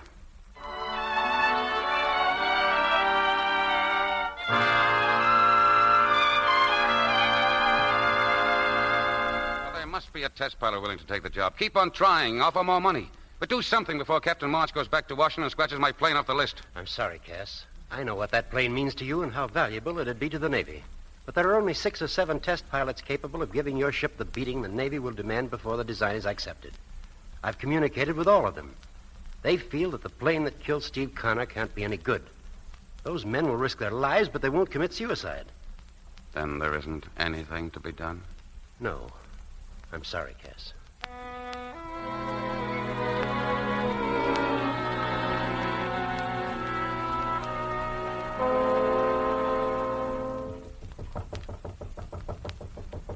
Who is it? Hello, Irene. Where's Cass? Is he here?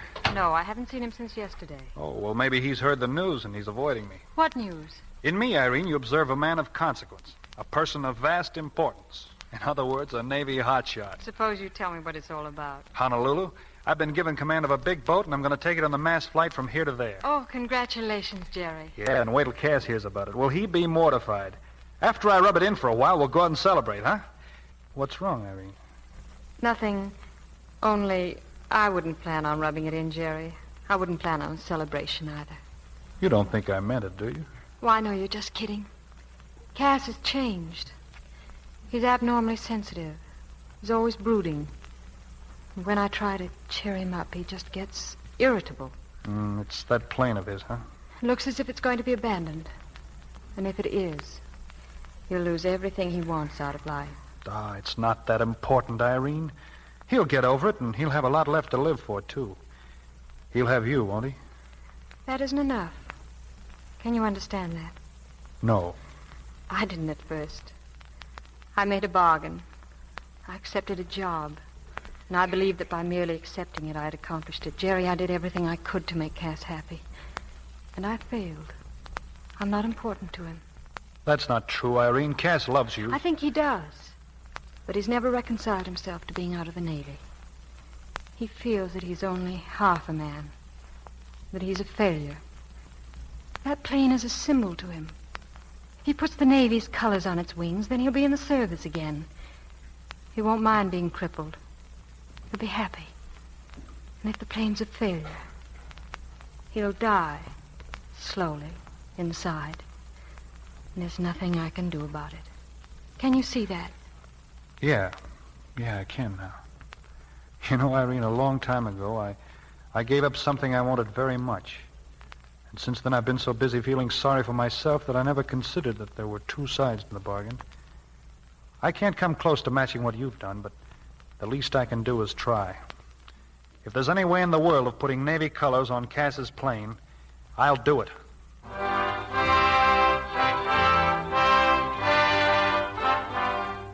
Hello, Cass. This is Brown. Listen, we've got a man to test the plane. You better get down here right away. He'll be at the field in an hour. You ready, Jerry? In a minute, as soon as the doc gets finished here. I'll be out at the ship. Make it snappy. What do you say, Doc? How am I doing? Oh, we'll be through in a minute. Stand still. I got to tape up your waist. What for? Keep your insides in place. Hold that pad right there. And draw on your stomach. You'll want this good and tight. Hey, take it easy, will you? Better than having your insides fall out. Now put on your shirt. Put this belt over your flying suit. It'll help. It'll be a good idea to yell as hard as you can before you pull out of the dive. Yell? Why? Well, that'll tighten your throat and stomach muscles still more and keep your arteries from puffing up. Here, take this scarf. Keep it around your neck. When the time comes, tighten that as much as you can. It'll stop the blood from draining out of your head. There sure is a lot to remember in this racket, isn't there? You better remember all of it, or you'll never pull out of that dive. All right, go ahead. Thanks, Doc.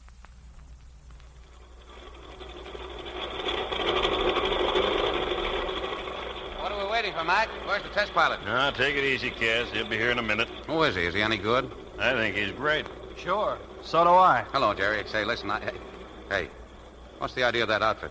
Well, test pilots have got to dress like this. It's a union rule. You mean you're going to take that ship up? Of course I am. I'm your pilot, mister. Well, you can't. It's against regulations for Navy men to test planes. You'll be thrown out of the service. I'm not in the Navy anymore. What? I resigned my commission. You resigned? You mean you quit the Navy just so that... Well, I won't let you do it. It's already done, Cass. What about the Honolulu flight? That was just a joyride. This'll be a lot more fun. Don't be a fool, Jerry. You don't know what you're up against. You haven't the experience. You'll be... Yeah, I know, Papa. Now, will you run along and mind your own business? Will you go and take that junk off? That plane's not going up today. Listen, Cass, for a long time I've been trying to convince you that I'm a better flyer than you were in your best day. Today I'm going to prove it, and in your ship. Kill that motor, Mac. No, look, Cass. I'm taking that crate up even if I have to knock you cold to do it. Wait a minute. Come here. Mac, take care of this guy, will you? Cass. Take your hands off. Will you take your hands off? Let me alone. Gotta do it, Cass. I don't want to, but I gotta. Hurry up, Jerry, will you? On my way. So long, Cass. Jerry!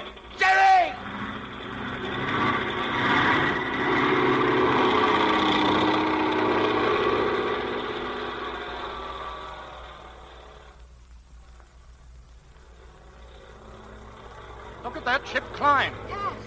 Cass, I just heard about Jerry. Cass, you can't let him do it. Well, he's doing it now. That's him up there. anything should happen to him. If anything should happen to Jerry. When I tried to stop him, I couldn't.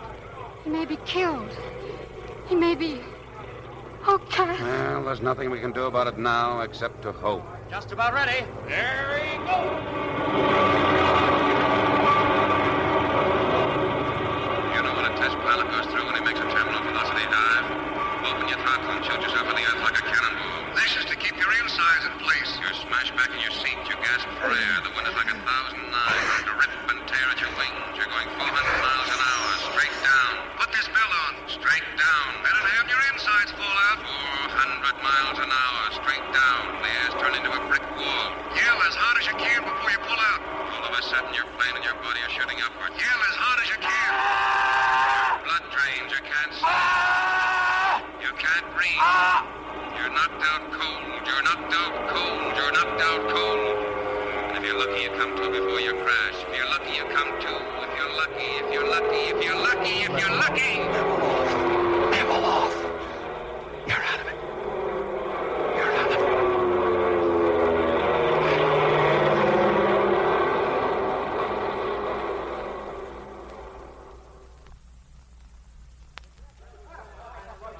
A great ship. Congratulations, Lieutenant. Thank you, sir. Oh, Irene, he did it. Jerry, he did it. He gave my ship to the Navy. He's safe. Oh, Cass, he's safe.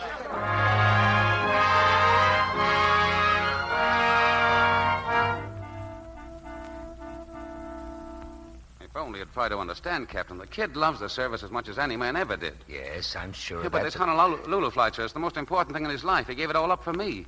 Please hold up that resignation, sir. If not for my sake, for the sake of the old man. If he were alive, it would be awfully important to have one Harrington left in the Navy. I'm washed up, and Jerry's the only one to carry on. Please, sir. The Honolulu flight leaves tomorrow. I'll see that your brother has his command. Thank you.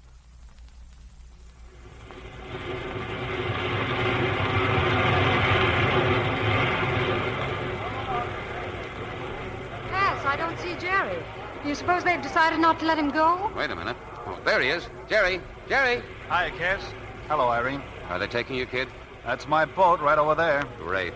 You know, I hate to admit this, but I'm kind of proud of you, Jerry. Well, thanks. I've been waiting to hear you say that for a long time. Well, I've said it, so don't make me change my mind. And remember, only one Irishman got away with flying backward, so don't wind up in Cuba. Well, I've checked my compass. It'll be Honolulu or nothing. It better be. And remember, the water is soft unless you hit it hard, so don't get wet. I'll try not to. Well, I guess I better get going. So long, kid. Good luck. Thanks. Goodbye, Irene. Goodbye, Jerry. Lots of happiness to both of you. So long.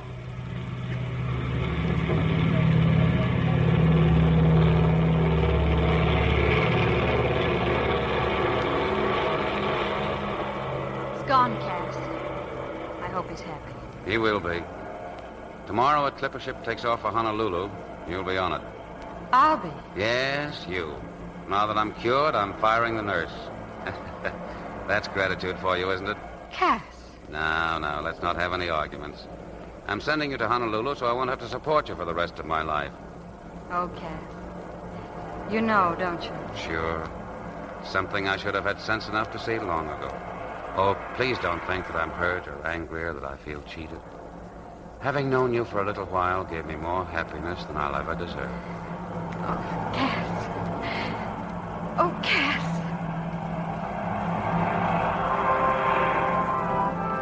And in the skies an armada of steel and thunder, graceful battleships of the clouds, wings of the Navy.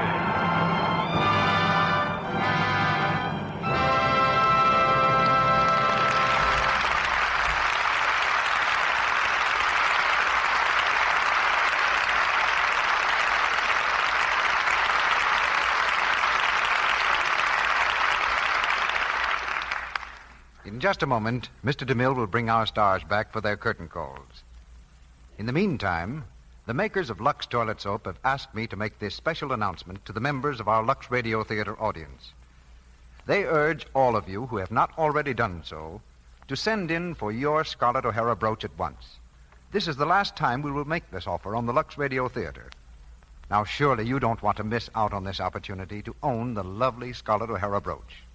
We know you'll be delighted with this stunning jewelry piece when you see it. So note these instructions carefully. If you haven't already sent in for your Scarlet O'Hara brooch, buy 3 cakes of Lux toilet soap from your dealer. Ask him for an order blank, or write your name and address on a piece of paper and enclose it in an envelope with the 3 Lux toilet soap wrappers and 15 cents in coin. No stamps, please. Address to Lux Toilet Soap, Box 1, New York City. I'll repeat that. Lux Toilet Soap, Box 1, New York City. This offer is good only in the United States. And now, Mr. DeMille is bringing our stars back to the microphone. The curtain has fallen on Wings of the Navy. And if I had my way, George Brent, Olivia de Havilland, and John Payne would get a 21-gun salute for their performance tonight. Thank you, Mr. DeMille, but I'm a little doubtful about that many guns. Yes, I'm afraid that salute is reserved for the Commander-in-Chief, CB. All right, George, we'll make it 17. That's only an admiral's, but I still think you deserve 21. You know, when we made this picture, Mr. DeMille, we were practically in the Navy for a couple of months, and we really saw what makes the flying service tick. Yeah, the fellas that run one of those big flying boats don't spend much time in saluting. It takes both hands to handle that job. One look at the instrument panel of a big boat completely confused me. It looked like 50 clocks, all with a different time. That's one of the reasons it takes so much training to make a Navy pilot. Training and a smart pupil. Mr. DeMille, we've all had a grand time coming back to the Lux Radio Theater this week, and I'd like to say one thing more. Lux soap is the complexion care I use every day, and I wouldn't be without it. And from my own experience, I know it's a soap that's really gentle. Those words ought to be sufficient for the wise, Olivia, because Lux soap never had a lovelier recommendation. And right now, I'd like to recommend our play for next Monday night. What is the bill, Mr. DeMille? Next week, John, is one of the most distinguished weeks in the history of the Lux Radio Theater. A great star makes her first appearance at this microphone, Miss Shirley Temple. Our play is one that many of you have asked for time after time, with Shirley in the leading role. It's The Littlest Rebel, a story of a little girl who taught 2 armies the meaning of gallantry. With Shirley in The Littlest Rebel, we present 2 fine actors, Claude Rains and Preston Foster. And we think that makes next Monday night a night to write home about. Well, you can't beat a combination like Shirley Temple, Claude Rains, and Preston Foster in The Littlest Rebel, CB. We'll be right at the radio listening, Mr. DeMille. Good night. Goodbye. Good night. Good night. And happy landing.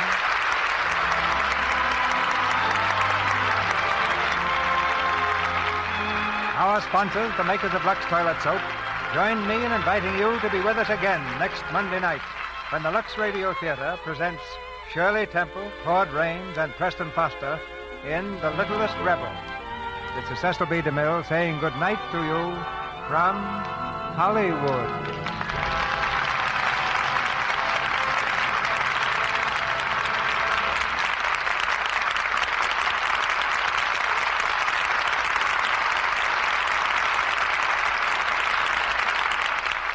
Heard in tonight's play were Tristram Coffin as Harry White, Lou Merrill as Mac, Gail Gordon as Speaker, Stuart Buchanan as Dr. Harper, Earl Ross as Captain Brown, Stanley Farrar as Captain March, Wally Mayer as Reporter, Frank Richards as Steve, and James Eagles as Ormsby. Here's an important announcement. Uncle Jim's Question Bee, which so many of you enjoy, will now be on the air Tuesday nights beginning October 8th instead of Wednesday. See your local newspaper or radio magazine for details. George Brent and Olivia de Havilland appeared tonight through the courtesy of Warner Brothers Studio. Mr. Brent will soon be seen in the Warner Brothers production Honeymoon for Three, and Miss de Havilland's forthcoming picture is Santa Fe Trail at the same studio. John Payne was heard through the courtesy of 20th Century Fox and is currently appearing on the screen in their production of Maryland. The Scarlet O'Hara brooch offered you by the makers of Lux Toilet Soap is designed after one worn by Vivian Lee in Gone with the Wind, the Selznick International picture produced by David O. Selznick and released by Metro-Goldwyn-Mayer. Our music is directed by Louis Silvers, and your announcer has been Melville Ruick. This is the Columbia Broadcasting System.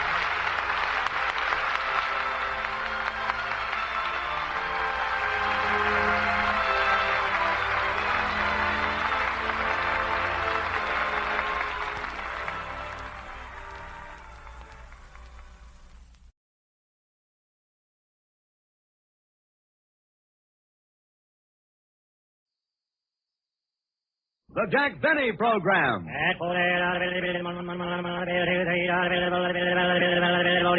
Sold American. Lucky Strike means fine tobacco, so round, so firm, so fully packed, so free and easy on the draw.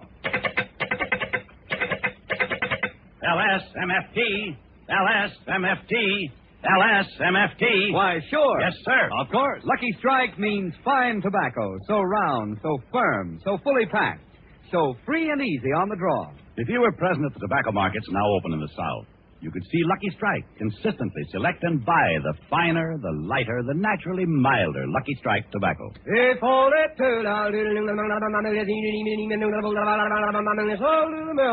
And this finer, lighter, naturally milder Lucky Strike tobacco means real, deep-down smoking enjoyment for you. So smoke the smoke tobacco experts smoke. Lucky Strike.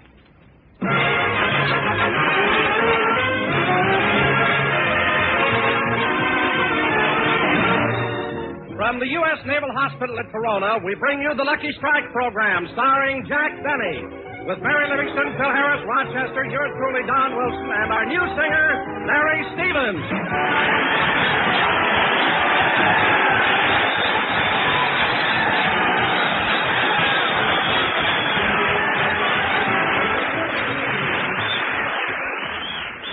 And now, ladies and gentlemen, as you all know, one of America's great naval heroes, Captain James Lawrence, once said, "Don't give up the ship."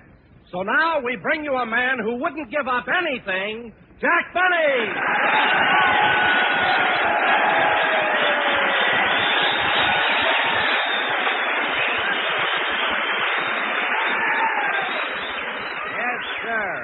Yep. Thank you. Hello again. This is Jack Benny talking. And, Don, that was a very clever introduction, except for one thing. It just so happens that it wasn't Captain James Lawrence who said, "Don't give up the ship." It was John Paul Jones. Oh, no, Jack, you're wrong. It was Captain James Lawrence. No, Don, no. Look, Captain Lawrence said, "Don't shoot until they make eyes at you."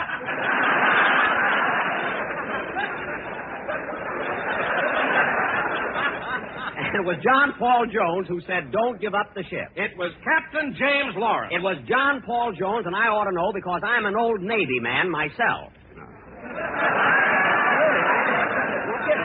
Say, that's right, Jack. You were in the Navy during the last war, weren't you? No, not only was I in the Navy, but wherever there was any fighting going on, Benny was right in the thick of it. Oh, kid, I was right in there every minute. Really, Jack? Where were you? At Great Lakes.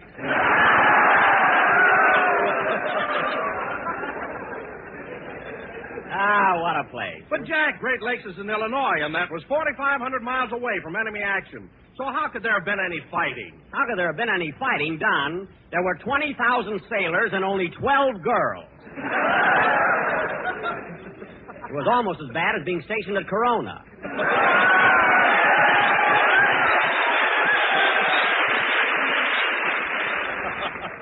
After 6 o'clock. Say, Jack. On a rainy night. Say, Jack. When you're flat broke. Say, Jack. And no matter where you go, you're followed by a smooch patrol.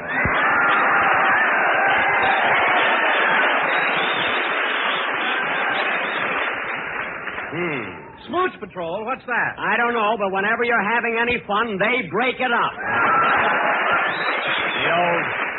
The old meanies. Anyway, let's... Oh, hello, Mary. Hello, Jack. Hiya, fellas.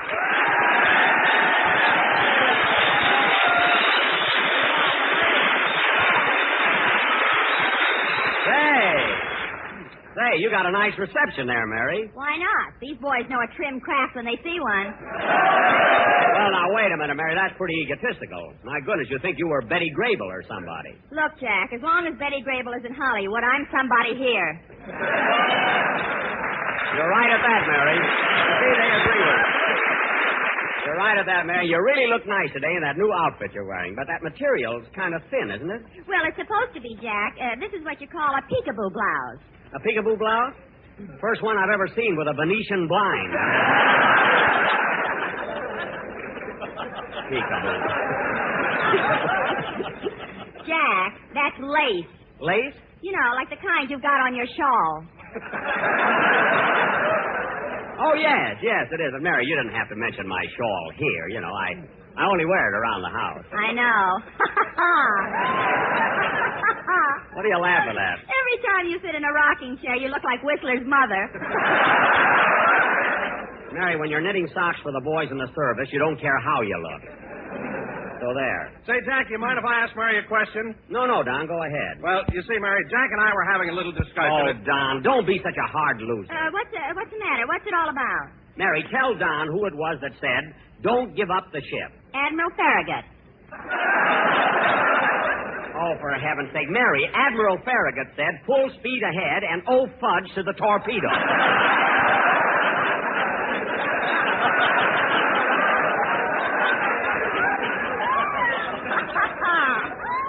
So there. Admiral Farragut said, oh, fudge? He had to be careful. There was a smooch patrol behind him.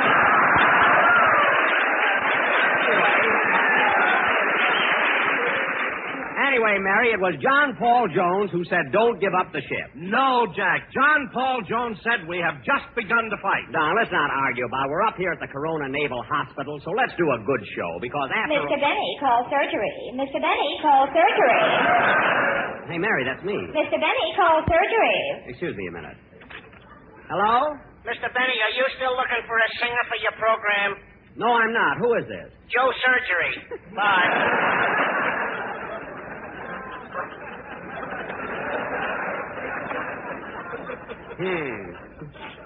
Jack, who was that? Joe Surgery, a kid I used to go to school with in Waukegan. Now, let's see. Where were we before Jack, here comes your new singer, Larry Stevens. Oh, yes. Hello, Larry. Hello, Mr. Benny.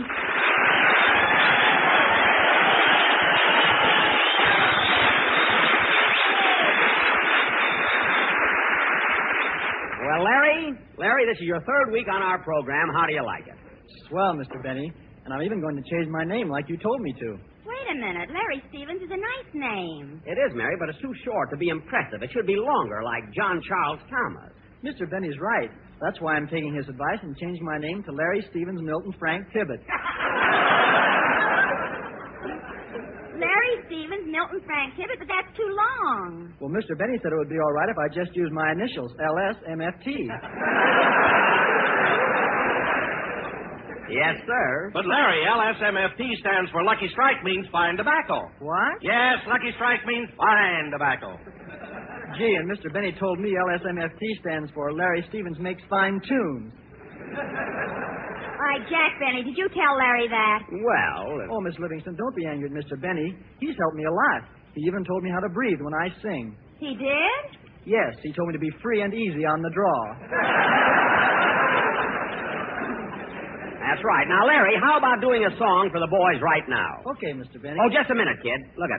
You studied history in school, didn't you? Yes, sir. Now, I want to ask you a question. I just had an argument with Don Wilson, and you can settle it once and for all. Tell me, Larry, who was it that said, don't give up the ship? Was it Captain James Lawrence or John Paul Jones? Captain James Lawrence. What? John Paul Jones. There you are, Wilson. That ought to hold you. Go ahead and sing, kid.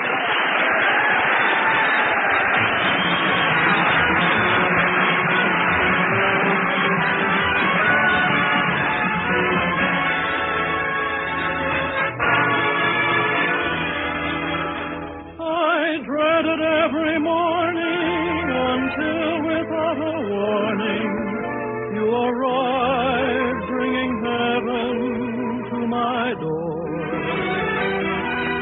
It's the dawning that I've waited for. What a difference a day makes, 24 little hours. The sun and the flowers where there used to be rain. My yesterday was blue, dear. Today I'm part of you, dear. My lonely nights are through, dear. Since you said you were mine. What a difference a day made. There's a rainbow before me. Skies above can't be stormy. Since moment of bliss, that thrilling kiss. It's heaven when you find romance on your lips. What a difference a day makes, and the difference is you. Cuando vuelva a tu lado y estés sola contigo, las cosas que te digo no repitas jamás por compasión. It's heaven when you find romance on your menu. What a difference a day makes, and the difference is you.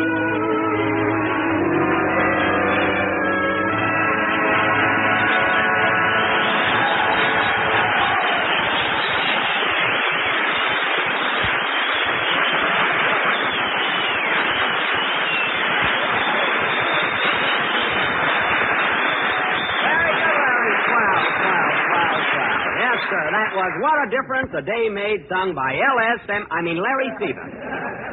And very good, Larry. Thank you, Mr. Benny.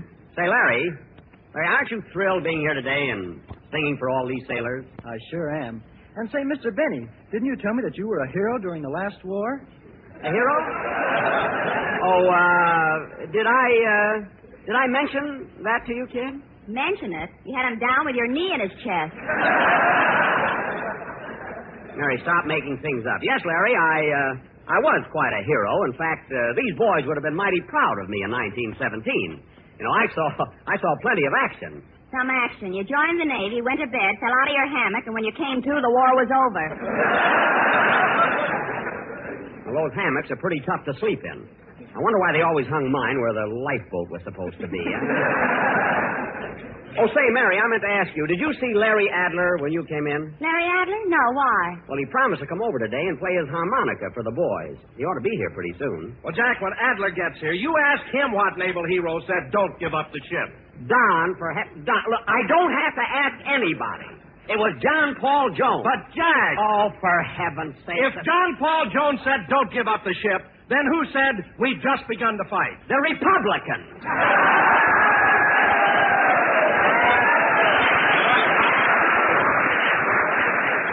That's who. Oh, Jack, you're just trying to get out of it. I am not, Mary. Now, I know every famous saying in history and who said it. All right, Jack, then tell me who said, give me liberty or give me death. When I went to school, I was good in history. You know that, Mary? I knew everything there was to know about it. All right, Jack, then tell me who said, give me liberty or give me death. The smartest kid in school, too.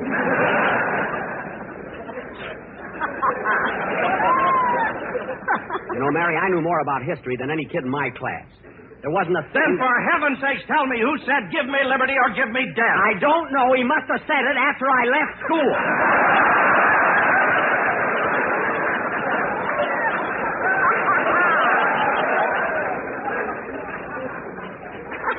I can drive you nuts, you know. Now, look, let's drop the whole thing, will you, fellas? Huh? All right, but it was Patrick Henry who said that. As if I didn't know. And I still say it was John Paul Jones who said, don't give up the ship. He said it in 1812 in the latter part of December. Morning or afternoon? Never mind. Anyway, we didn't come up to this naval hospital just to argue. Hello, Jackson. Hiya, fellas.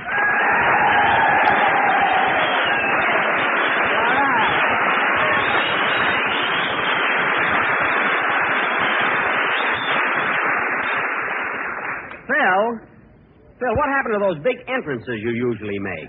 You know, where you come in and you say, okay, fellas, stand up and cheer. The show's going to start because Harris is here. Yahoo! How come you didn't make an entrance like that today? Listen, Jackson, I ain't doing that stuff anymore. It's too hammy.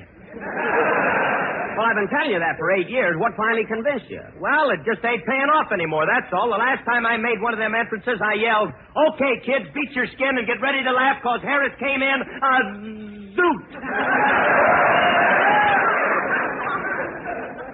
Zoot? And would you believe it, Jackson, when I made that entrance, the people just stared at me like I was a dope. Phil, when did this happen? This morning when I got on the Corona bus.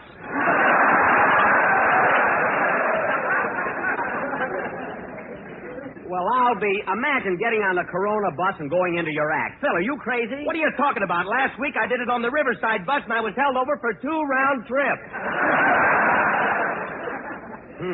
Oh, say, Phil, I want to ask you a question. Oh, John, there you go again. You know I'm right. Why don't you give up? Well, it won't hurt to ask Phil, unless you're afraid. I'm not afraid, and I'll ask him. Phil? Yeah. What did John Paul Jones say in 1812 in the latter part of December? Merry Christmas.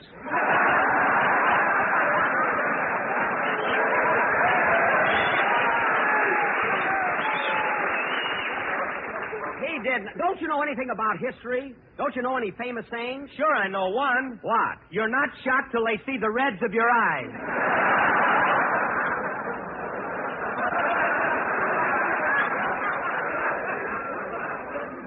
You're not shot till they see the reds of your eyes. Who said that? W.C. Field.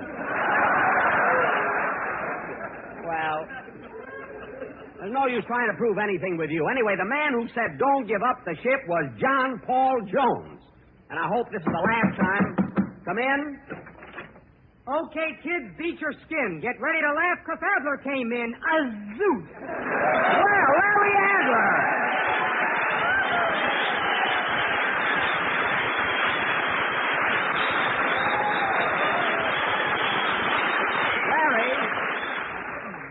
Larry, where did you ever pick up an entrance like that? Oh, I was riding on the Corona bus this morning, and I don't know, some jerk got on and he did it. Just as I thought. I know the rest of the story. Say, Larry, I'm glad you got here, because now you can play your harmonica like you did on our show overseas. All right, Jack. And I'll accompany you on my violin. Oh, no, Jackson, no. Send me back to boot camp. Make me a ensign, but not...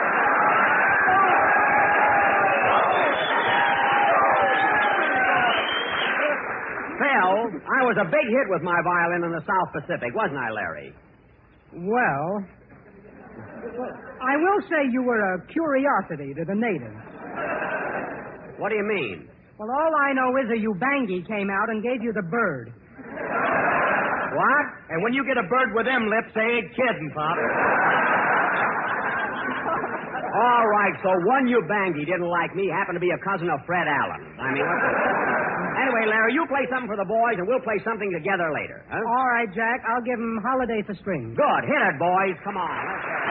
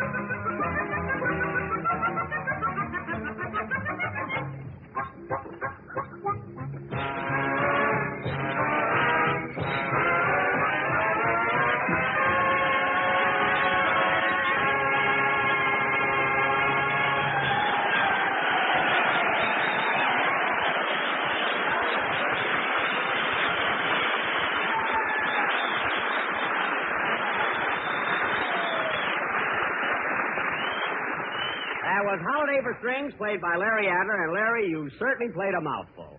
You know, Larry, that's a fascinating instrument. Oh, you're right, Jack. You know, this is an instrument that really gets you. What do you mean? Well, I know a fellow who loved the harmonica so much he married a girl with every other tooth missing.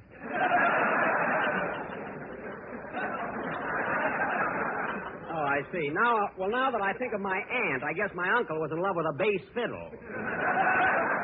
That gag's no good at all. Anyway, Larry, that number you just played, Larry, that number you just played was terrific. Yes, it was, Larry. I enjoyed it very much. Why, thanks. And say, Mary, I meant to tell you, that's a very pretty outfit you're wearing. Well, thank you, Larry. But isn't that material awfully thin? Yes. In fact, when I bought it, my dressmaker said those famous historical words. What was that? Don't give up the slip. Yeah, I nearly missed my cue there, didn't I? I thought Larry was supposed to say what was that. Pardon me, Larry. I was all set to jump in. Listen, you didn't have... Anyway...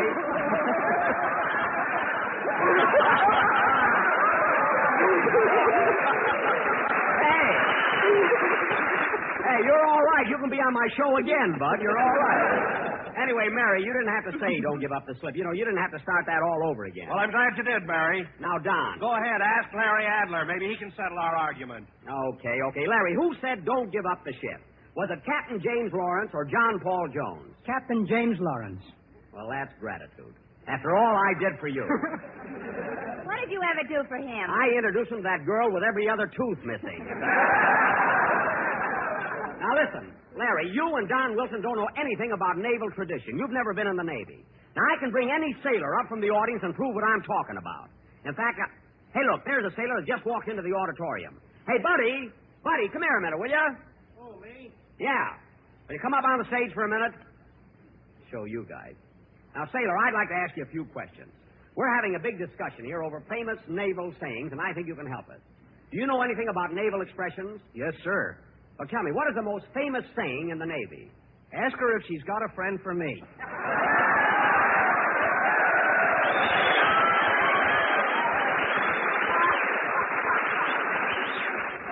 I don't mean that one. The saying I mean is over 100 years old. Well, this one didn't start yesterday, Bob.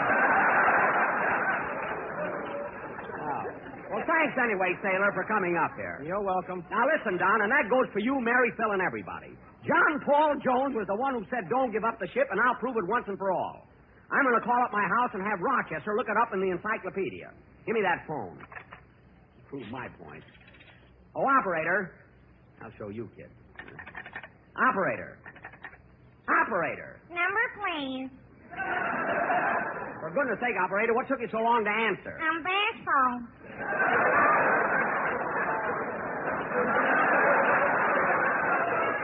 Well, stop blushing and get me my home in Beverly Hills. The number is Crestview 67071. Yes, sir. Bashful.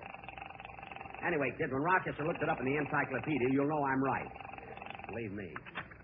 Hello? Hello, Rochester.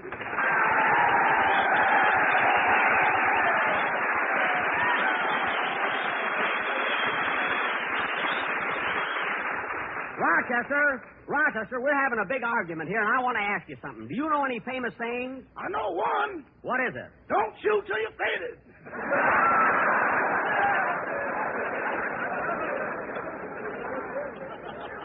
Rochester, I'm talking about expressions that were said during the heat of battle. Well, this one wasn't out of the taffy pull. I don't mean that. Now, Rochester, do you happen to know who said don't give up the ship? No, sir. And do you know who said give me liberty or give me death? No, sir. Well, do you know who said we have just begun to fight? Boss, I don't even know who says...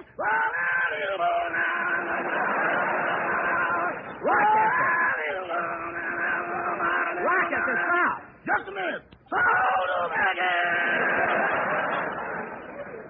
Now, Rochester, listen carefully. We're having an argument, and I want to prove something about John Paul Jones.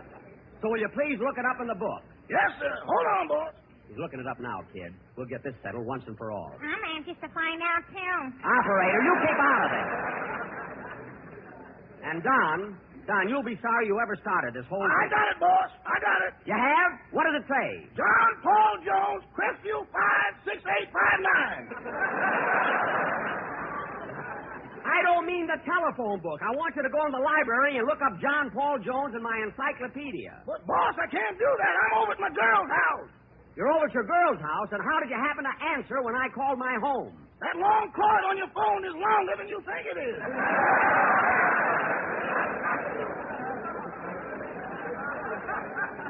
Rochester, that's ridiculous. Where does your girl live? In Pasadena. Pasadena. How could the cord on my telephone reach from Beverly Hills to your girl's house in San... This sounds like Jerry Colonna. How could your cord on my telephone reach from Beverly Hills to your girl's house in Pasadena? Boss, did you ever hear that old expression, love will find a way? Yes. Well, it did it again. I don't care what it is. Now, you get back home at once and bring the phone with you. Okay, goodbye. Goodbye.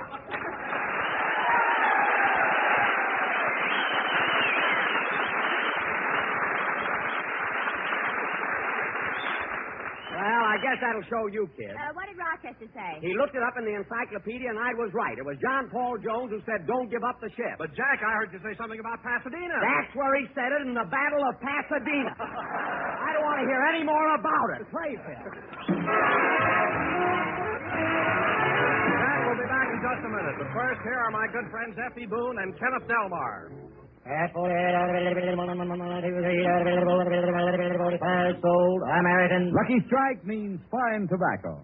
Yes, Lucky Strike means fine tobacco.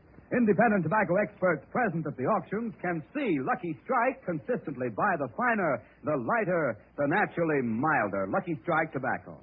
And with such men who know tobacco best, auctioneers, buyers, and warehousemen, it's Lucky 2-to-1. The famous tobacco auctioneers heard on tonight's program are Mr. F.E. Boone of Lexington, Kentucky. Sold American. And Mr. L.A. Speed Riggs of Goldsboro, North Carolina. Basil Ruysdale speaking. L.S.M.F.T. L.S.M.F.T. L.S.M.F.T. Remember, Lucky Strike means fine tobacco, so round, so firm, so fully packed, so free and easy on the draw. This is the National Broadcasting Company.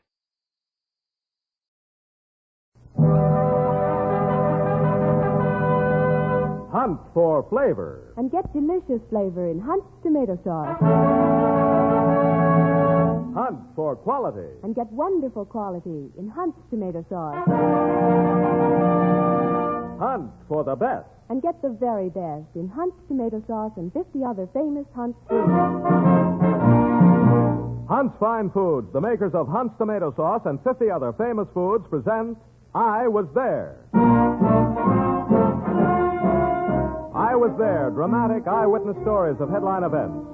This afternoon, Hunt's Fine Foods presents the story of World War II's greatest correspondent, Ernie Pyle, as told by two servicemen and one servicewoman who knew and saw Ernie Pyle in action on various battlefronts throughout the globe. Now to introduce our guest, your narrator substituting for Chet Huntley, who is in San Francisco to cover the United Nations Conference, Dave Vale.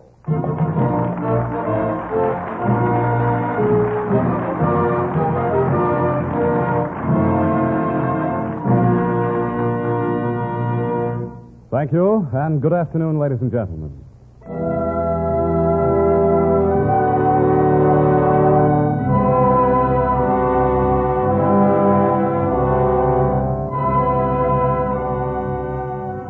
This is the story of Ernie Pyle, the man who became a father of 10 million men in service, and thus became the greatest war correspondent of World War II. Ernie Pyle, the man who wrote of brave men and was himself a brave man, too.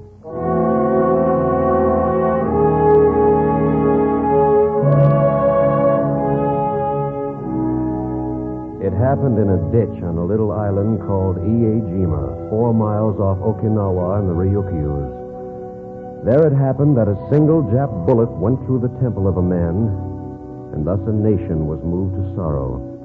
A new president to humility, a military to tears.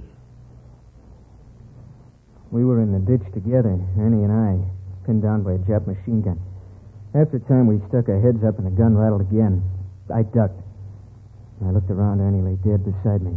It was at that moment that everything ceased, and all the sound and color and movement went out of this world. Nothing remained but a great silence, a great void. I don't remember what I did. The men tell me I picked up Ernie's hand, held it, and kept mumbling, "I'm sorry, old man. Gee, I'm sorry."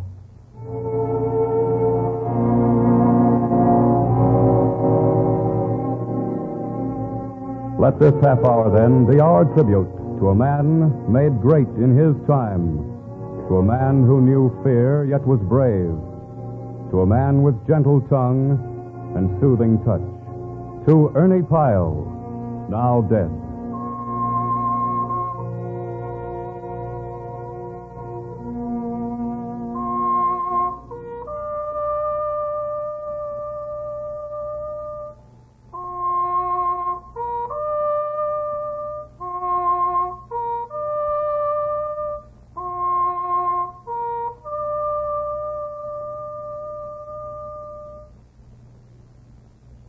Ladies and gentlemen, there's no better way to give you an I Was There story of Ernie Pyle than through the eyes of the men and women who knew him on the fields of battle. Thus, we have brought to our microphone 2 servicemen and 1 servicewoman who saw Ernie in action. We have a sergeant who knew Ernie on Anzio in Italy, an Army nurse who met Ernie on a boat carrying wounded from England to the United States, and a lieutenant commander of the Navy who knew Ernie in Normandy and who was with him in the Pacific. First, we present Technical Sergeant Frank T. Gilligan, now stationed at the Santa Monica Army Air Force's Redistribution Center, an ordinary GI who knew Ernie Pyle.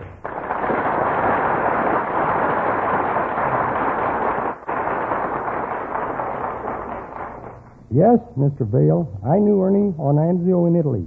I spent some time with him, sleeping in the same tent, sometimes rolled in the same blanket. I first met Ernie in Naples. I was standing alone, looking out the window of an apartment house where the war correspondents were quartered, when someone walked into the room. Well, we may as well know one another. My name's Ernie Pyle. I'm Gilligan, Frank Gilligan, but everybody calls me Pop. Glad to know you, Pop. I hear you're going up to the front with me tomorrow. Well, if it's okay with you, Ernie. Yeah, it's all right with me. But, well, Pop, it may be a little rough. You think I'm too old, eh? I'm only 48, Ernie. You're over 40 yourself. Yeah, Pop, you're right. We old guys got to stick together. I got an overcoat for you, Pop. Oh, but Ernie, It'll be cold up there. But I... Now, you take my overcoat, you'll need it. And don't answer me back.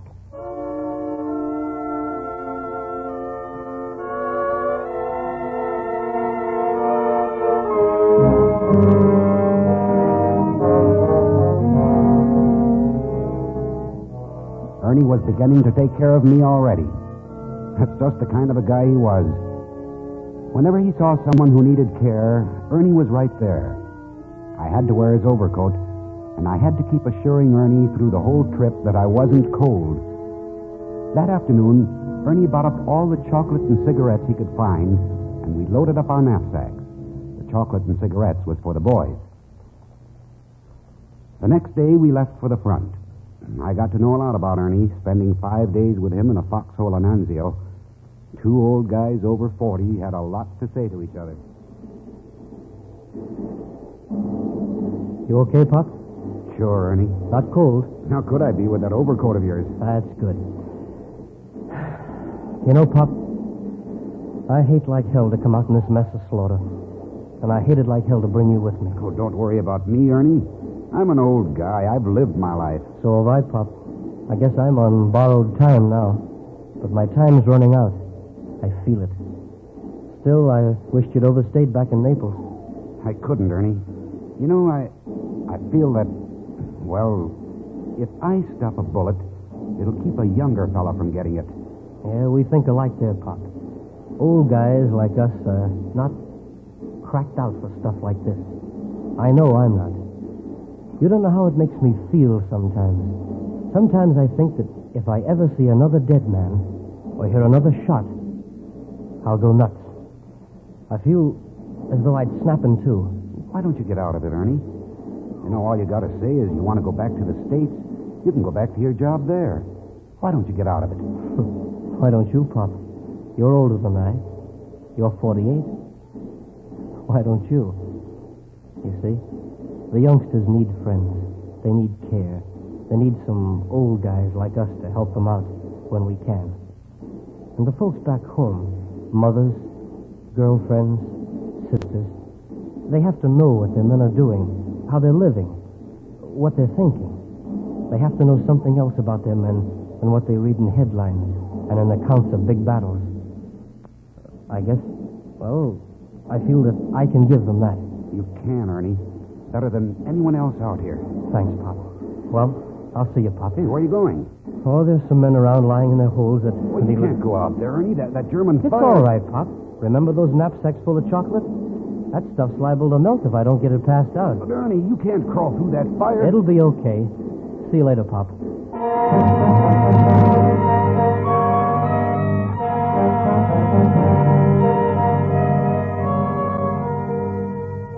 And out Ernie would crawl. It didn't matter how fierce the enemy fire was or how rough the going would be. Ernie would go crawling from foxhole to foxhole, giving out chocolate and cigarettes, talking to the guys, jotting down names and addresses, helping a wounded boy, comforting a lonely boy, soothing a frightened boy, caring for all the GIs as though he was their father. And I guess to all the boys, he was. Hey, Mac. What? Look, there's someone crawling this way. Where? Over there, see? Oh, yeah, I see. Hey, keep your head down and behind him. He'll knock it off. Yeah. I wonder who it is. Well, we'll know in a minute. Here he comes now. Hiya, fellas. Hey, guys, look. It's Ernie. Hi, Ernie. I got something for you. Yes, what is it? Look. Chocolate. Chocolate. Holy mackerel, fellas. Look what Ernie brought us. Oh, geez, thanks, Ernie. We're so tired of these K rations. We could eat it. Down. This isn't the healthiest place. Uh-oh. Someone got it. Yeah, over in the next foxhole. Ernie, where you going? Come back, Ernie. Come back, that fire. You're running right into it. Easy. Easy, boy. This is Ernie, fella. Here, now, let me help you. Ernie? Yeah. Ernie Pyle? Yeah, here, let me put my jacket under your head. Let me see your wound. Maybe I can help you out. No, it's no use, Ernie. I can tell. Ernie, I've never met you before, but I sort of feel like I've known you all my life. Would you do something for me? Sure. I didn't get a chance to write a letter home to my wife. Well, we haven't been married so long, and what is it, boy? Could you write a letter for me, Ernie? Sure, I could. Marge Pollock, 428 East Orange Street, Camden, New Jersey. You know what to say. Sure. Here, take this ring. All right. It was the ring she gave me when we were married. Send it back to her, will you, Ernie? Sure. Send it back to her.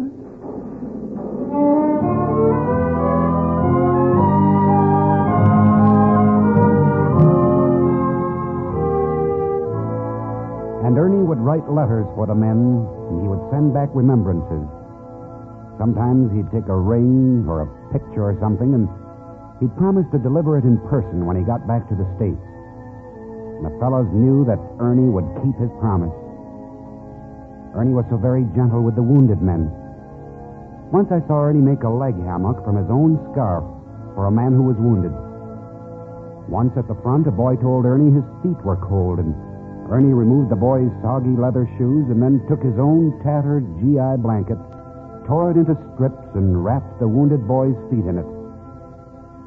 On one trip back to Naples, Ernie carried a wounded boy in his Jeep and drove him to a house where nurses lived. It was late at night, and all the nurses had gone to sleep. Ernie woke them up to attend the wounded boy.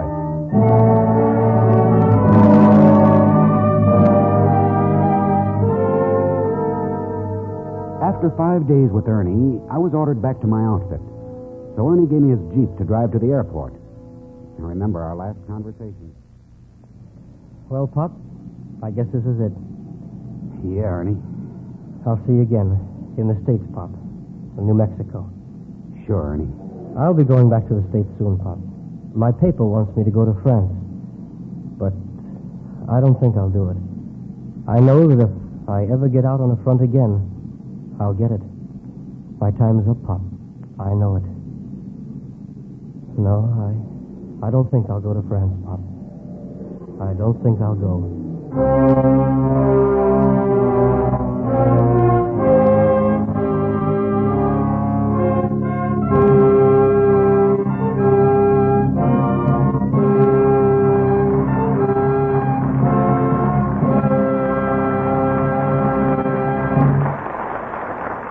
Ladies and gentlemen, we will continue with the second act of today's I Was There story of Ernie Pyle, as told by two servicemen and a servicewoman who saw Ernie in action. But first, a vital tip for good eating, and here's our announcer, Joe Walters, with his suggestions. Let's conduct a little quiz to bring out some suggestions for giving flavor freshness to many wartime dishes. Quiz question number 1, how can a housewife give stew richer, tastier flavor? Cook it with Hunt's tomato sauce. Right. Second question. When it comes to preparing fish, what do you do to give it juicier, more appetizing goodness? Cook it with Hunt's tomato sauce. Right again. And the third question. How can you give almost any dish, baked beans, rice, hamburger, omelets, and so forth, the flavor of big, juicy tomatoes, 100% sun-ripened? Cook it with Hunt's tomato sauce. And ladies, it's a fact. When you want the full, rich flavor satisfaction of luscious tomatoes, prepared and seasoned and spiced as only Hunt's master chefs know how, simply cook it with Hunt's tomato sauce. So easy and quick to use, costs no ration points, and very economically priced. Yes, and Hunt's gives you grand extra flavor, extra vitamins, extra goodness. It sparks appetites, then satisfies them. Hunt's knows what America wants in tomato sauce and 50 other fine Hunt's foods. So don't be satisfied with just any tomato sauce. Get Hunt's tomato sauce in the bright red can. And remember, it's Hunt for the best every time. And now back to Dave Vale with the second act of today's I Was There story on Ernie Pyle, as told by our three guests, a sergeant, an Army nurse, and a lieutenant commander in the Navy.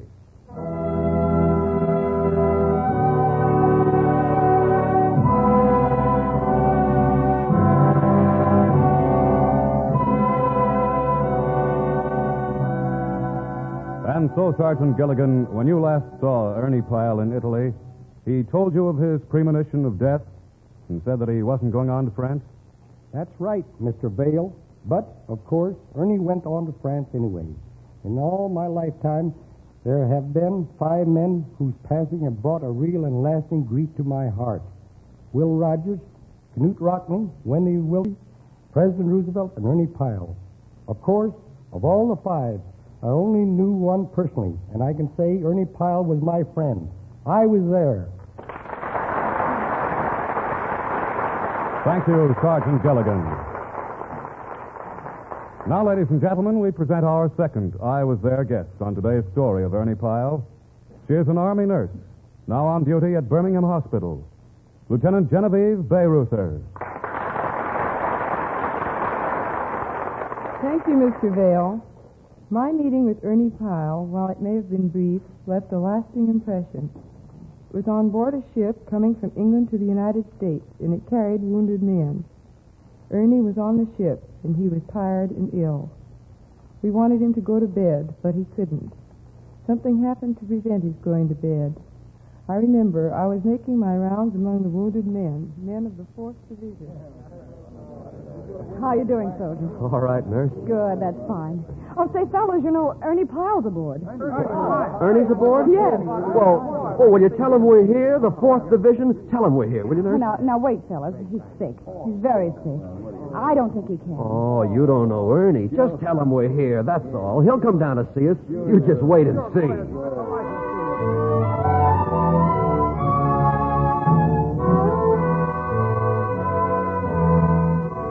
Well, I went up and told Ernie that the wounded men of the 4th Division were on board. It didn't take Ernie long to make up his mind what to do. Get to bed or see the boys. Hey, here he comes. Here comes Ernie, fellas. Oh, boy. Hiya, fellas. How are you? Oh, we were just sitting down to play some cards, Ernie. You want to join us? Sure. Deal me in. Right. Boy, I'll never forget the last time I saw you, Ernie. Fellas, listen to this. We were in the muddiest ditch you ever saw. Ernie, what's the matter? That boy over there. Oh, yeah, he's pretty badly hurt, Ernie. But he's just a youngster. Not over 18. Yeah. He looks to me like he's crying. We'll deal you out if you want to talk to him. Thanks. Hello, son. Hello, Ernie. What's your name, son? Paul Kinley. I'm from Boise. Well, you'll be back in the States soon, Paul. What are you so sad about? Come on, son, you can tell me. Is it your wound? In a way, Ernie. But not really. Well, what is it? My mom. Your mom? Yeah. She sort of thinks of me as the baby of the family. She's been awfully worried about me. When she finds out about me being like this, she's liable to worry herself sick. And you don't want her to worry, huh? Yeah. Now, look, Paul. Mothers are pretty brave. She won't worry about you at all. Not if she thinks that you're not worried about yourself. Not if she thinks that this business here won't interfere with you being happy. Oh, shucks, Ernie. I'm not worried about it a bit. Well, snap out of it, son. Now, I'll tell you what. I'll have the boys drag a card table over here, and you think you could go for some poker, huh?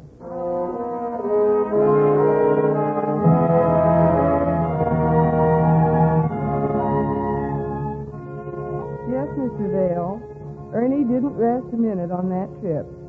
Though he was sick with a fever, he spent all his time going around the ship talking to the men. Before the trip was over, he talked to every man aboard. That's the kind of man Ernie Pyle was. I saw it, ladies and gentlemen. I was there. Thank you, Lieutenant Genevieve Beiruter. Now, ladies and gentlemen, we present our next I Was There guest on today's story of Ernie Pyle. He is a lieutenant commander in the United States Navy, a man who knew Ernie Pyle in Normandy, who traveled with him through the many islands of the Pacific, and who was aboard ships with him there. Ladies and gentlemen, author of Daybreak for Our Carrier and The Far Shore, Lieutenant Commander Max Miller. Thank you, Dave Vale. Thank you. Yes, I had known Ernie for many years. In fact, I've known him since we're both learning how to write, you might say. I've always watched, too, and admired the way he always stuck to the truth. I saw Ernie again on Normandy, of course, and I was with the Navy, and he was with the Army, but we kept seeing each other. I remember how he used to talk, and I certainly remember how he used to talk and how he felt about the whole business of war. I hate it, Max. I hate war and everything connected with it. It's such a horrible waste. Such a terrible, useless thing. I know how you feel, Ernie. I also fear it, Max. Sometimes I feel as though I could never go out and face fire again. Sometimes I feel that just the sound of a bullet will crack me. I think I'll be leaving France soon. You know, Ernie, there's another war going on over in the Pacific. You got to take a look at it. It's a honey. Yeah, it's an odd war, you know. Those Japs are like monkeys. I think after I leave France, I'll go over with the Navy and take a look at it.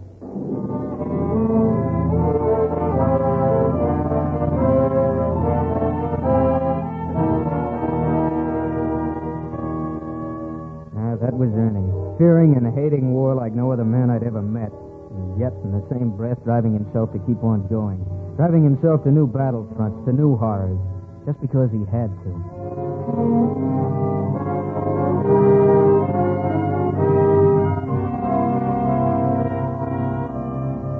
On the way over to the Pacific Islands, all of Ernie's friends, Fred Payton, the magazine correspondent who later died on Guam, myself, and everybody else who knew Ernie, urged him not to make any more landings. And, of course, Ernie made his promise. Don't worry about me, fellas. I won't make any landings. I promise.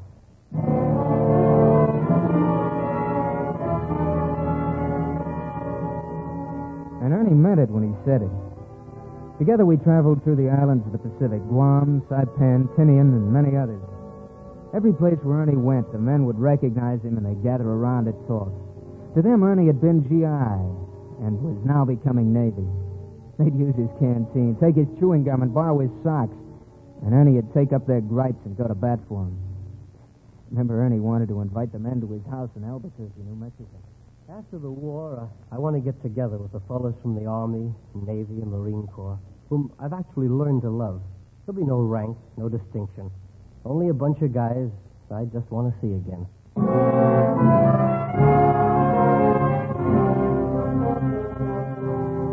It was on the island of Guam where I last saw Ernie.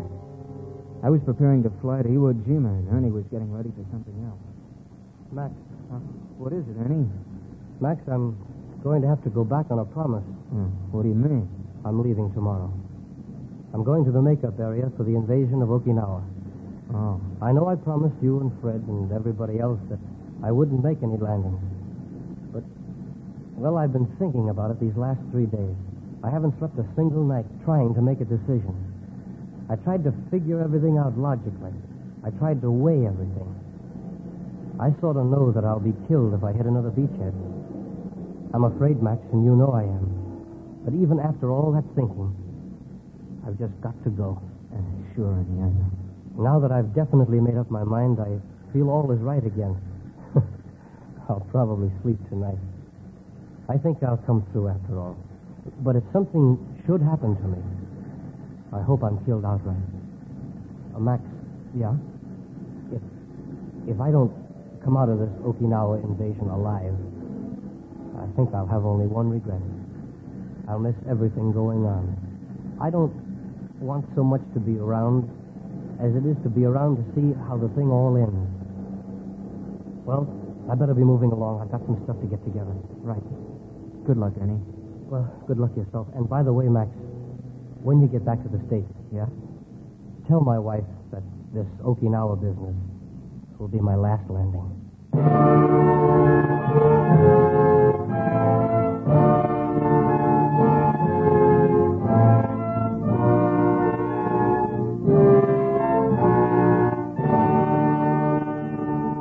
And that, Commander Miller, was the last time you saw Ernie Pyle? Yes, Mr. Vale. It was the last time. Ernie went to Okinawa to be with the Marines. He hadn't been with them before. Just the other day, of course, I received a letter from Ernie. I believe one of the last letters he ever wrote. I could read you one line. Ernie wrote, quote, I've got a spooky feeling, Max. I've got a spooky feeling about it that I've been spared once more. And I would be asking for it to tempt fate again. So I'm going to keep my promise to you. I'm going to keep it, and to myself, that this will have been my last landing. End of quote. Well, it was. Ernie's dead now. But he's more alive in my mind than many people who presume they are living. So long, Ernie. Gee, we don't know what we'll do without you. See you later, Ernie. See you later, G.I. We're going to miss you, boy. Don't think we're not. Losing you is like losing our second father. Hey, Ernie, you're going to run into a lot of our old buddies now. Say hello to them for us, will you? And take care of them like you always used to do.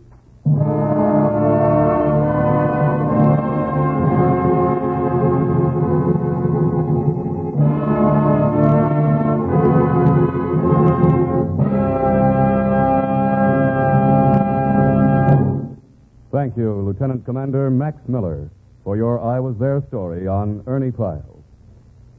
We wish also to thank Army Nurse Lieutenant Bay Ruther and Sergeant Frank Gilligan.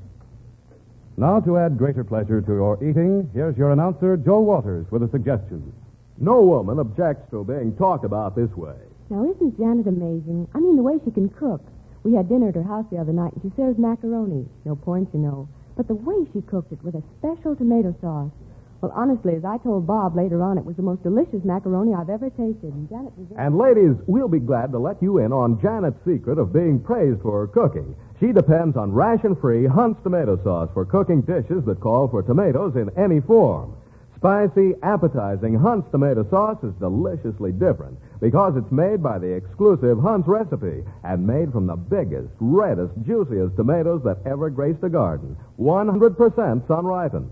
In fact, ladies, Hunt's tomato sauce is so full-bodied and nourishing that one low-priced can just about equals a full pound of fresh tomatoes. So right now, add Hunt's tomato sauce with the bright red label to your shopping list and get extra flavor and extra vitamins for better appetites, like so many nutrition-wise women are doing. In fact, more women are switching to Hunt's tomato sauce than to any other brand. That's Hunts, Hunt's tomato sauce. It's Hunt for the best every time.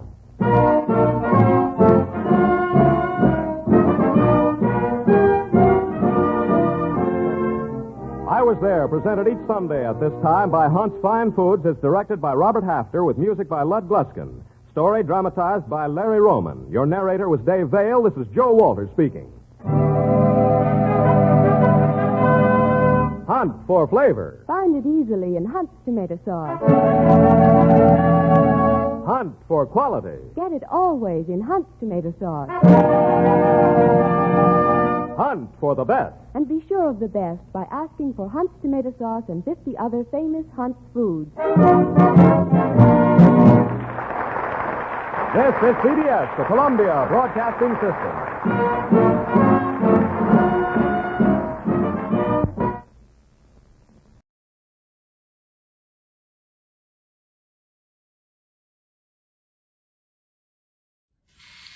To servicemen and women everywhere, the Armed Forces Radio Service presents this, your special broadcast commemorating victory. On it, your Commander-in-Chief, the President of the United States, will deliver a special message to you, the men and women of the victorious Armed Forces, at home, abroad, and on the high seas. We take you first to Washington for an invocation by Brigadier General Luther D. Miller, Chief of Chaplains, United States Army. Almighty God, with grateful hearts we bow to give thee thanks for the victory which thou hast given to us and our allied nations. In this, our hour of triumph, may we not lose sight of the opportunity which we have won, but may we give ourselves anew to thy service for the welfare of all mankind. Remember, O God, all who have suffered in battle. Heal the wounded, comfort the sorrowing, restore the oppressed, encourage the anxious, and guide with thy might all who seek to serve their fellow men. May we be worthy of the sacrifice of those who gave themselves for this moment, and may the heartaches and sorrows of the years which have passed find relief in the joy of peace. Through Jesus Christ our Lord. Amen.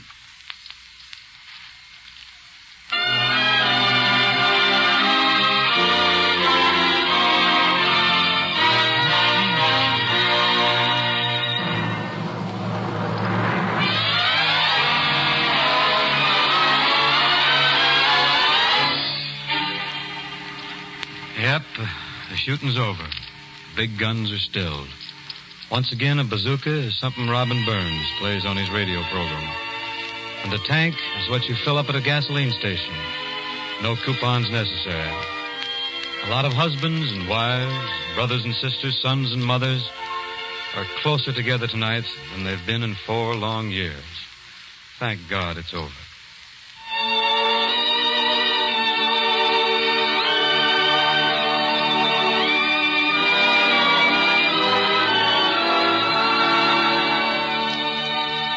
Crosby again. Thanksgiving came early this year, in September, and it's being celebrated today throughout the free world. In the bitter years just past, a lot of families have been separated. Families of individuals and families of nations. Now we're getting back together again. It's a little early for an all-out get-together on the front porch. We can't all throw our arms around each other's shoulders and sing Auld Lang Syne. Too many round-trip tickets to be punched first. But we've got most of the radio stations in the world tied together tonight. Sort of a Marconi handshake across a couple of oceans. We're offering thanks together tonight, all of us at home and all of us away from home.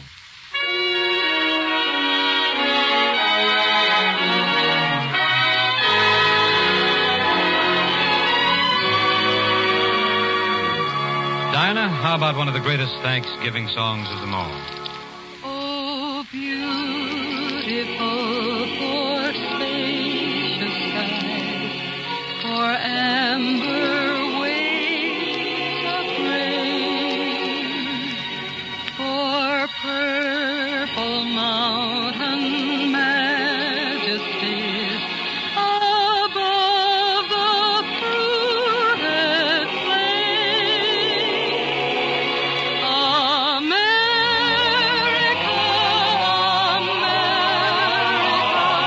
God shed His grace on thee,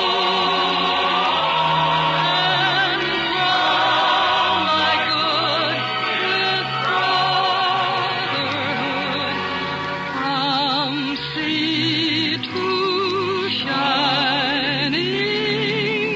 sea.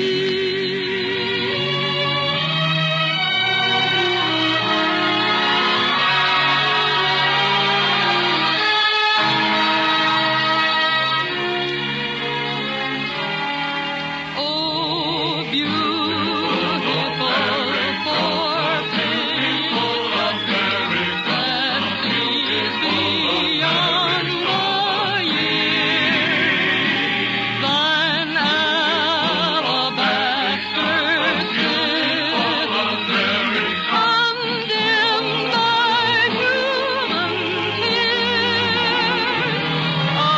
America,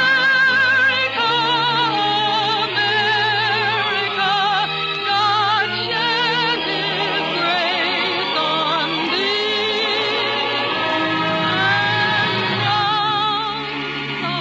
good with brotherhood,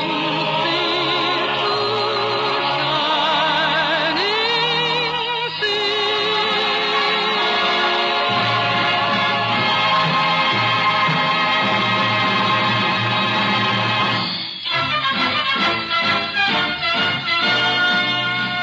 We have a couple of guys here tonight who really know something about this war.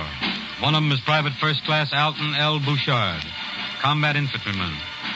He's been in the Pacific a long time. He was on Saipan. He fought in the Leyte campaign and in the battle for Okinawa. And just 48 hours ago, he landed on home soil from the Pacific. You'll hear briefly from him later on. The other guy I'm talking about is Bill Malden. Since I've been back in these States, I've realized how much the people at home have come to understand what went on out there. One man did an awful lot to give the world that understanding. His name was Ernie Pyle. Anybody, civilian or soldier, who has spent any time overseas knows how the doggies felt about Ernie. Not long ago, he wrote what he thought about this day of victory. Here is one of Ernie Pyle's best friends to read it to you, Bob Hope.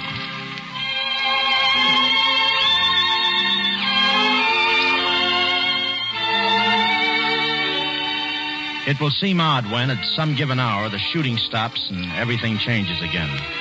It will be odd to drive down an unknown road without that little knot of fear in your stomach. Odd not to listen with animal-like alertness for the meaning of every distant sound.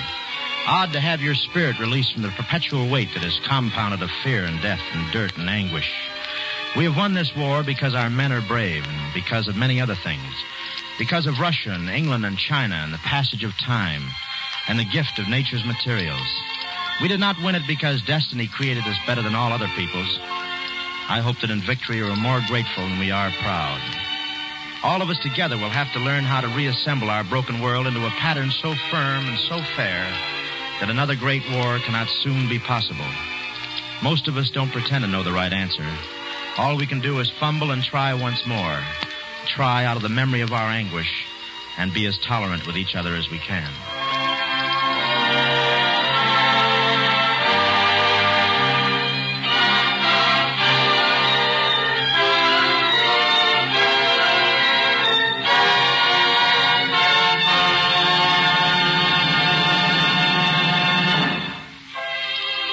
Yeah, that's it. That's the idea. That's what today is all about. And here's a young fellow with another way of saying the same thing. Frank Sinatra.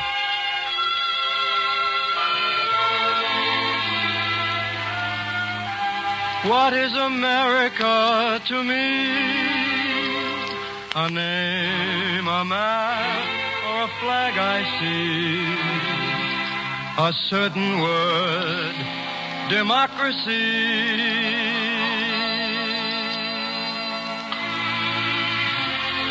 What is America to me?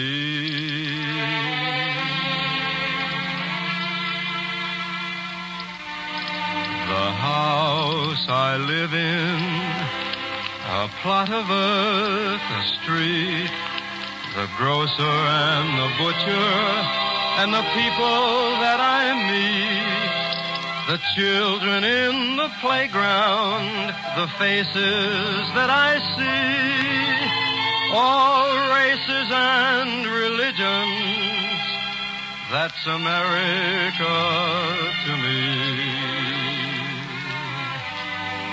The place I work in, the worker by my side, the little town or city where my people lived and died, the howdy and the handshake, the air of feeling free, and the right to speak my mind out, that's America to me. The things I see about me, the big things and the small, the little corner newsstand and the house a mile tall, the wedding and the churchyard, the laughter and the tears, and the dream that's been a-growing for 150 years.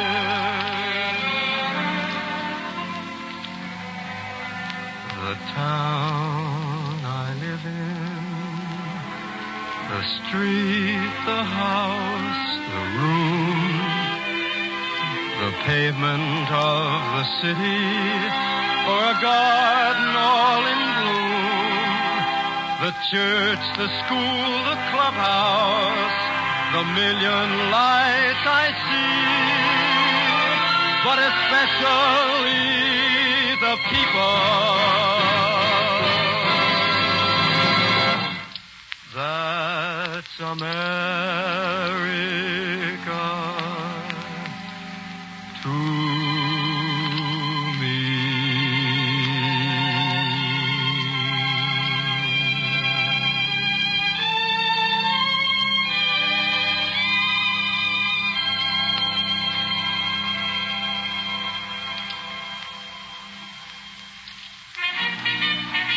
Maybe on this day of victory you're looking back, remembering, adding it all up. Take, for instance, the early days. Who's ever going to forget the Louisiana maneuvers, or, for that matter, basic training in boot camps, from Dix to San Diego, Benning, Bragg, Butner, Barclay, Farragut, Roberts, Great Lakes, Quantico, 48 states worth of KP. Close shaved heads, sore feet, CPOs, and top kicks. And those 3 rules governing camp behavior. If it's moving, salute it. Yes, sir. And if it's not moving, pick it up. Yes, sir. And if you can't pick it up, paint it. Yes, sir. Oh, my aching back. A lot of times you were singing. In the showers, on the march. When you first hit camp, I know you limbered up on this one. I've been working on the railroad all the livelong day. I've been working on the railroad just to pass the time away. Can't you hear the whistle blowing? Rise up so early in the morning. Can't you hear the captain shouting? Dinah, blow your horn. Dinah, won't you blow? Dinah, won't you blow? Dinah, won't you blow your horn? Dinah, won't you blow? Dinah, won't you blow? Dinah, won't you blow your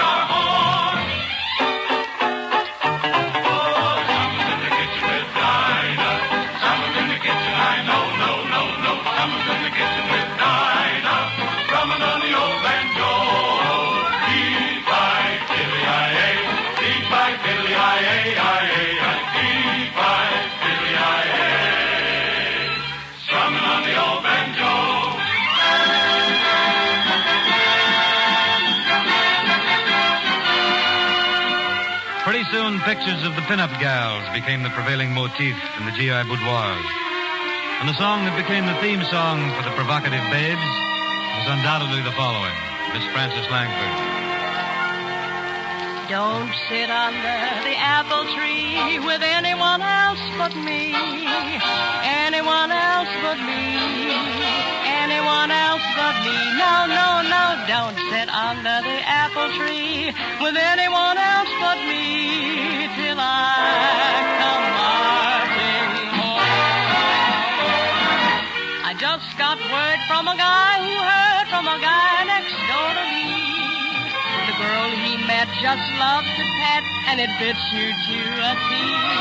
So don't sit under the apple tree with anyone else but me till I come marching home. I've got sixpence, jolly, jolly sixpence. I've got sixpence to last me all my life. Ah, yes. But in every camp in the nation, no other song became quite so dear to the hearts of every GI as this lovely, sensitive, sentimental ballad. The biscuits in the army, they say, are very fine. One rolled off the table and killed a pal of mine. Oh, I don't want no more of army life. Keep up, I want to go home. The chicken in the army, they say, is mighty fine. One chopped off the table and started marking time. Oh, I don't want no more of army life. Keep up, I want to go home. The coffee in the army, they say, is mighty fine. It's good for cuts and bruises and tastes like iodine. Oh, I don't want no more of army life. Keep up, I want to go. Keep up, I gotta go. Keep up, I want to go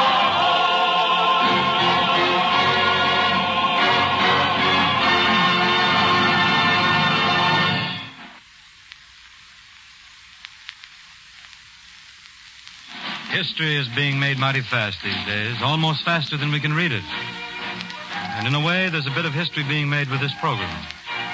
First of all, of course, we've got a mighty important and popular American in Washington talking to a lot of other Americans in uniform all over the world. But there's something else special about this as an armed forces radio show. There have been a good many thousands of those shows in the last 3.5 years, but they've been broadcast only on your facilities to you men and you women overseas. Command Performance, and a long list of other service shows, together with all the regular top programs from all the networks, have carried a hunk of home that was American radio to you guys and gals in foxholes and Quonsets and Nissen huts, all the way from the Galapagos to Iwo Jima, from Reykjavik to Berlin, from Panama to Chongqing. This one time, we're adding Portland and Peoria and Brooklyn, USA. The radio job for overseas in this man's war called for a combined operation, not only for the Army and Navy, but for the whole radio industry. That's what it's been. Artists, technicians, advertisers, networks, independent radio stations, picture studios, everybody who had anything to do with American entertainment pitched in on the job. In a sincere effort, in order that you overseas and on the seas got the most of the best of the radio of these United States. All of radio has been at the command of you servicemen and women. Your requests have come in from the APOs and the FPOs, and the answers go out on a huge schedule which includes every type of radio program. A request comes in on V-mail. The answer goes out on the radio lanes of the world. Frances Langford, for example, singing this hymn of thanksgiving, accompanied by Major Meredith Wilson and the Armed Forces Radio Service Orchestra.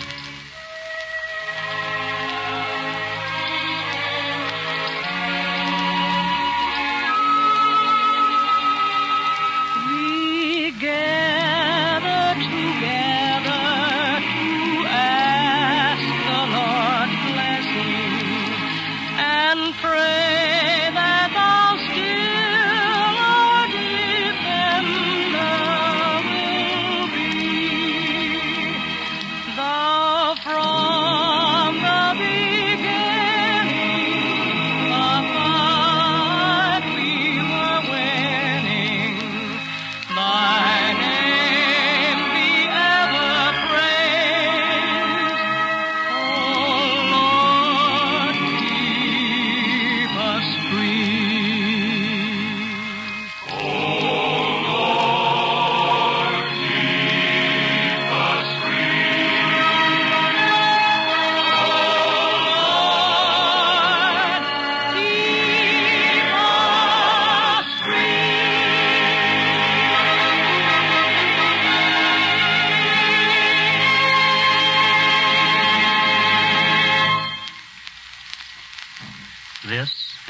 Private, First Class, Al Bouchard. I have the great honor of introducing our Commander-in-Chief, the President of the United States. Men and women of the armed forces, I'm speaking to you, the armed forces of the United States, as I did after V-Day in Europe, at a high moment of history. The war to which we have devoted all the resources and all the energy of our country for more than 3.5 years has now produced total victory over all our enemies. This is a time for great rejoicing and a time for solemn contemplation. With the destructive force of war removed from the world, we can turn now to the grave task of preserving the peace which you gallant men and women have won. It is a task which requires our most urgent attention. It is one in which we must collaborate with our allies and the other nations of the world. They are as determined as we are that war must be abolished from the earth, if the earth as we know it is to remain. Civilization cannot survive another total war. I think you know what is in the hearts of your countrymen on this night. They are thousands of miles away from most of you, yet they are close to you in deep gratitude and in a solemn sense of obligation. They remember, and I know they will never forget, those who have gone from among you, those who are maimed, those who, thank God, are still safe after years of fighting and suffering and danger. And I know that in this hour of victory, their thoughts, like yours, are with your departed Commander-in-Chief, Franklin D. Roosevelt. This is the hour for which he so gallantly fought and so bravely died. I think I know the American soldier and sailor. He does not want gratitude or sympathy. He had a job to do. He did not like it, but he did it. And how he did it. Now he wants to come back home and start again the life he loves, a life of peace and quiet, the life of the civilian. But he wants to know that he can come back to a good life. He wants to know that his children will not have to go back to the life of the foxhole and the bomber, the battleship and the submarine. I speak in behalf of all your countrymen when I pledge you that we shall do everything in our power to make those wishes come true. For some of you, I'm sorry to say, military service must continue for a time. We must keep an occupation force in the Pacific to clean out the militarism of Japan, just as we are cleaning out the militarism of Germany. The United Nations are determined that never again shall either of those countries be able to attack its peaceful neighbors.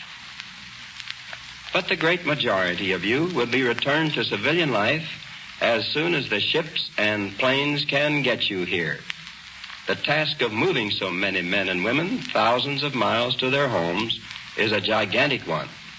It will take months to accomplish. You have my pledge that we will do everything possible to speed it up. We want you back here with us to make your contribution to our country's welfare and to a new world of peace. The high tide of victory will carry us forward to great achievements in the era which lies ahead. But we can perform them only in a world which is free from the threat of war.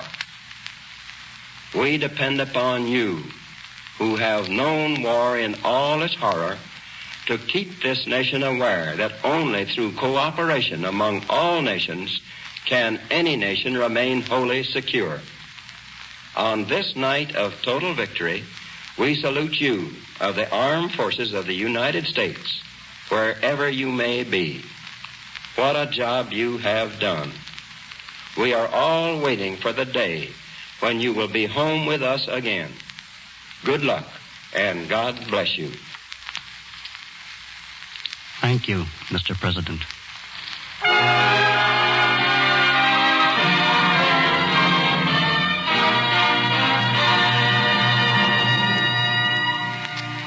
This is Frank Sinatra. For Americans, there have been 4 Christmases at war. The first was the darkest one, Christmas 1941. By Christmas 1942, a faint glimmer of hope appeared, and the giant weapons began to come out of the forge to take shape and to move into striking position with others united. Christmas 1943 and the crossing of the Atlantic, and signs even then that the Pacific might again someday hold title to its name. Christmas 1944 with victory in Europe in sight and a tidal wave moving toward the east. Christmas 1945 will be the Christmas we have all prayed so earnestly for. A Christmas of peace and hope. A white Christmas. Bing? I'm dreaming of a white Christmas, just like the ones I used to know, where the treetops glisten and children listen to hear sleigh bells in the snow. I'm dreaming of a white Christmas, with every Christmas card I write. May your days be merry and bright,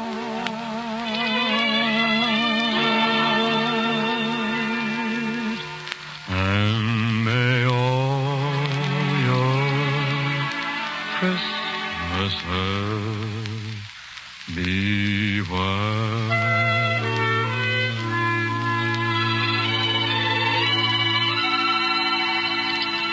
A Navy enlisted man, Yeoman Third Class William Welch, has written a prayer for this day of victory. Orson Welles will read it. We join in spirit around the world as these words are spoken.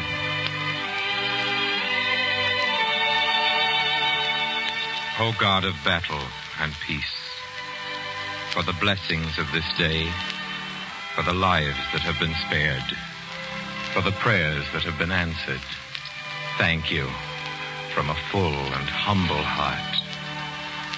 In this, the hour of peace, remember those, O God, who gave so much and asked so little.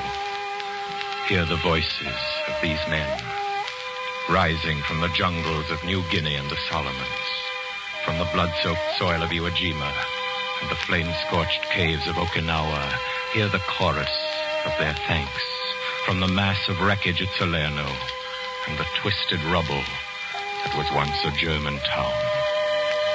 Across the length and breadth of every continent, from the hell-scarred places where they fell, their voices in thanksgiving rise.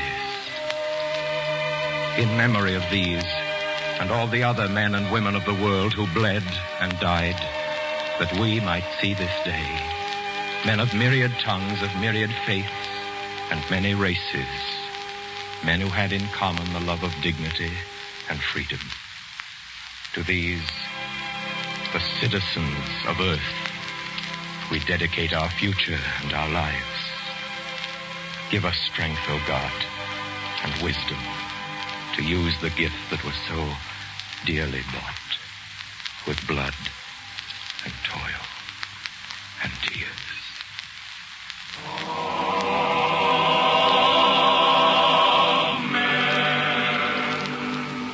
We take you now to Washington for the benediction by Rear Admiral William N. Thomas, Chief of Chaplains, United States Navy.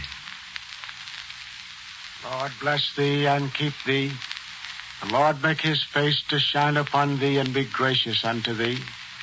The Lord lift up his countenance upon thee and give thee peace. Amen.